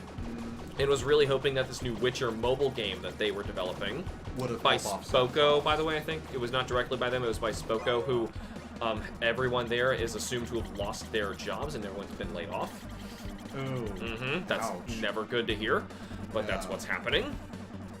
Anyway, and the reason being was because it wasn't churning up tons of money, so it seemed like the investors disappointed that, hey, please release that game we've been waiting years for, that we're paying you money for. I'm seeing no returns on this. Now forced to release a game, CD Projekt does it, and the game, everything happens the way that it did. Oh, that's what this weapon is. Oh, it's one of those bounce off the... Oh, that thing's cool. Oh, that is really cool. But sorry, go ahead. Anyway, so he meant it's one of those bounce off the walls kind of guns that he's shooting. So they release, CD Projekt Red releases Cyberpunk in the state that it's in. And I hear it's better now. They needed more time to work on the game. Well, if they hadn't had to reset game development 3 times. I know, but it's also appeasing your investors, and that was the thing. People, like, investors are really what make the industry's AAA games keep going. Which is it's too expensive to make games. This is a whole other topic. Yeah. But because of that situation, they were looking at their Witcher Monster Slayer video game that they made for mobile platforms, saying, why is this not churning out the big bucks? Get some people in to figure out like what makes mobile games make crazy cash, and we need hours to do that. So then the game gets this big update that forces out microtransactions everywhere. You can't even fight the weakest of monsters in the wild anymore without paying real money to like buy the real gear. They took away all of our gear in the update. They did? Yes, Seriously? they took away everything we worked for and made us like repurchase stuff. They gave us like a new currency in order to like try and get some of it back again, in order to buy stuff in the shop. It was bad and aggressive and expensive. Terrible. And they were so confident in this working that they refused to go back on the update, and even though everyone unanimously loathed this update. It was horrendous. And CD Projekt refused, and eventually when they realized that everyone stopped playing the game, they decided to shut it down and fired everybody at Spoko. That's a bloody shame. That game was fun. It was really fun. I really enjoyed it. Yeah, I remember playing a little bit of it and watching you and Kimothy play a bunch of it. And yeah, it actually looked like a legitimate game. Yeah, it's like one of the only mobile games in the past, I don't remember how long, that I actually really enjoyed. Yeah. Probably since like Angry Birds. It was the last genuine good. That was freeware at the time. And it was great. Like no ads in it either. Mobile, you'll never find that anymore. Like a good mobile game with no ads in it. That was our first episode, I think, of one of the first episodes of HITBOX, all about mobile games. Oh my god! Was that an attack of you, or was that... I don't know. No, that was me. That was you! Oh, you can roll and put mines everywhere. That's so cool. We're out of time, though. Oh my god, this game is cool. Why did I never play the Turrican games? Because they were Amiga, mostly. Well, but here, now you get to experience this kind of stuff that we otherwise would have never been able to play because we get to put the software in here. That game is gone forever. Well, like I said, there is the... Oh my god. We have to do it. We have to do it. 2-player. 2-player. But there is the Turrican my collection that did God. come out not too long ago, which I now, because I played it, I want to get that collection. So my point about the... Let's try and wrap this up. Yes. Yeah, because you finished your thought on Turrican. Yes. Witcher Monster Slayer.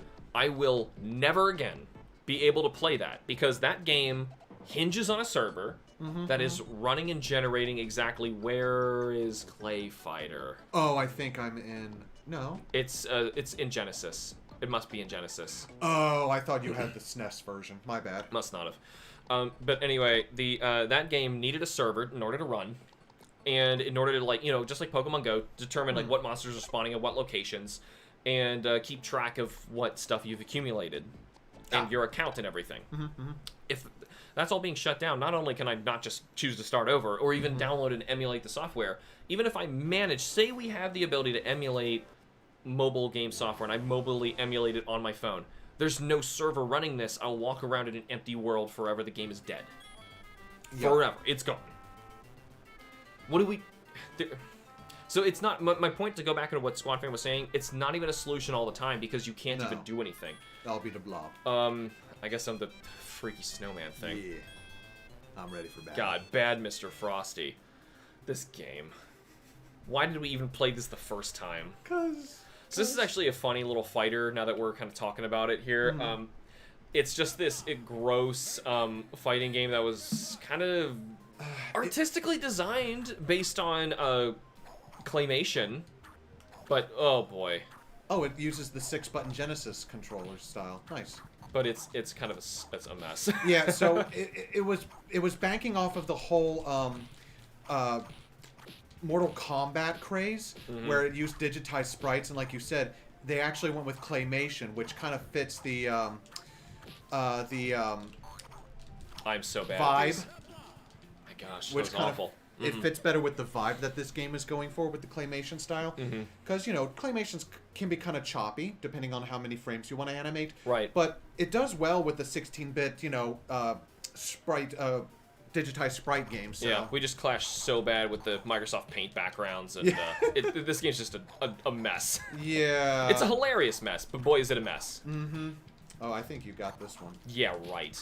No, Oh, you could have KO'd me at that. See, I don't understand all the freaking mechanics. Dude, I don't understand what I'm doing. But anyway, I'm going to try and read at the same time. I'm not winning.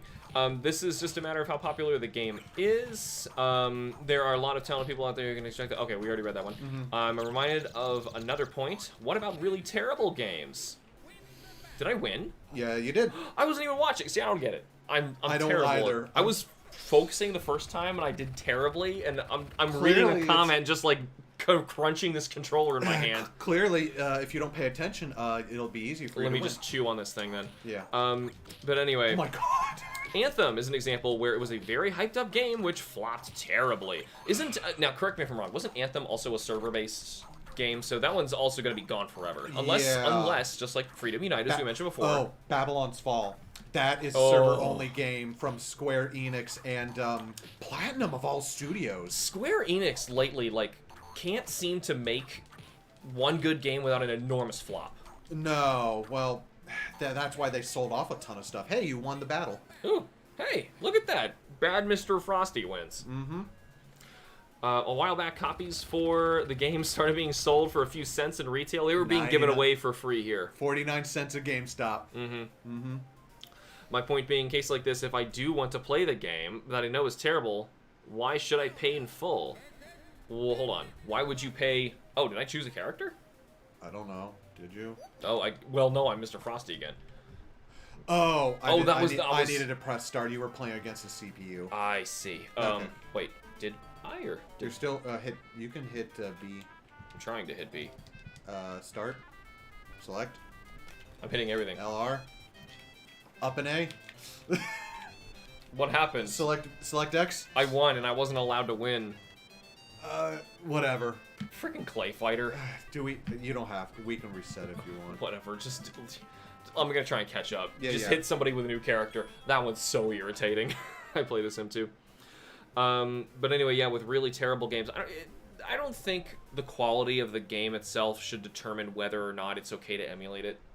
No, because because like say like how about what was the name of that Yuji Naka game? Oh, Balan Wonderworld. Before he got arrested. Yeah, for insider trading. Yeah. Wait, is that me? Oh, that's me. Yeah. Oh, so I am still controlling it. Yeah, you're still Mr. Frosty. So I'm not allowed to change my. Oh, because I won. You win. When you Yeah. won, I won. Oh. So why would you want to change someone you're winning with? Which makes no sense. I don't know. Because I want to play a game. Yeah, right. Or maybe because I didn't want to win. Did you ever think about that game? Did you ever think about my needs? Oh, man, your needs. Yeah, it sounds like somebody wants Dad's phone so she can brush her teeth. Uh-oh. Well, let's see. If you want, we can reset and I can choose a Sure. game. Yeah, And I can any excuse for less Clay Fighter, Live Alive. I just did Live Alive.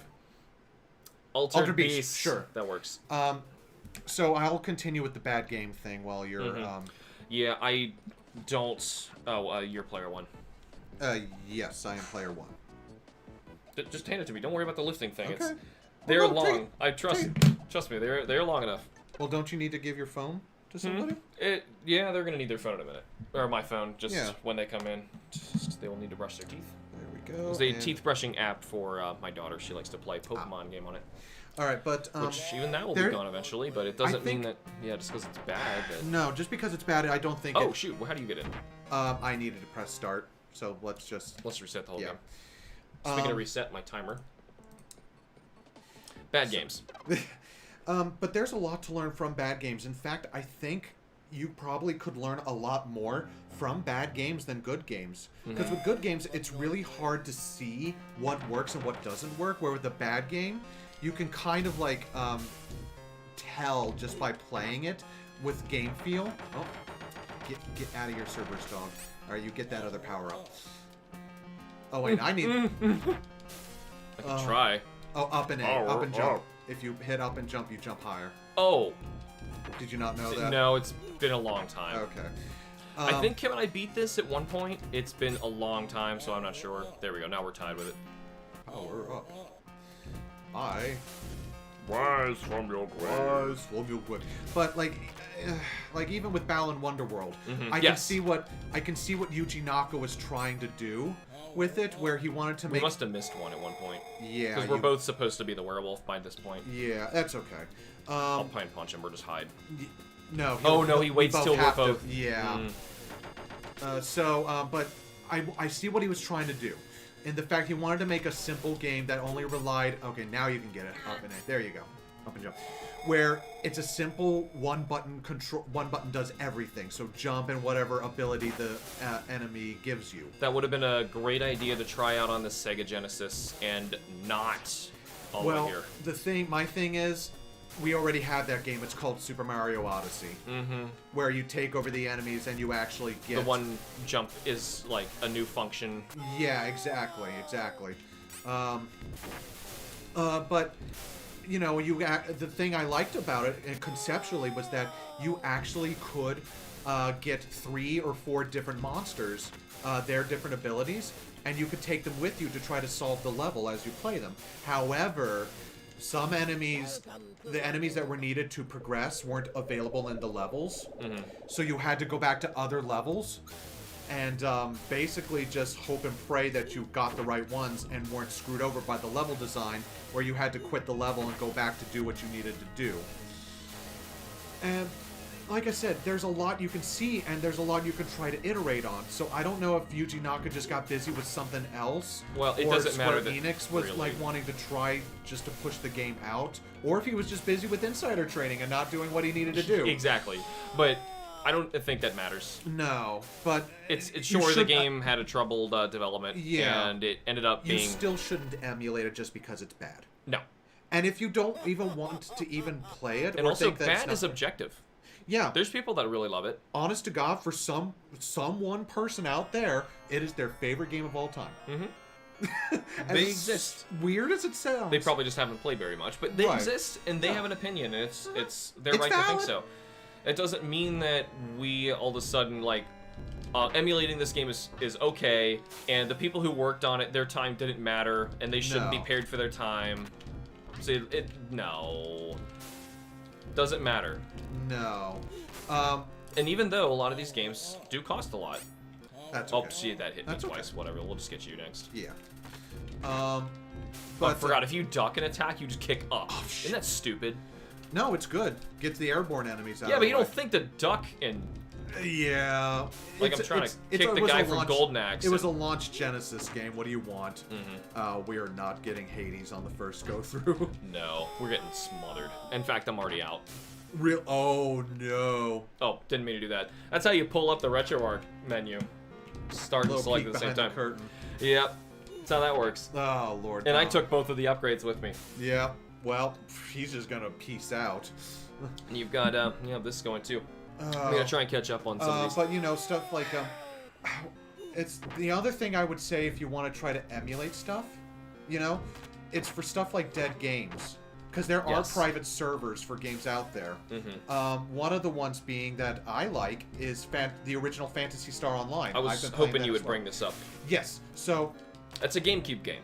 Yeah, it was a Dreamcast game that eventually got ported to GameCube because Sega's console failed, unfortunately. We can switch to something else if you want. Yeah, we both kind of died. Yeah. Let's give it a roll. So, because of stuff like private Revenge servers... of Shinobi. Doesn't say Shinobi for some reason, so I'm going to try and fix that now. No, it's just called the Revenge of Shinobi. Shinobi. Let's play some Shinobi. Here you go, you can take over. There is a private server I play on. I don't know if I should say the name of it or not, but... No, don't, just in case. Yeah. He found a private server somewhere. Yeah, don't know how. And, Private server, it's the idea. A private server, yeah. And then, oh gosh, Shinobi 3. It's listed under Shinobi 3, I think. Shining Force, Shining of the Darkness. Yep, Shinobi 3. Oh, no. Revenge of Shinobi. There it is, Shinobi. QR. Oh, no, I'm too far in. Oh, and it spun again. Didn't mean for that to happen. That's fine. We'll just go back to Genesis Ghosts and Goblins. That was the next one. I am always allowed to spin it again, but yeah, if you really insist, you can. Yeah. All right. Because, you know, there is a single-player mode for... I can't do alphabet in my head and talk at the same time. I know, it's so tough. Like it's Revenge of Shinobi. There we go. Shinobi. Play some Shinobi. There is a single-player mode, but it's not the full game. If I wanted to play the full game and play with multiplayer, I would either have to get the GameCube version and actually try to get four other people to play the game with me, couch co-op. Oh my god. That is a bit much to ask for today. Dude, that was a lot to ask for back then. So what it is, it's basically you can take the dead version of an online-only version of the game, and you can run it with other people through a private server. And so you don't get the exact same experience because, you know, it's not the top of its form from back in the day, but you can still play with people online and chat with them, make friends, send email and stuff to everyone. Yeah. You can still play the game. And my god, that is probably the coolest thing I've played this year is Phantasy Star Online. Yeah. How freaking cool is that? And there's a lot of other like private servers that you can run for other dead games like MMORPGs. There's stuff for EverQuest for private servers for that from a 1999 game. I think we mentioned it in our HITBOX episode on the topic. On 1999, yeah, we did actually. Yeah. There's private servers. There was classic servers for World of Warcraft before Blizzard actually brought back the World of Warcraft. World of Warcraft. That was a nice Freudian slip.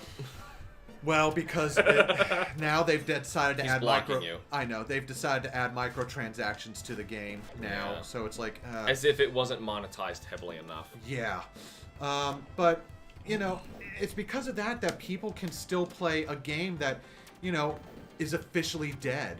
You know, like I think the Xbox servers were the last to go for the game when it was ported to the Xbox, and it's just. it's so cool that people have the ability to be able to play that now and experience something that you had to originally have been there in early 2000 for, you know? So it's just They want that. I'll try and Shinobi for a moment. But yeah, it's really cool. And it's something that I think more people There should goes my try to special. do. That was B. Whoops. Hi, Clover. How do I jump? You can brush your teeth. How do I jump? Well, that was B. Where are you going? I pushed B and he did his special earlier. Yeah, because that's the Gosh, secret. what are the... Where's the sword? Is that the sword? No. How do I No, you gotta get right on top of the NA and press sword. press sword? Sword's not a Press button. sword. What do you mean press sword? Go ahead, Clover. I played, let me think. What was this Shinobi? Sword is shuriken is Y. You mean death is walk into the items. There's your thing. Sorry, daughter just came in to brush her teeth. Give me a hug. Oh my gosh, it's Can I have A. a hug? It's A you should never push. Yeah, hug. Thank you. Come on, sunshine. It's time for her nap, so she has to come in for a bit. Okay. I never liked the Shinobi games. I don't want to be mean to them, but maybe it's just because I loved Ninja Gaiden. And this yeah. is just Sorry, I'm not gonna have that. to- The animations, the gosh, Space. everything. There we go. Yeah, no, I love the Like, look at this jump. It's a one-frame jump. No art at all. No animation. Right, and you can double jump, but the timing in this one is so awkward. Mm-hmm. But I Anyway, still here you love. go. I Thank you. can't stand it. That's fine. You got me. You got me to the one up. I appreciate it. I killed you once, but sure, at least I made up for that. I don't care, buddy. We're not. I'm not going to come back to this particular file. I'll just go back to my Sega Genesis Classics version. Unlikely. So, do you remember what you were talking about? So with private servers, that is the way. That is, I think, for dead games that are not supported officially anymore, and you have no other way to play it. I think that's a perfectly legitimate way You're to also actually. playing the real game too when you do that. So Yes. that's kind of. I mean, that's emulating the server, I guess. Yeah. That's probably like the most accepted thing. Like if you took any topic from anything we were talking about in this episode about emulation, you went to the company itself and asked their permission on it, this would probably be the only one they'd be like, that's all right.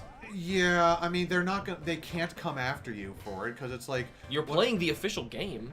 Yeah, but They willingly took the server down and stopped you from playing it, and then you chose to have your own server run the thing. So yeah, exactly. So it's like, you know, I don't know. It's just I don't have any other way to officially play it. no. For a lot of these games, and for people who have the ability to be able to, who are way smarter than me, to create a server where I could actually play with other people, including the game, the server runners. I have a server sitting in my basement, so if we can figure out how to do that for anything, I would do it. That would be so cool. Yeah, make a HamsterBomb server that actually like we can run some games on. Now it'd be expensive, Yeah. and I would be turning it off all the time, just whenever I wanted to do it. But I can. And it needs like a hard drive, and that's it. I think it's kind of old, but yeah.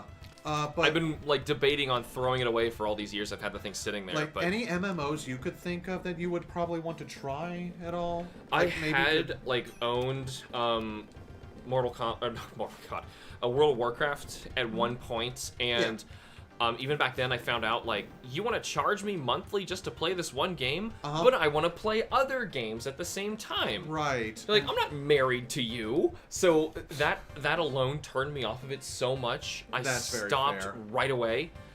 Because see, I tried it on a friend's account back in college, and if we weren't going and doing something else later that day, I would have just sat in his dorm and played the whole. Now the you're whole paying time. for the server, aren't you? Basically, you're paying for continued development of the game, for new Well, content, yes, and I the know, maintaining but- and the maintenance of the server. But yes. you were really just paying for the server. So when Yes. the servers themselves are turned off, I guess that is technically one way where they're not making their money. But Yeah. if they willingly turn it off, I still think that it's fair. Yeah, game. if they don't see any, because after a while, a player base for an online game is going to decline. That's Right, like what would be the inevitable. purpose of turning on the original World of Warcraft to try and play with nobody there? Exactly. So She needs to go to sleep. Oh, She needs to go to sleep. Oh, she's bringing me the phone. What Pokemon did you catch? what Pokemon did you get, Clover? Who is that? Can you say his name? Who is that? Who is it? I think One moment, that's folks. I think that's Kangaskhan. Is that Kangaskhan? It's Kangaskhan. Oh, that's cool. Thank you for showing me. I We're gonna like that, try and get. Clover. Thank you. Yeah, Knuckles. Okay, she's gonna go take her nap now. She Night, has to borrow my Clover. phone to brush her teeth. Bye bye. Bye bye. Have a good nap. We're gonna try and catch up. I know for all the. Oh yeah. Go for I it. knew that Phantasy Star would get us off topic a little bit. Yeah, I mean it's. I'm also getting distracted by this irritating level. But also too, it's like there's something.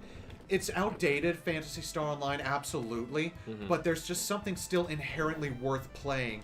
The gameplay loop of going into instanced dungeons and just going in and getting loot and killing monsters is just something I think still holds up really well. Another thing with a justification for emulation, I would say, not always. In fact, I will say almost never is the case that the newest iteration of a game series is the best one. No, absolutely not. And if that's the case, why am I not allowed to buy Tales of Symphonia, the non-destroyed edition? Yes, the non-remastered one on Switch. The unremastered version, when I am not really feeling Tales of Vesperia, which is probably great. It's probably not a great example, but Tales of Symphonia people adore. I do, so, yes. All right, so say you wanted to go back and play like an older version of a game from a series because you don't think that the newer ones are the best, or maybe because you love the new one, you want to experience the old ones because you love the series. Yes, Let's just say Shin Megami Tensei. You watch me play Shin Megami Tensei 5, you think it's great, you play 3 as well. That's cool because that's a PS2 port that was remastered and brought back up. With Great. a couple of quality of life improvements. Yeah, really great, and it's the Maniacs Chronicle version. Yes. So then you say, okay, what else is there to play? Oh, there's a 3DS one for 4. Alex says it's great, and he actually thinks it might be better than 3 and 5, which is really saying something. Those are both outstanding. Yes. And oh, the servers are shut down. How much is a physical? Oh my god, I'm sorry I looked. How much is it actually? I'm curious. Outrageous. You want me to find out right now? Yeah, go ahead while I try to get through this freaking level. We're live. Who cares? So I'm going to pull this up right now, just for the sake of this example. And then what else is there to play? 1 and 2 on the Super Famicom. Famicom, not the Super Not Nintendo. the Super Nintendo. Famicom, yes. So, Shin Megami Tensei. My phone used to autofill all this. I don't know why it stopped now. Shin Megami Tensei 4. It's actually the first thing that popped up on here. 4. Just a cartridge alone, loose. The first one I'm seeing is $60.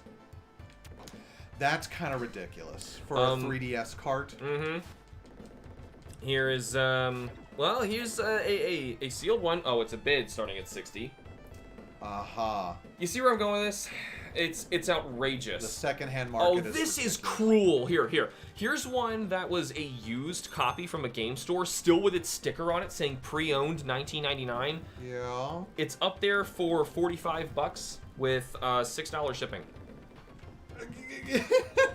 It's dumb. It's dumb. So, like, I understand that video game, like, retro gaming stores need to make their money, but for pity's sake. Anyway, point being, the newest version of a game is not always the best one. You're going to want to go back and experience other ones and see the history of the games, much less, like, play the old ones. Maybe you have nostalgia for them. People have their reasons for wanting to play the old versions of games. Yeah, you're about to get killed again. This level is ridiculous. That's ridiculous. You just touched some bamboo. Those are bamboo punji spikes, yeah.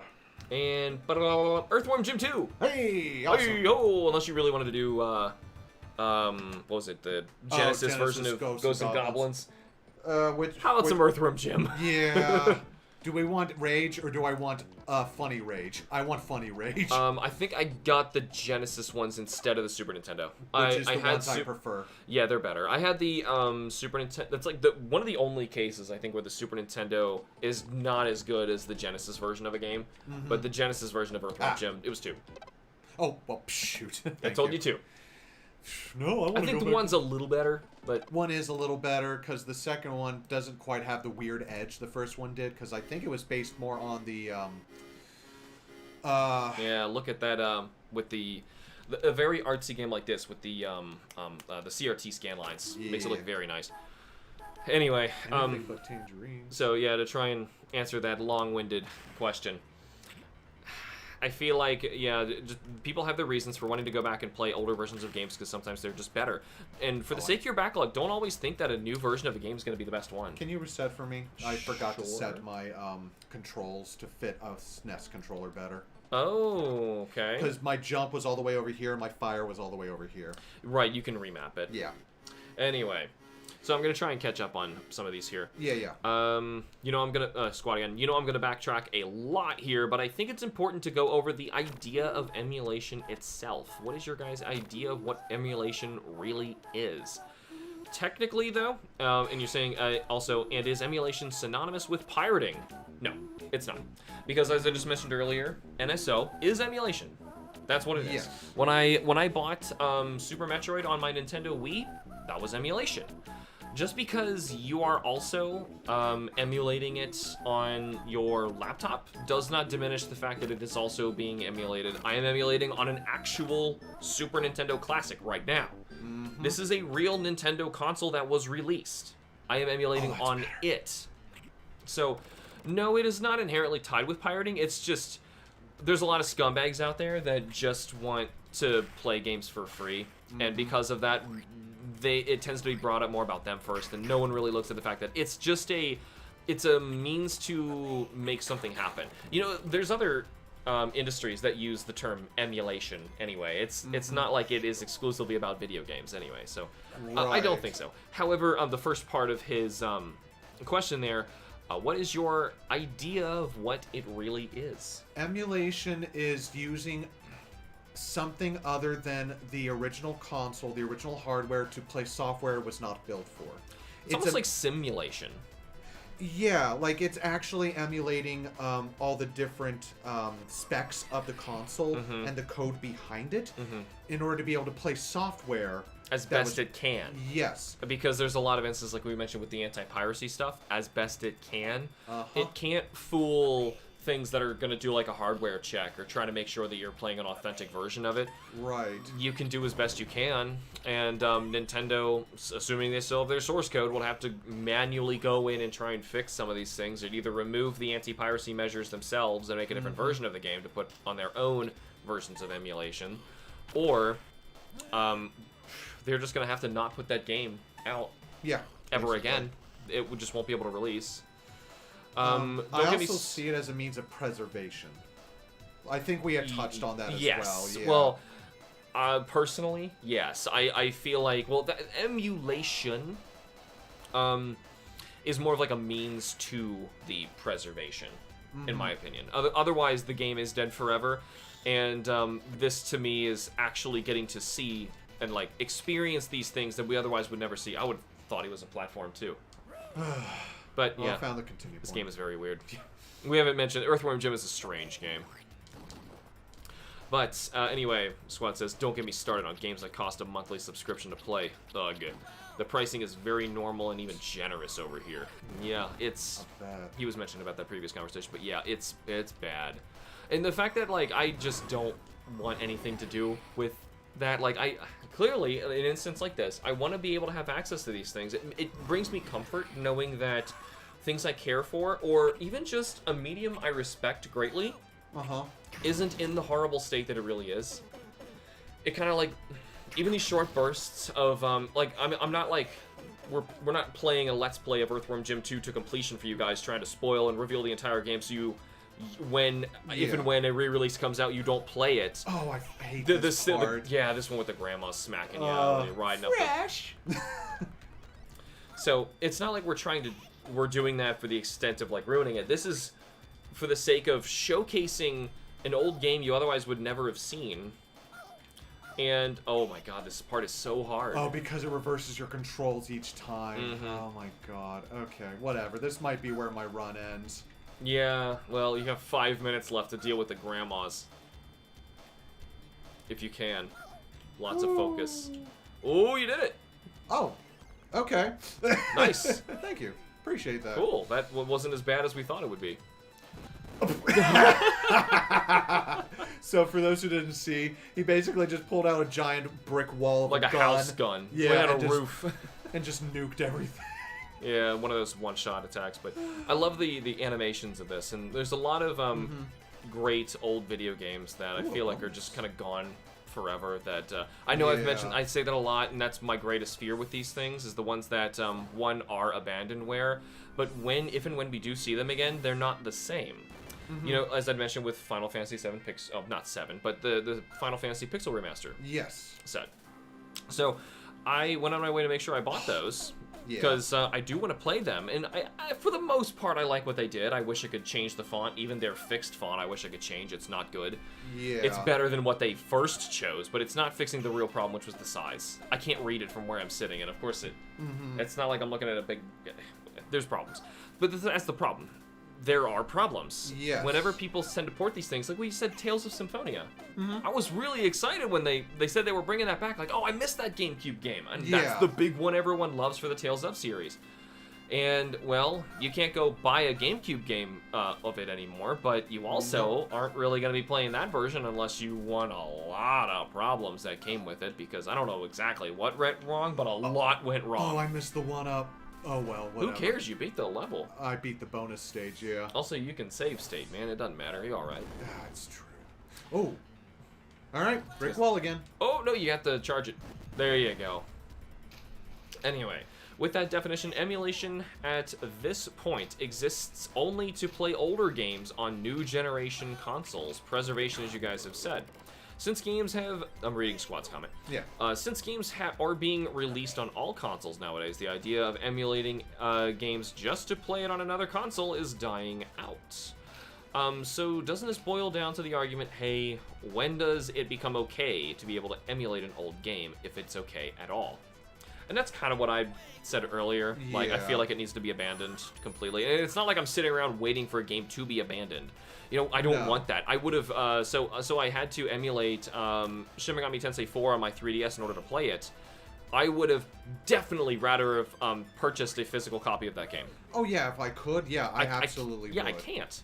They don't sell them anymore. I absolutely would want to go to a store and pay a reasonable price, you know, not a secondhand retailer or just a scalper just increasing. Go back to the right.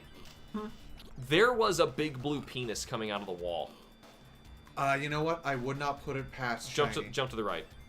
Go to the right. It's just a little bit farther. Right there. See it? Oh, that's a... I interpreted that as a tongue. No, that's because that's a mouth we're going into. You're being generous. That's a dick. Generous. That's a dick. Dick joke. It's a dick joke. Yeah. I would not be shocked with this kind of game anyway, for how silly it is. So, and then Squad concludes, which in and of itself, two arguments wrapped neatly into one. So can I bring up a point for each one of these 2 points? Go right ahead, because I feel like we'll have at least a moment to try and justify both. I gotta get another pig. Yeah, how do you feel about what he just mentioned? Can you, here, go ahead and repeat it again, because I was trying to figure out Yeah, pigs. there's a lot. You're trying to deal with some pigs. Yeah. So, he says, since games are being released on all consoles nowadays, the idea of emulating a game just to play on another console is kind of dying out. Doesn't this boil down to the argument, hey, when does it become okay to emulate your game, if okay at all? So, See, it's not like I waited on purpose for SMT4 for the servers to go offline. No, I did it. We did it when we could, so that we could avoid. A better example then is Pushmo. I knew it was coming where I couldn't buy that game anymore. And I was like, okay, I have to quickly get some funds into the 3DS eShop before this thing's gone forever. Exactly. And I checked just in case, like, is it even going to be accessible online if something happens to my 3DS? And I never saw it. Fight that fish. Oh boy. Oh my god, I love these games so much. Anyway, level over. Cows. It's a great stopping point. He's saying something. Yeah, our sound is down so that we don't have doubling. We just wanted to hear it just so you can hear it. Hopefully you guys have enough audio. Unfortunately, when you jump between emulators like this is a weird problem. That only exists on my classic system. Some systems are louder than others. Yeah. Like, even the Super Famicom, I think, is louder than the Super Nintendo.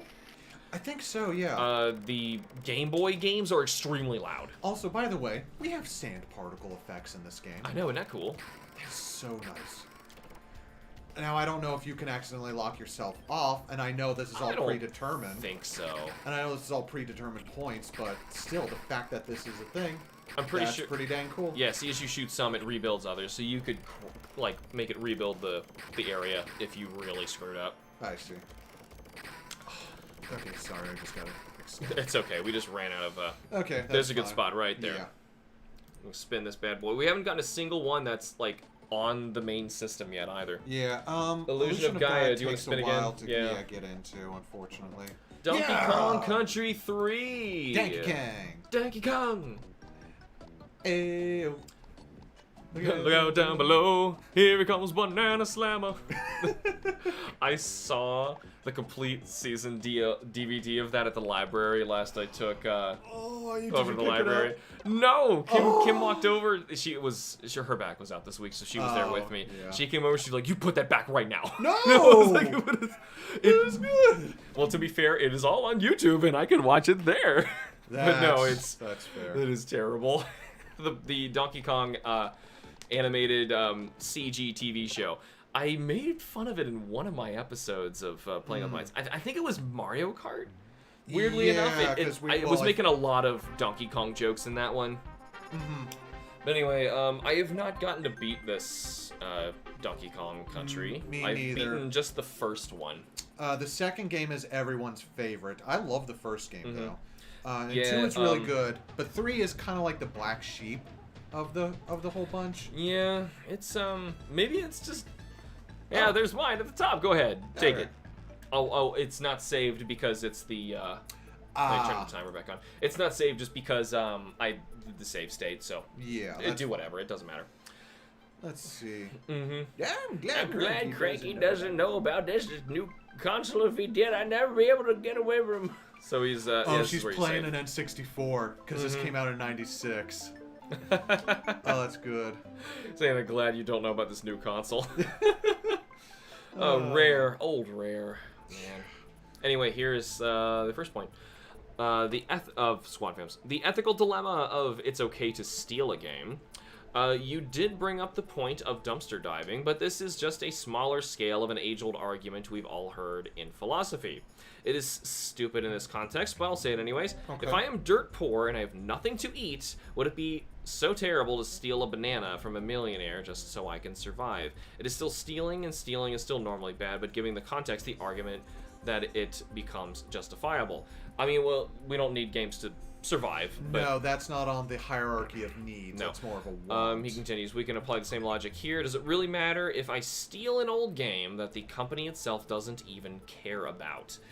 Well, for one, it's software. This isn't something like, even though he's a millionaire, he actually does financially feel you taking something as insignificant as a banana. It is something you could calculate. You're going to need to talk because I'm going to have to play Simon Says. Oh boy. Okay, so say it's something that you're able to quantify, right? But when it's digital media, all of a sudden it's a little different. Now, let's just say the millionaire in this case did pay a lot of money in order to get the product out. However, he's had his time to make his money from it, and by abandoning the software, no longer producing it, no longer making it available to purchase anywhere, in my opinion, he has 100% given up any future revenue from the thing that he was selling, right? If he has any say over what happens to it after that point, he really should forfeit the rights, in my opinion, to owning that software. If you don't want to sell it to people anymore, then you shouldn't be the one in charge of dictating what other people do with that software. Software. Because it's not even owned by them anymore. He continues, I can understand that these things are not the same proportion. I'm just using it as an analogy. I understand. I was trying to carry your analogy as well. Because, of course, we don't need video games in any way. Though, I would argue for mental stability. Yes, absolutely. I mean, entertainment is necessary, I think, no matter what you do. Yeah, but people can find other ways. It's not like this is your only possibility, even if you have no money whatsoever. Right. I mean, you can go to a library. Right. How do you think humans survived this long with no video games? It's unimaginable. Unimaginable. So, how dare you? Well then, So I still feel comfortable with what I had to say because I don't see it as stealing the banana, right? Now if the guy is, I know, still talking about bananas, but if the guy, let's just say in that analogy, he still sells bananas, those particular ones, and you steal one, even if you're poor, yeah, it's stealing. Yeah, right. It so is, yes. It doesn't matter. Yeah, you can't do it. So, and even if you needed it, which you don't. So let's just say then, yeah, that's the difference of saying, I really wanted to play Shin Megami Tensei 4. I can't play Shin Megami Tensei 4. I'm not being given Shin Megami Tensei 4 in any capacity to play it anymore. However, that doesn't mean that I'm allowed to go get Super Mario Odyssey. No, absolutely not. Big difference. Yeah, because which means some games will come in and out of this weird state of dumpster diving. Yeah. Right. So when you see like a Metal Slug compilation pop up on Switch, it's no longer tied to an old Neo Geo console or whatever it was. Yep. Or whatever else it was ported to. You are just looking at something that now is actually being responsibly brought back to you again. Yep. Now, it's not in a way that I think is correct, where you're forcing us to buy things again. If there were some way in hindsight when all printed copies of games were given like a unique code, where you could validate that code at any time in the future when the company releases a new version of it digitally, where you can redeem a digital version of it because you own that game. Oh god, now I'm kind of thinking this is kind of would work with like an NFT sort of situation, and I don't want to go down that route. No. But say there's like, okay, this is the code for this game, and it'll get you a new code each time, and you now permanently own your copy of Donkey Kong Country 3. So if Nintendo makes a Donkey Kong Country trilogy on the Switch, which I don't know why they would, they're both on NSO. Did your controller just die? No, I'm just trying to. It said hit Y, and I'm not sure. But then you would own it in perpetuity, right? What? The company honors. But then you assume that company's going to honor. And what if that company gets bought out? Yeah, right. There's no extra sustainable option for any of this. Unfortunately. No, and like, again, it's just. I would almost again argue that again, it's like we keep saying, it's a case by case basis. It's just that. It's a morally gray thing, because, and it's also a legally gray thing as well. It's like the idea of a victimless crime, which is what emulation is labeled as. Yeah, it's still a crime, but it is currently victimless. Nintendo did not financially feel the burden of this. They make the argument and they claim that they did. But exactly, get it. They honestly think that people aren't going to play their new games because they're interested in playing their old ones. The opposite is true, and they know it. Yeah, no, I think what I wonder is if they're more afraid of people emulating their new stuff rather than playing all their old things. This next part's actually kind of irritating. Yeah. There we go. Got past the buzzes. What's up here? I forget. So a couple more on here to elaborate. I can understand these things are not the same proportion. I'm sorry, next one. For some, video games are not just entertainment. It becomes one of the only things they can look forward to. It becomes a means to make life bearable. It doesn't mean you need to play the latest and greatest.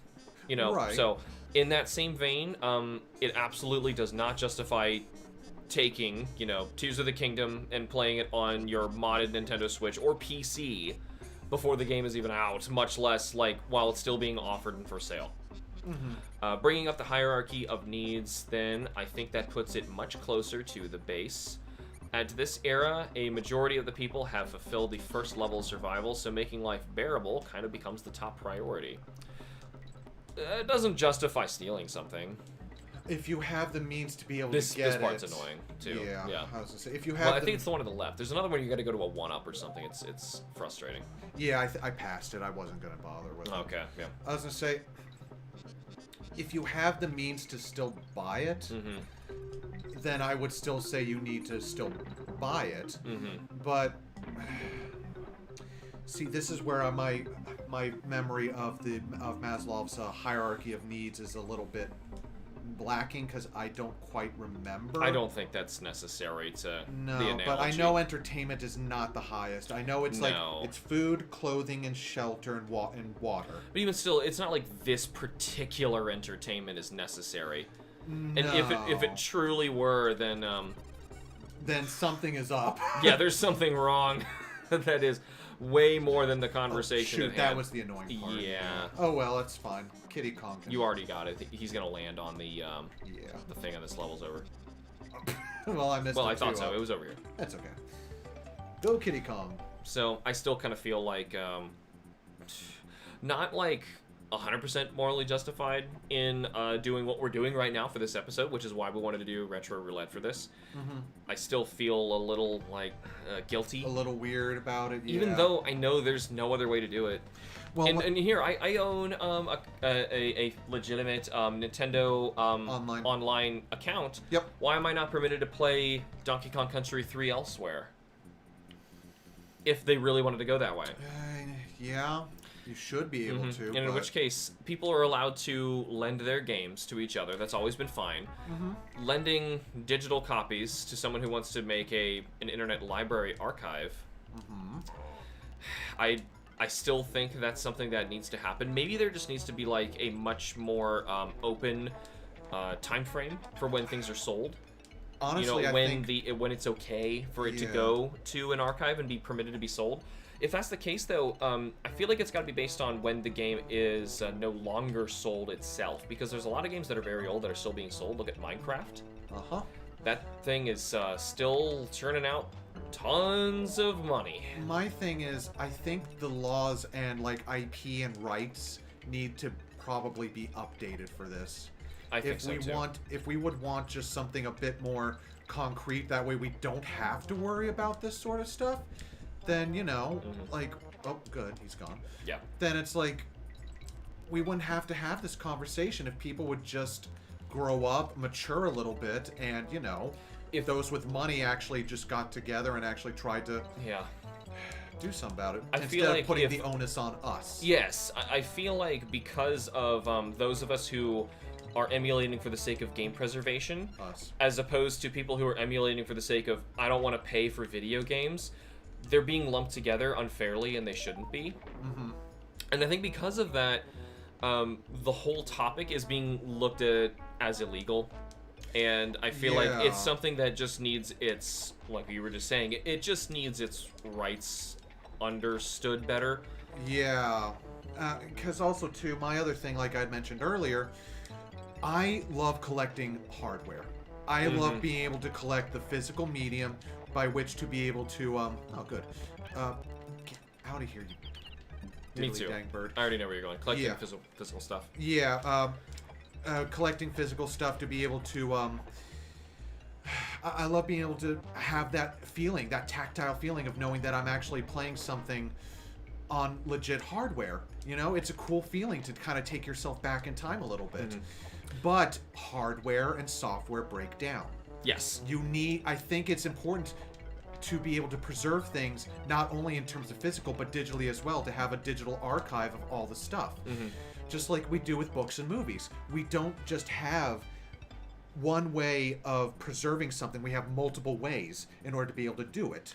Because if you don't, you kind of lose that sort of... if you lose any of the backups, then you have something else that you can go to. Like there's special cases with this. So if I can bring one up, go for it. To talk about movies, let's talk about Star Wars, the original trilogy. This is probably the biggest and most messed up one ever, which is unfortunate because I loved those old movies. I do too, still do. Well, I wish I could watch them. Yeah, me too. So this is another case, very similar to this, where if I could, let's just keep the video game thing going. If I could emulate, and we're out of time on Donkey Kong. Oh, okay. I'm on a safe space. Donkey Kong. Actually, yep, we go. Mega Man X. Hey, we actually got one. That's on the. Oh well, Donkey Kong 3. No, they didn't even give you a Donkey Kong 3. So Mega Man X, you're gonna have to go to, and that actually came on the system. Hey, that's a really good game. I'm not a big fan. You hit the home folder and it takes you back. Oh shoot, my bad. Yeah, there you go. So, Star Wars original trilogy. So these original movies that actually aired in the theaters with film reels had much higher quality than what we actually got later for a special edition version of the DVD later release. Timer. And because of that, people were very disappointed in this, and were kind of hoping that they would get a better version of the DVD so that they could get the higher quality version of the movie that was unaltered. Speaking of unaltered, you also probably know where I'm going with this. George Lucas, for whatever reason, decided that new modern CG was the true vision of what he wanted to do, so he edited out a bunch of really cool puppets and animatronic animations and stuff like that that were in his original movies, and added in a bunch of unnecessary and kind of dated CG that does not look good with the film. No. I don't think anybody really likes those. Remember Jabba's palace in the Return of the Jedi, stupid and the weird song. and the weird like elephant-looking alien woman. It's freaking horrible. So anyway, I loathe those, and I want to watch the original movies that I grew up with.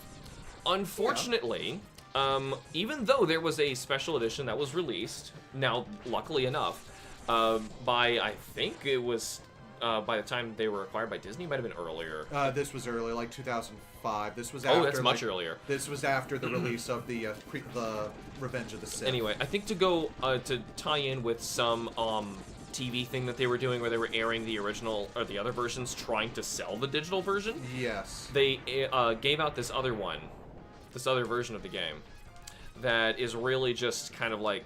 The movies, just to try and sell you on the other ones. Yeah. When the reverse happened, people love the old stuff, and unfortunately, that other version of that DVD, for some reason, uses a bad,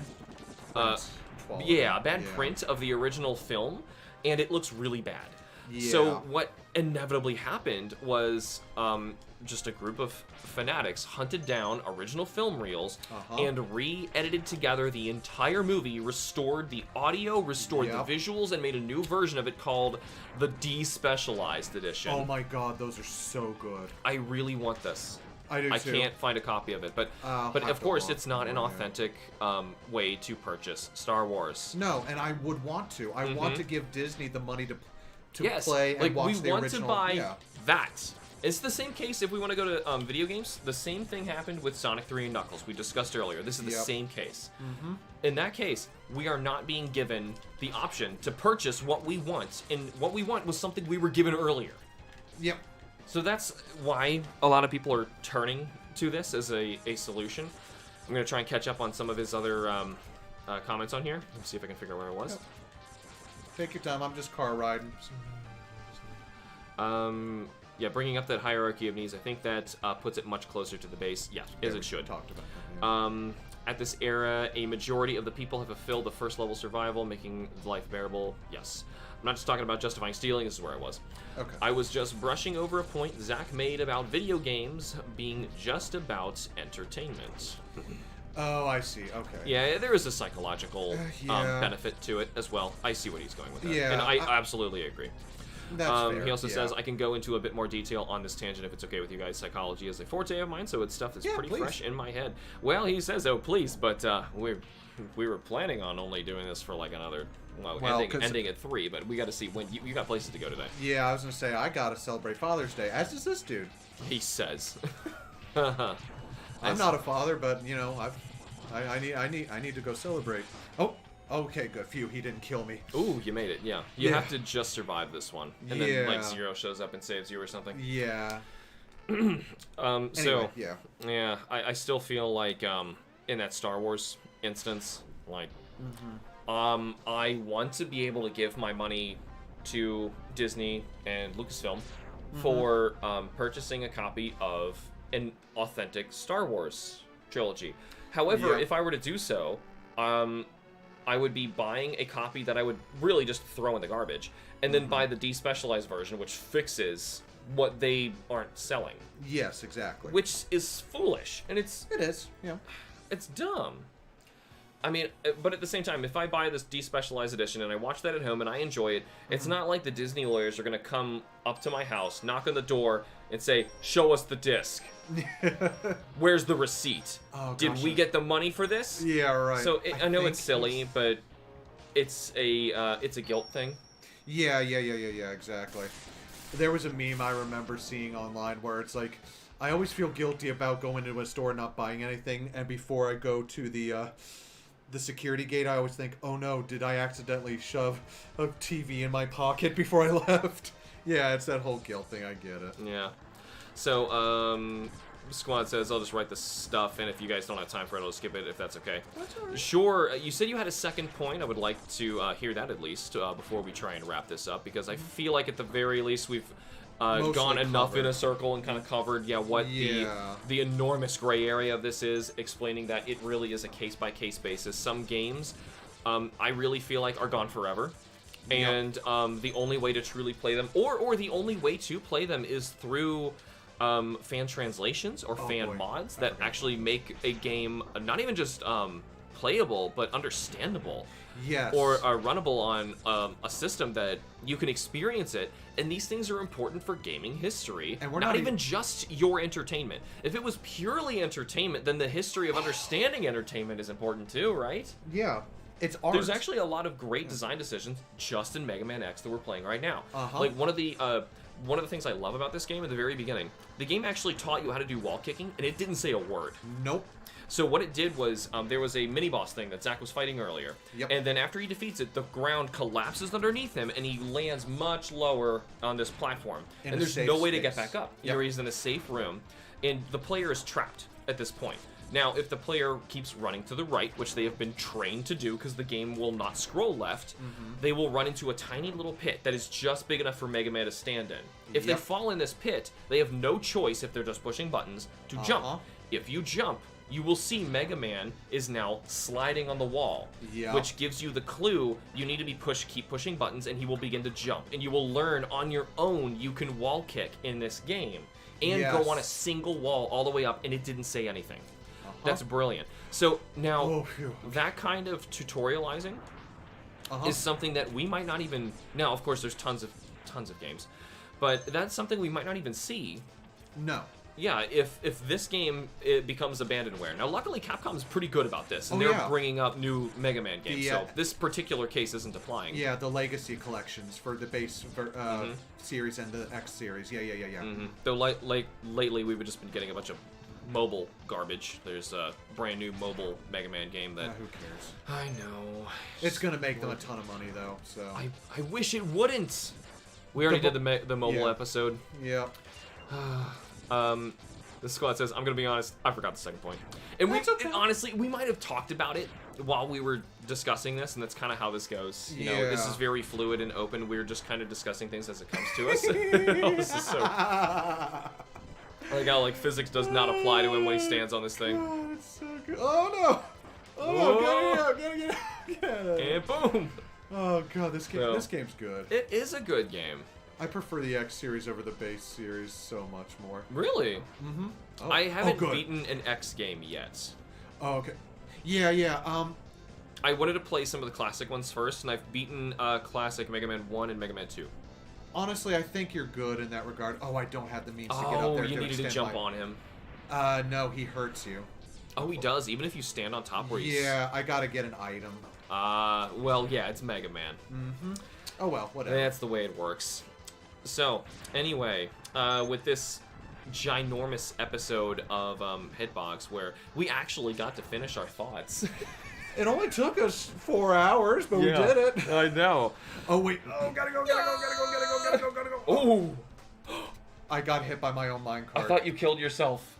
You survived.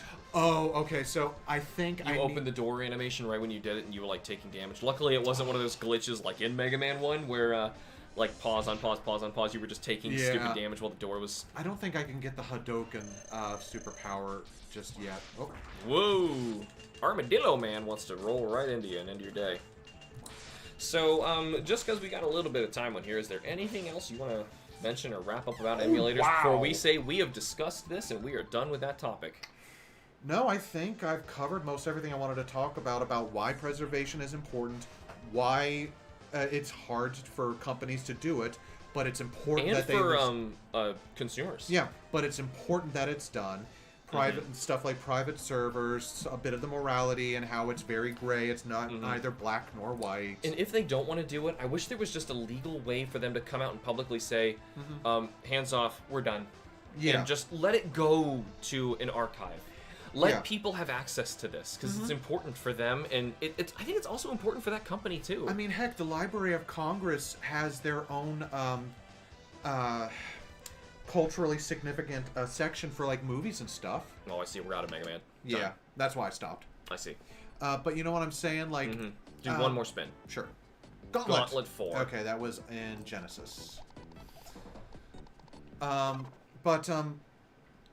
Yeah, they have those backups of all those movies and stuff that you know you can actually borrow and watch from the Library of Congress.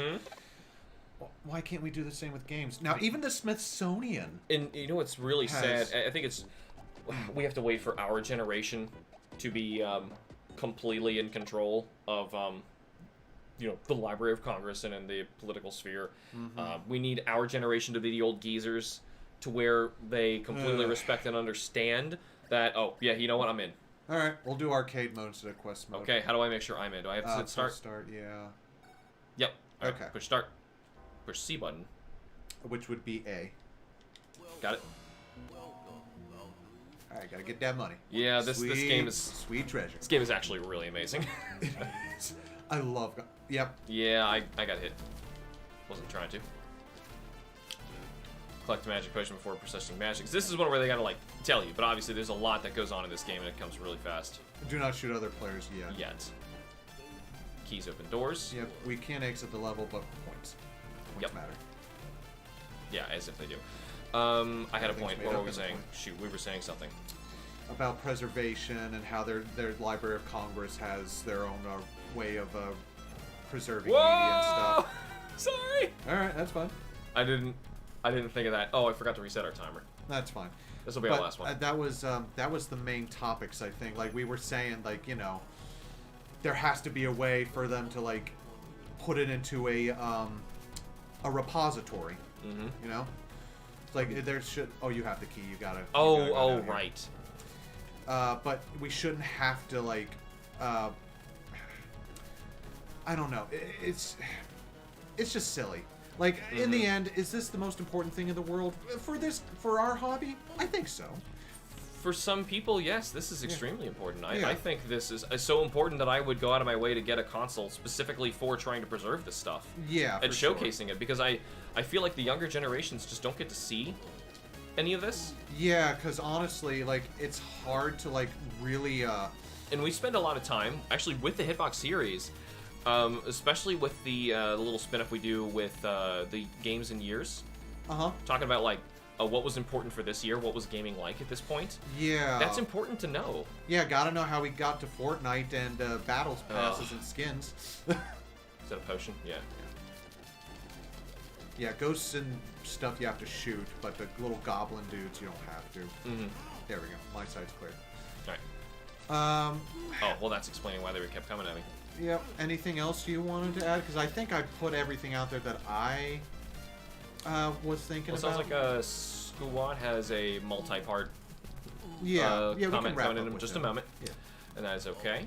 Yeah. Thanks for your engagement, Squad. I know there's more of you guys who are also interested as well, because this is something that we are very interested in. Yeah, as not even just interested in, it's something that's important to us. And not even as retro nerds, but just as, like, just fans of preservation gaming and media. Yeah, I was bringing media in general. We were bringing up movies. Yes, books, movies, TV shows, what have you. Yeah, it's all worth preserving, even if something isn't good, or, you know, or might be problematic or what have you. It's still good to know where we came from. Oh God! Whoa! Shooter fight demons. Okay. Yep. We're going to go fight ghosts. I'm getting treasure. I'm getting ghosts. Yeah, ghosts. So, there's a lot of games like this that are like a whole genre that are kind of gone forever if people just don't know anything about them too. So I feel like it's important for us to be able to have the ability to do something like HITBOX, even if these games are really only here just for me to showcase them and we can talk about them, or experience them at the extent where we can learn something from them. That's just good. We were supposed to find like a potion or something. I don't I remember. have no idea, buddy. I'm just playing. I know. So since we're just kind of wrapping up here, we'll talk about something fun. I'm gonna go to the left. Yeah. All right. What are you playing right now? Just video games. In terms of video games, Final Fantasy 14 and Tears of the Kingdom. That's it. Yeah. Those are the only two. Mr. Backlog Problem. I know you were playing a lot of other games too. But... Yeah. Well, okay. There's also like some 99-cent games I found on eShop for Switch because I had like a couple gold points that I didn't want to just save for like a sale, because the sale that's going on right now, I have most everything that's on sale. Sale's pretty nice. I actually just got the DLC for SMT5, which is why we were playing that. Oh, okay. Who died? Warrior. Okay. You eat the steak. Oh, okay. But whoa, it didn't give you anything. Not really. Yeah, Tears. You gotta understand, like, I've been in the process of moving, and I'm just now finally settled in, and now I'm also dealing with a lot of knee pain and swelling. Yeah. So I'm like, I just want a couple somethings that I can just kind of just zone out to, and just like progress the main quest, or just try to find shrines and stuff like that. I've actually almost finally found all the geoglyphs in Tears of the Kingdom. So I've almost got the entire backstory unlocked. You mean the Dragon Tears? Yes. Why do you keep saying geoglyphs? Because that's where they are. That's what they are. They call them Dragon Tears. Yeah, but Impa was calling them geoglyphs. I don't remember Impa calling them geoglyphs. Yeah, that's what they're called. Okay. I mean, oh well, I'm dead anyway, so take all my keys. I was wondering why I couldn't open any doors. I'm gonna be called Ba. Ba. There we go. I'm back. Oh. Welcome back. I took your keys. You did what? How dare you? I took your keys. How do I restart? Yeah. Honestly, you gotta open it. Oh yeah. I'm liking Tears of the Kingdom. There's a lot that they did to fix up some issues I had with Breath of the Wild, but at the same time, there's an awful lot of problems for some reason I keep running across. Oh, it was a wasted key. Yeah, it was a wasted key. Up. There we go. I don't want to get into it now, because I'd like to save it for later once I beat the game and fight Ganondorf and all that, you know? I agree. I'm kind of waiting to really... do we want to just exit? We'll just exit. Yeah, let's just leave. I think that was the point. Alright, so we have a lot of... that big comment has finally come through. Squad actually posted at the bottom, end of thesis, so... Oh, some walls maybe just... Oh, God. Here we go. I hope I'm not... Oh, God. Yeah, this gets really hard. And you can also shoot diagonally to get through to kill some of these early, but... Oh, it's the one that's changed color. Yeah, it's the ones that are like darker color that you have. I remember playing through a lot of this with you before. Yeah, because... And I haven't even gotten to update my video game resume on this. This is another thing. I've even thought about doing, like a HITBOX live, just talking about, maybe we'll do it on, if we want to cover like a backlog. That'd probably be a good one to do for like a live episode. Yeah, because I've got a massive backlog that because like I said, I have a hoarder's mentality. I like to collect a lot of stuff. Because I'm like, what if I never get the chance to get it again? You know? Even if it's digital and something happens to my Switch or my PS3 that I can no longer do anything with, you know? It's just the nature of the beast, I suppose. But yeah, is it gone forever? Alright, so I gotta try and read this, but Gauntlet is not gonna be the way to do it for me. No, let's let's just switch this over. Yeah. Or I'll just let Mario try and play and do whatever his thing. Yeah, if I really did random stunt race, you wanna play stunt race while I read to you? Yeah, sure. I'll tell you a story. Tell me a story. I'll learn you something, and I'll just turn the timer off for now. I need to be learned.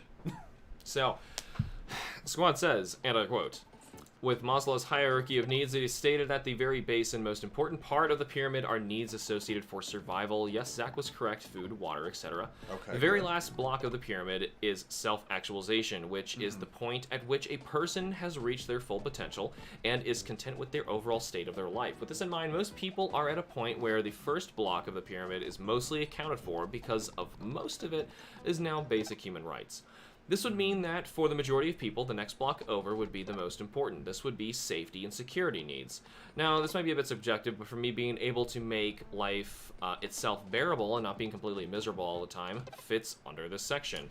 I do personally know people who completely despise most of the life they live. One of the few joys they can rely on is video games, and these forms of entertainment in general. So for me personally, this would make it so that the entertainment and joy becomes not just something to do in one's free time, but as a means to extract happiness out of one's life. I'll be Zaw.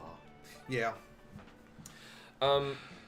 And once again, yeah, I know he's not saying us to justify stealing. No, I think, yes, Whoa. especially what's happening here. I have no idea. We're gonna hit play and just ignore Well, that. you know what? This is a, I don't think any of the, no, Star Fox was on the base system. I was gonna say, maybe this base little Super Nintendo Classic wasn't made to do the Super FX chip stuff, but Star Fox is running on here, as is Star Fox 2, the first official release of that game. And this might actually be a good little tie-in for this. Sometimes even Nintendo, some of the worst of these companies that disregard this kind of stuff, will surprise us and do good things. And in this instance that I'm referring to, the release of Star Fox 2, the long, not even just rumored, but I guess just this known version of this video game, a sequel of the Super Nintendo's Star Fox, the original, was gone forever. And it was effectively finished. And the game was just never released. Until the classic consoles. And the way to do it, you actually had to beat the first level of Star Fox in order to unlock it. That was the only thing you would unlock on these classics at all, as far as I'm aware. Love it, like, rebuilds you, too. Very cool. Yeah, but, So they can surprise us. I don't want to end this completely on a downer, but good things do happen, even things that they had no obligation to give us. Yeah. That's the real point. And it does take a lot of work, and I think they understand that it is in good faith. They went out of their way to do that. That was not an easy thing to give us. We obviously didn't even have access to do that. Even if fans wanted to. Say tomorrow, for whatever reason, Nintendo goes bankrupt, and nobody buys the company, okay? Like, they're just gone. Nintendo was gone. Some small group of people could theoretically build like a little custom, like a Raspberry Pi-esque thing that is just for playing Nintendo games, and it has basically everything you can imagine on it, right? And they sell that sucker for like $50, and you can just play everything on there. Sure, you could do it that way, but you would still never have access to the stuff that Nintendo had themselves that we never saw. And there's a lot of stuff in there. Like, there was the big Nintendo leak that we had all sorts of interesting stuff that we learned out of that. There's great things that only they have, and we have to wait for them to do it. At least it's not flickering anymore. There was a flicker problem on the previous page where we were talking about the FX chip. I probably should have clarified that. Squad says, apologize for the volume of text, but wanted to make sure that I didn't cut too many corners. Yeah, this was its own point, completely apart from emulation and such. Just a thought that was interesting. I think it actually kind of ties into this pretty well, because emulation is kind of like the only conduit some people have to not only reliving, but just experiencing some of these parts of game history that are luckily not entirely neglected, but inevitably large chunks of it are going to be neglected, because you can't actually expect some companies who release stuff for, the Atari or the NES to still be around and doing stuff, and expecting them to have the responsibility that on top of everything that they're already doing, to make sure that at any moment everyone is always capable of going to a store and buying everything that they ever offered is absurd. Movies don't even do that. No other franchise has this issue. Even when you're talking about like software, computer software, like Adobe stuff. They run on a cloud service so that they can keep charging you, but the reason they have to do that is because Windows keeps updating. The weirdos who use it on Mac have to keep existing, and they have to figure out how they're going to make this software continue to keep working and give you new options that fit modern technology. What have you done? I don't know. I'm backwards. You have a boost. You could probably use it to turn. Whoa! Oh, well, or you could splash and die. Oh god, I'm not that good at this game. Oh well, but hey, at least we got to give it a shot. We got to play a bunch of interesting retro games for you today. If you're interested in checking any of these out, we do have a sub-series on HITBOX you're probably familiar with already, considering it's like half of the HITBOX library at this point. Yeah. Where we go through the years in game history, talking about the best games of that year, which is completely objective in our opinions, but we like to also say what's the most influential game of that year. Yeah. And what was just our favorite in general. Yeah, which we try to look at as objectively as we possibly can when it comes to influence. Yeah. Right, and the whole reason we wanted to do that is because of this problem. That games are not only just becoming harder to play, some are just outright gone. Yes, exactly. And because of that, we're trying to at least find some way to restore, if not just your ability to play them, keep them in your mind. Exactly, yeah. I want them to live that way. If there is anything that they can do, if they can't bring joy to you in terms of their enjoyment of their gameplay anymore, they at least need to be honored for what they did for the industry that brought you what you have today. Uh-huh. Exactly. And Squad Fam also writes, as with all aspects of life, things change all the time and sometimes just get lost in time itself. And this has always been a thing, and my personal philosophy is to just enjoy what we have now. Exactly. No, and what we have now is software. If we're really looking at this old stuff, we now still have this software. We have ways to play it. And another thing about my line in the sand personally, until we see an actual court case go down where this is truly clarified and we have an actual answer to this problem, I'm going to keep doing what I'm doing. I'm going to not intentionally wait for games to be obsolete before I just play them. No. I'm going to buy what I can while I can. And I want to support the kind of games that I can while I can. Exactly. And if they have become abandoned, I don't want to let them be forgotten. I care too much about them for them to be disposed of and never brought back up again. Yeah, the worst thing that can happen is something fades into obscurity and just gets completely forgotten, and that's... Did we clarify your line in the sand as well for this? Maybe, I don't rightly remember, but if I hadn't... my line in the sand is, once I can no longer legally purchase it, it's fair game. Yeah. Because if you don't want me to be able to buy it, if you are not willing to put in the effort to take my money, or to make it so I can give you money for it, I'm gonna play it. Yeah. If I really want to. So in that sense, I still want to bring up and point out when the eShops for the 3DS and Wii U were threatened to be taken down, and when Sony threatened to take down the PS3 and the Vita, it's not like people like us with the same mentality were saying, awesome, now I get to play all that stuff with no guilt on emulation. What happened instead was we all went, oh no, buy as much as you can now because it's gone forever, and then we will have no choice but emulation. This is a last resort. Yeah, no, exactly. Yeah. Because it's like I said, I was having problems with my 3DS for a while, and I was trying to get it fixed. I was trying to get new batteries or buttons. Yeah. So I didn't have the means to be able to, You got a new, really cool one now. He's got like the Pokemon Red and Blue theme. I guess they must have done with the Virtual Console came out. Yes. Which even still, that's another weird thing about specifically an emulating issue. So if you're trying to emulate a Game Boy and Game Boy Advance, Game Boy Color games on your 3DS, because the Virtual Console existed. So for example, if I'm playing Pokemon, right? Now, I know if you play the Virtual Console of the Pokemon games, they got them to work with local wireless trading. You can actually trade, and I love this, without the link cable, which I have in this drawer. If your knee weren't injured, I would push you over and pull it out and hold it up, because I think I even did this in a Playing With Myself episode, where it came up the link cable, and I just like shook it, like, I saved it, I have it. I can't do anything with it, but here it is. And just to show people, like, that was how you had to trade. It was integral to it, but now to do it wirelessly with those old games is like magic.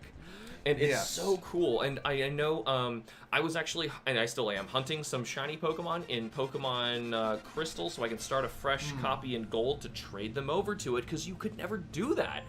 And I was actually intentionally doing it to get Pokemon that were like, you kind of needed to trade in order to get them. So it like to play a fresh new version of a game that otherwise is completely inaccessible to you, even with emulation. However, if you just emulate this on your 3DS, it treats it like you're just running any other version of a Game Boy game where you can have a save state at the bottom. And to make the Pokemon games work, they took that feature out and replaced it with the wireless feature. Which is so, nice. Yeah, I think it's fair trade. Pokemon doesn't need save states. No, you can save literally anywhere. Yeah, and it's not like the game's hard. No, so, absolutely. No. But most of these other games actually improved a lot with save states They in did. hindsight. So that one thing has made a lot of them more playable. Like Ninja Gaiden. I would have never beaten the Ninja Gaiden trilogy. Or Ghosts and Goblins without this. Probably even Zelda 2. That game's freaking hard too. So in that sense, I think it's kind of a good thing. I just want a better legal way to wrap it all up and tie it with a bow. And that's just it. It's that in between, and I hate being in there feeling like I have to walk the fine line. That should not be my job as the consumer and as someone who wants to be able to preserve and keep playing these games. That should be on the lawmakers and the companies. But of course, politics always gets in the way. Right, and Squad kind of wraps us back into a better thing that I tied up earlier. He said, and this was about video games, like just about video games as well. Yes. We haven't even touched on software like CAD and Photoshop. So, and I kind of mentioned this before, but for example, I have in my closet behind me, there is a physical copy of Photoshop CS3. Oh, wow. Okay? It's in there.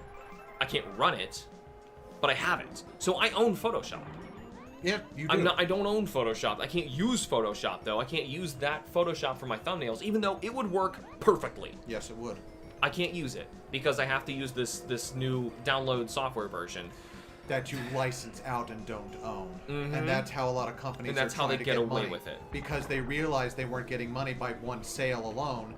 They're getting money through repeating payments. Right. That's so why if a I lot could of find things are some going way subscription. to, and this is how emulation actually could work, to emulate a like a window of my computer to think it's like Windows Yeah, like some 7. virtual emulation. Yes. Yeah, then I could run A virtual machine. Yeah. I think Windows 7 would be what CS3 ran, but still, like, that would be the only way to do it.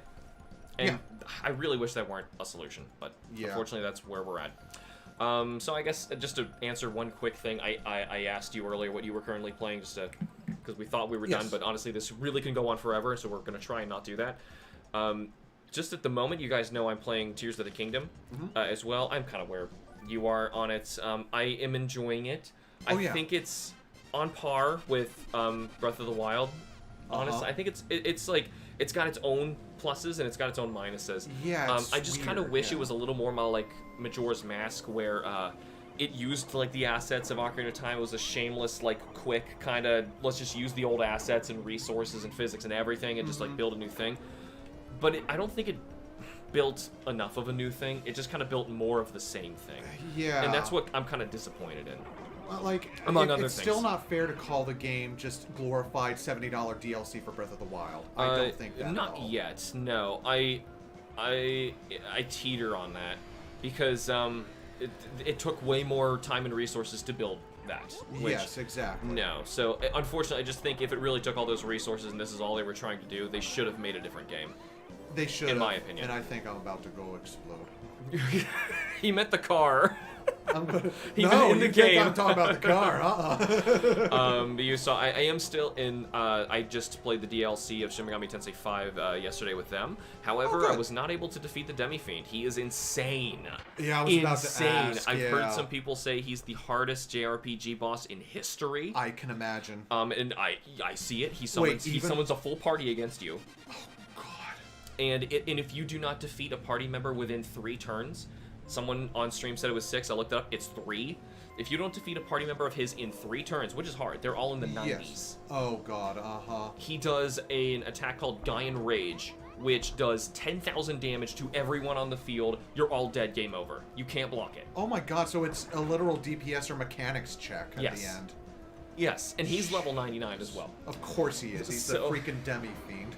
He's insane. Now, he's actually a generous Demi-Fiend. Now, he has the Masakado Magatama, I can tell, because he resists everything. Yes. But I'm pretty sure when it, I thought it blocked, and when you leveled it up, it repelled everything. Yes. So, he's actually a nerfed Demi-Fiend.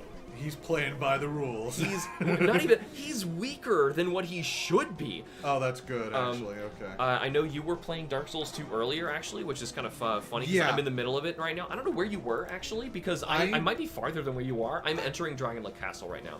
That's where I stopped. Yeah, I was at Dragonlake and I was about to fight the boss. Oh, so you beat the 4 old ones. Yes, I beat the 4 old ones and I figured out where the extra doors were. You're almost done. Yeah. No, that's the end of the game. Like, the base game, if you're content with just playing Dark Souls 2, the end, no, like, you don't want to play all the DLC, because there's a lot. Yeah. You're there. Like, you could just beat the game. You just go beat King Vendrick, and the game's over. Oh, because see, I thought you had to, after you defeated him, that there was extra doors in the base game that you had to go through. That's like... the DLC. You don't have to. So, the way that works... Thank God. Yeah, you don't have to. The reason you would want was... to, it works kind of like Breath of the Wild, where the more you do of those, you weaken him. So it's just it's like Ganondorf. You make him, or Ganon, whatever. You make him weaker in that final boss fight, but it's nothing you have to do. Yeah. No. I'm still gonna do it because I want to get squeeze every drop out of that game I can. Yeah. Currently I'm playing with like this crazy, super strong warrior with I wield a dragon tooth. Oh, good. At one point, the two crows, I got a drop for Demon's Great Hammer twice, and I was dual wielding them.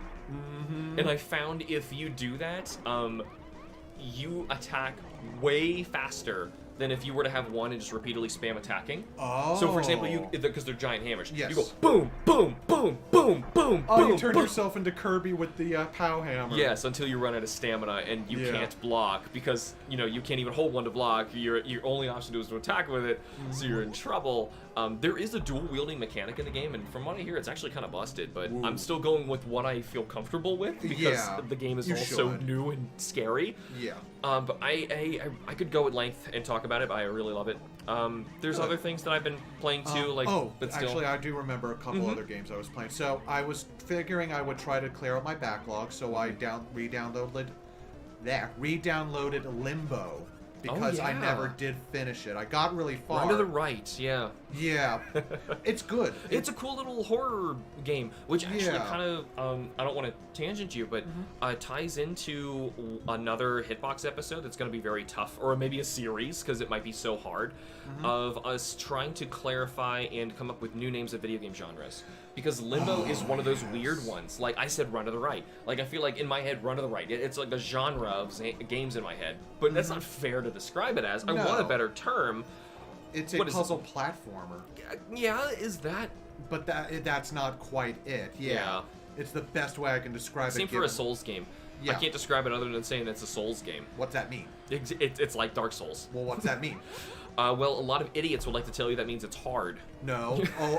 There are... No. Give me an NES game with a lot of BS in it. That's difficult. Dark Souls is way easier than a lot of NES games. I can tell you 10 NES games off the top of my head that are harder than Dark Souls, but I'm not going to right now. You still need to try Sekiro. I do. I know.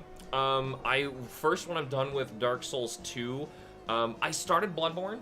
I beat like the first 3 bosses. I beat like the Blood-Starved Beast, I think was my 3rd one, and after that point, got kind of lost. And I was really hating the time tax, how they don't heal you at the new bonfires, the lanterns. The Hunter's lanterns, there's no Estus flasks in the game at all, so you can't heal on the fly. You only have to take consumables, which are kind of like those healing orb things you get in Dark Souls 2. Yes. But the thing in Dark Souls 2, you have both. Yes. And they're important. They're both fundamentally different things.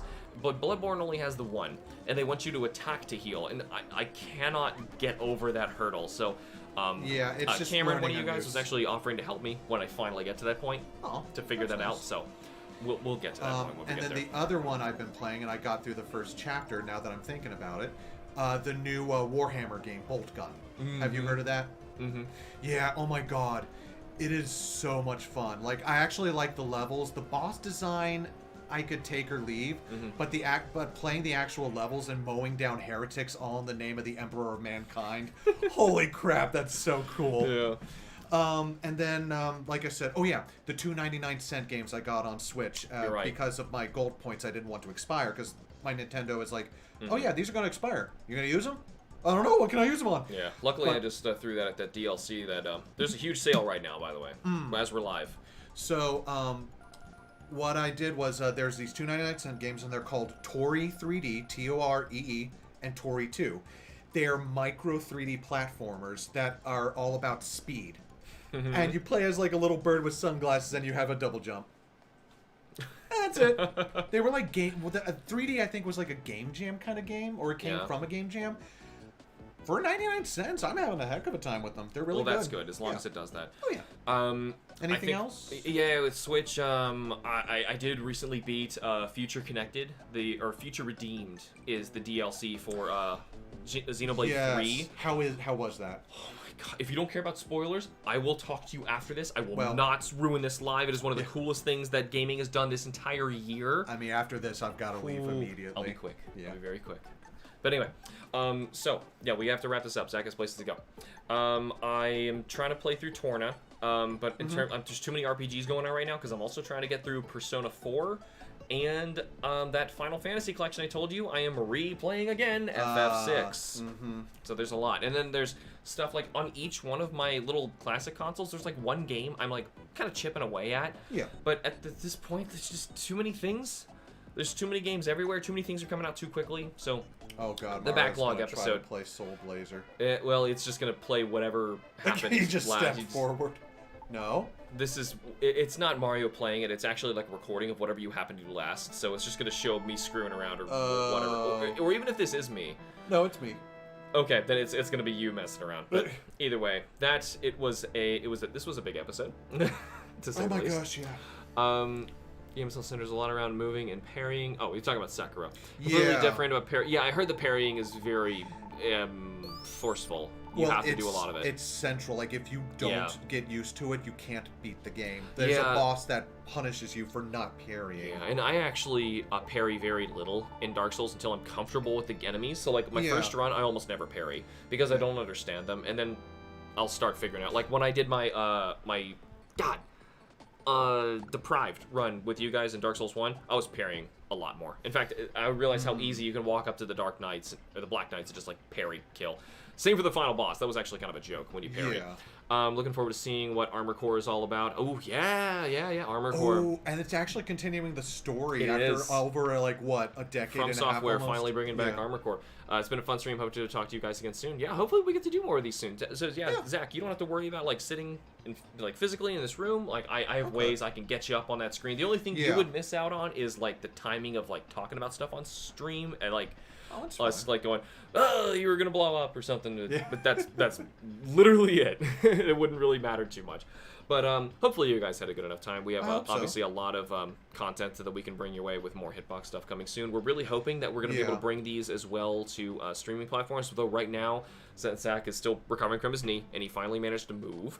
We're going to really just try and get back into... Oh, this is an awesome mod of Super Metroid. Oh, just the Justin Bailey? Yeah, it's supposed to emulate like the NES version, where after you beat the game, you play the entire thing as like a different, like a Zero Suit. Yeah, it's supposed to be a different design too. I think this is right before I fight Super Metroid Ridley. So what am I'm trying to? Oh, you're grinding health. Oh yeah, because I do not have enough HP for this. Did I really win?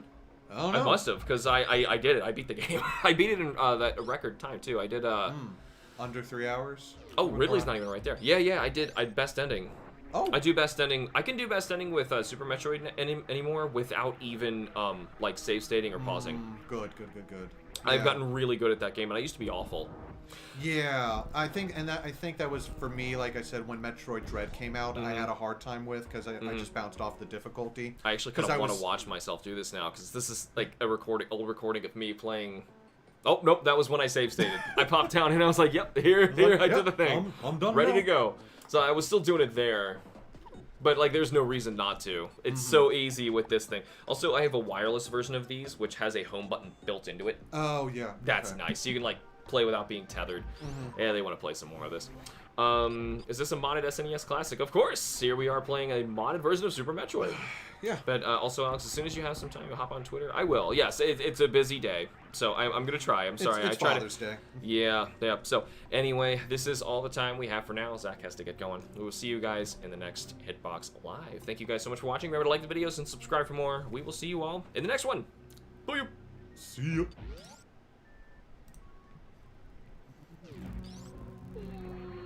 42. Actually,